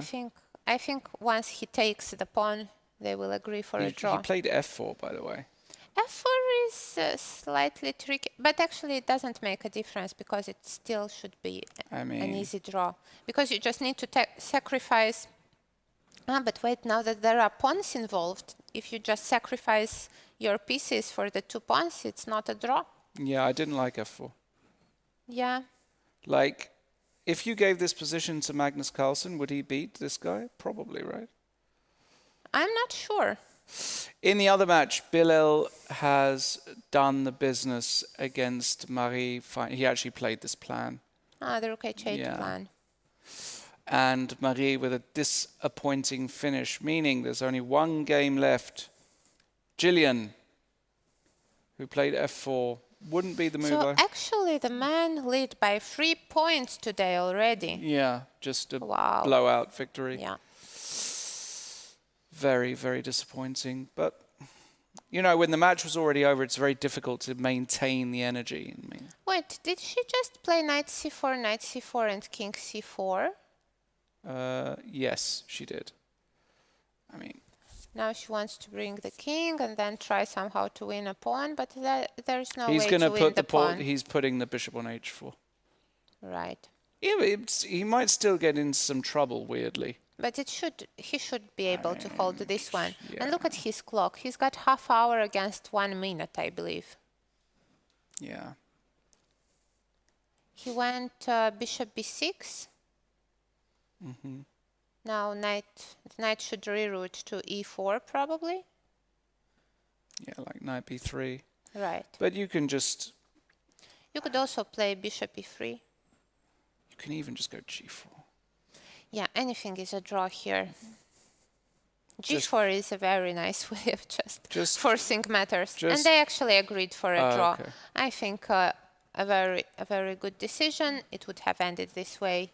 Anyhow, after Gunay has blundered that d pawn, well, we have to say it was a very tough event for both of the players. And yeah, the men won with +3 today. And overall, it means it's +6, right? Yeah, +6. Now, the expected score, if you look at it purely on the rating, was +4. So this is really a very normal result. Here are the actual individual results, as you can see. Bilal winning finally, Ravi winning, Bobby winning, and the rest were draws. No wins for the women in the final round, meaning that the men win 53-47 overall, taking home £75,000 in the process, and they'll be over the moon. Commiserations to the women's team. Valiant fighters. And I don't know if we're going to get an interview. Is that the idea, perhaps? We're checking if we're going to get an interview. So what we'll do, I guess, is we'll go for a quick break. Right. Yeah. And then we see if we could get the captains. And anyhow, we will be joined by special guests, right? Let's see. We'll go for a break and then we'll let you guys know. So don't go anywhere, and we'll be wrapping up the tournament in just a minute.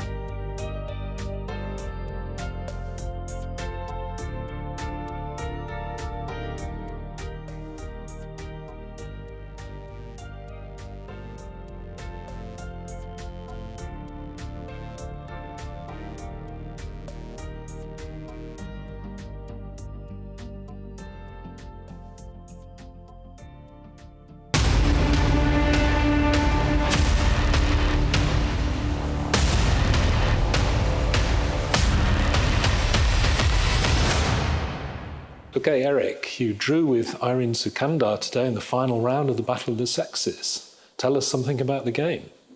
Yeah, it was a solid game from both of us. We entered a 4-night scotch. Given the team situation, especially with men being white today, was looking to play something solid, and I don't think there were too many chances for either of us throughout the game. Mm-hmm. So that was the team approach today, was it? I noticed Joe Gallagher also played Gioco Pianissimo against Antoinetta Stefanova. Did you guys talk about your team strategy for today together? Or there wasn't too much specific planning, but in general, in a team situation like this, when you have the white pieces, you want to play something solid.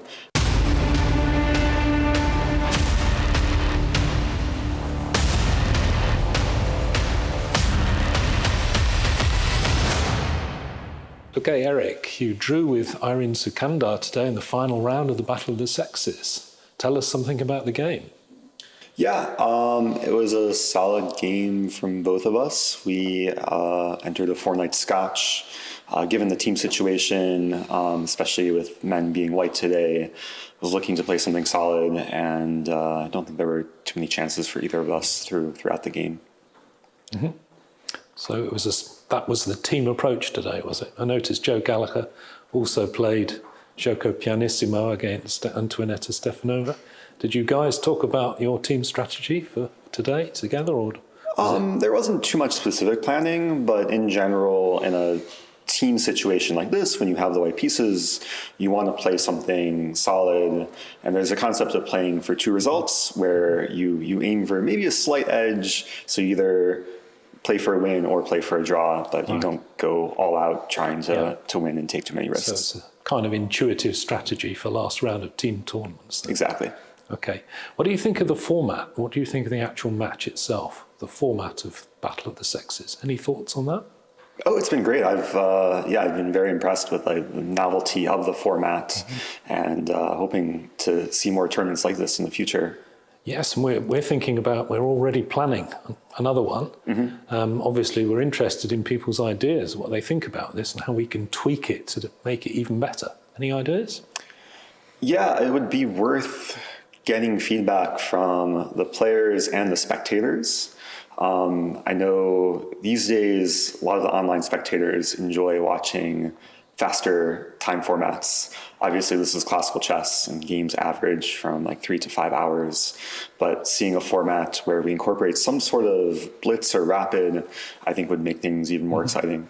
With some sort of point system, I guess you could have the classical chess with more points per game, perhaps less for rapid, less still for blitz. Is that the idea? I think it's very possible, yeah. Something along those lines? I would be very open to like brainstorming different types of formats, but some sort of point system where we have a classical, rapid, and blitz portion, I think would be very interesting. Okay, let's have a look at your game. Okay. Okay, Eric, you have a 4 knights defense here. You've got the white side, fairly standard position, black to move. What happened next?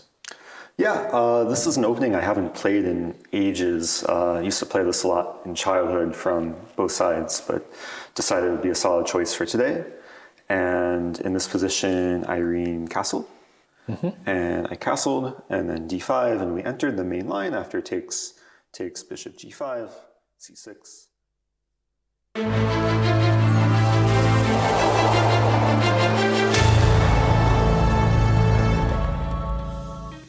All right, hello everybody and welcome back. This is the final, I guess it's the final time you'll be seeing us for this year here, Battle of the Sexes 2022.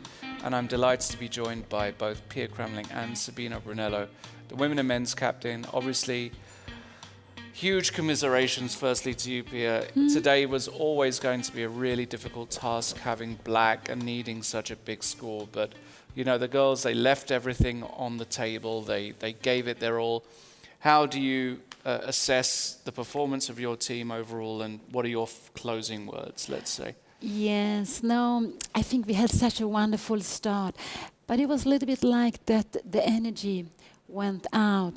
And also that we were the only one who had a person with COVID, with Antoinetta. And that was really a huge... let's say, it was a setback, absolutely. And because we could see when she came back, she gave energy to the team, but she only came back for the last 3 rounds. So I think that we didn't have the same energy, that this was actually what was missing. And because we had lots of very good position, I mean, winning position, it was incredible positions, and then all of a sudden something very strange happened, and this position were not won, even sometimes even lost. So there were some giving away points. That's what I think. But I think it was that, that the energy was lacking. And do you think this was a successful, let's call it experiment in inverted commas, the concept of the tournament? Do you think it was beneficial overall to play a tournament like this for the future of chess, women's chess as well, for promotion of women's chess? Absolutely. Yeah. No, I think this idea was really lovely, really, really lovely. I mean, I played some matches, women against men. But a long time ago, we played ladies against veterans. I played also a match in Brussels, 87, so some years ago. But when they picked the teams, first of all, the teams were only like 4, 5, 6 players. Here we were 10 players, but we also tried to match. Right. And it's like this, that our opponents, the men, were a little bit higher rated. And I think the normal score should have been +4 for them. Now they That's- made, yeah. now they made a little more. So, and this I think was a little bit also the situation we had the last day. We knew we had to try to win. And also you play in the morning, the energy has gone. We play a little bit uphills the last round. So it's not so strange that it became a little bit more. But I really like that the teams were matched more or less with rating, more or less with age, but they were also a little bit younger. I don't know if this also meant that they had more energy for the games. It could be. I mean, I'll tell you what, I'll go to Sabino. Obviously, congratulations, Sabino. Thank you. You must be very happy, obviously. I am. Yes. It's something curious that I wanted to ask you. I spoke to Joe Gallagher, who's obviously been in chess for 30, 40 years, and he's never won the prize that you've all won, £75,000. That's £7,500 each, approximately €9,000. Now, you may have won that before in a chess tournament. I don't know, but I know most of these guys haven't actually won such a prize. Right, and actually I think this was a big deal for us before the tournament. Yes. We might have lost the first 2 games partly because of this. I think for the guys to, get into the mood of playing a tournament with so high stakes was, part of our difficulties. Oh, right. And okay, we pushed through, and obviously having lost games meant that the pressure was suddenly on the women, very much so. Frankly speaking, my feeling is that, the women are all very strong, all very evenly matched. And I think we were lucky that we were in good shape, most of us, and we had a good tournament. And What do you think that was the decisive moment or the decisive factor that meant that the men won this match? We really managed to focus deeply into the chess. I think it was maybe even good for us that we lost so badly in the beginning, because it became clear that we can get hurt pretty bad, and we need to be 100% on the board. While for the women it was much harder, because at first it felt like it's easy, and then it was probably harder. And in the second part of the tournament, to me it was very clear that we had the psychological advantage. We had more energy, we were prepared to play longer games, and we kept collecting half points, here and there, those endings. If you push for 6 hours and it's a draw, the defending side is relieved. If you consistently go and win those little half points, they're very heavy, not only for the score, but for the team, for the mood. And this is really what made the difference, because the ladies are very strong. It was a very close match. It was extremely close, yeah. The result eventually, gave us, I think, a huge plus. In the end, it will be +6, overall. Yes, which is quite amazing, considering how we started. We started getting points everywhere, which is amazing. By the way, I also would like to say, I can read the chat, and people have been saying that I don't smile much. But you should keep in mind that I'm really, really tired. And normally I come to, to the interview here when so many things happen. And, to play chess and to be a captain and watch the other guys, it's a high emotional toll. So in the end of the day, you're just exhausted, and that's why I'm not smiling as much as I normally do. But of course, I'm really, really happy, and it's a great surprise. It's great. As you know, Pia might know, I bet against the men at the beginning of the tournament. Maybe you didn't know that. I think it's fair. I bet against the men. I thought, wow, this women's team, they're young, they're professionals, they're going to do it. But, just to go back to Pia, I think you're right. Observing all of the games like I have, I think for me, one of the key factors was that the women, I think, objectively had more winning positions. They had wonderful positions throughout the tournament, and yet it's not only that half a point was gone, sometimes a full point was gone. Instead of winning the game was lost. There were at least 3 or 4 games, and that makes such a big difference, doesn't it? But that happens a lot in chess. I mean, the fact that you blunder and you destroy positions, it's really part of the game. And normally you should just recover from it and go on. Well, look, I can say this. I've spoken to all the players. They've all been super happy with both of you. I know, Pia, you've always been there every night trying to give words of encouragement and support when things weren't going well. And you as well, Sabino. They've both been, both sides have been over the moon with your performances as captains and as fonts of knowledge and wisdom, as slightly more experienced players perhaps than some of the others here. So I want to thank you both as well, and thank you so much for joining us here and battling so hard. I think everybody in this entire tournament deserves huge credit. There really wasn't, you know, even Gillian, who had such a tough tournament, he battled and battled and battled and battled. And I think all the players deserve tremendous credit. And I'm very happy, by the way, sorry. I'm very happy with my team. We came together very, very nicely as a team. I already said I don't believe in meetings, but I believe in helping each other, and it was really amazing. It was very hard for Gillian to keep fighting. He had a very terrible start. He was absolutely unprepared for the tournament, and you know, some of the guys helped. We all tried to get him to fight, and I'm very happy he got a draw the other day. Today it was very close, yesterday as well. It's very important for him that he drained the energy from the opponents as well. And, you know, it was looking like a tournament where he might just give up and, stay in bed. But instead, he fought every day, and that's fantastic, I think.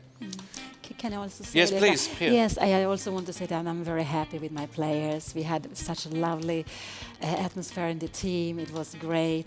And I was very, very pleased that I could be the captain. And this was a very lovely tournament.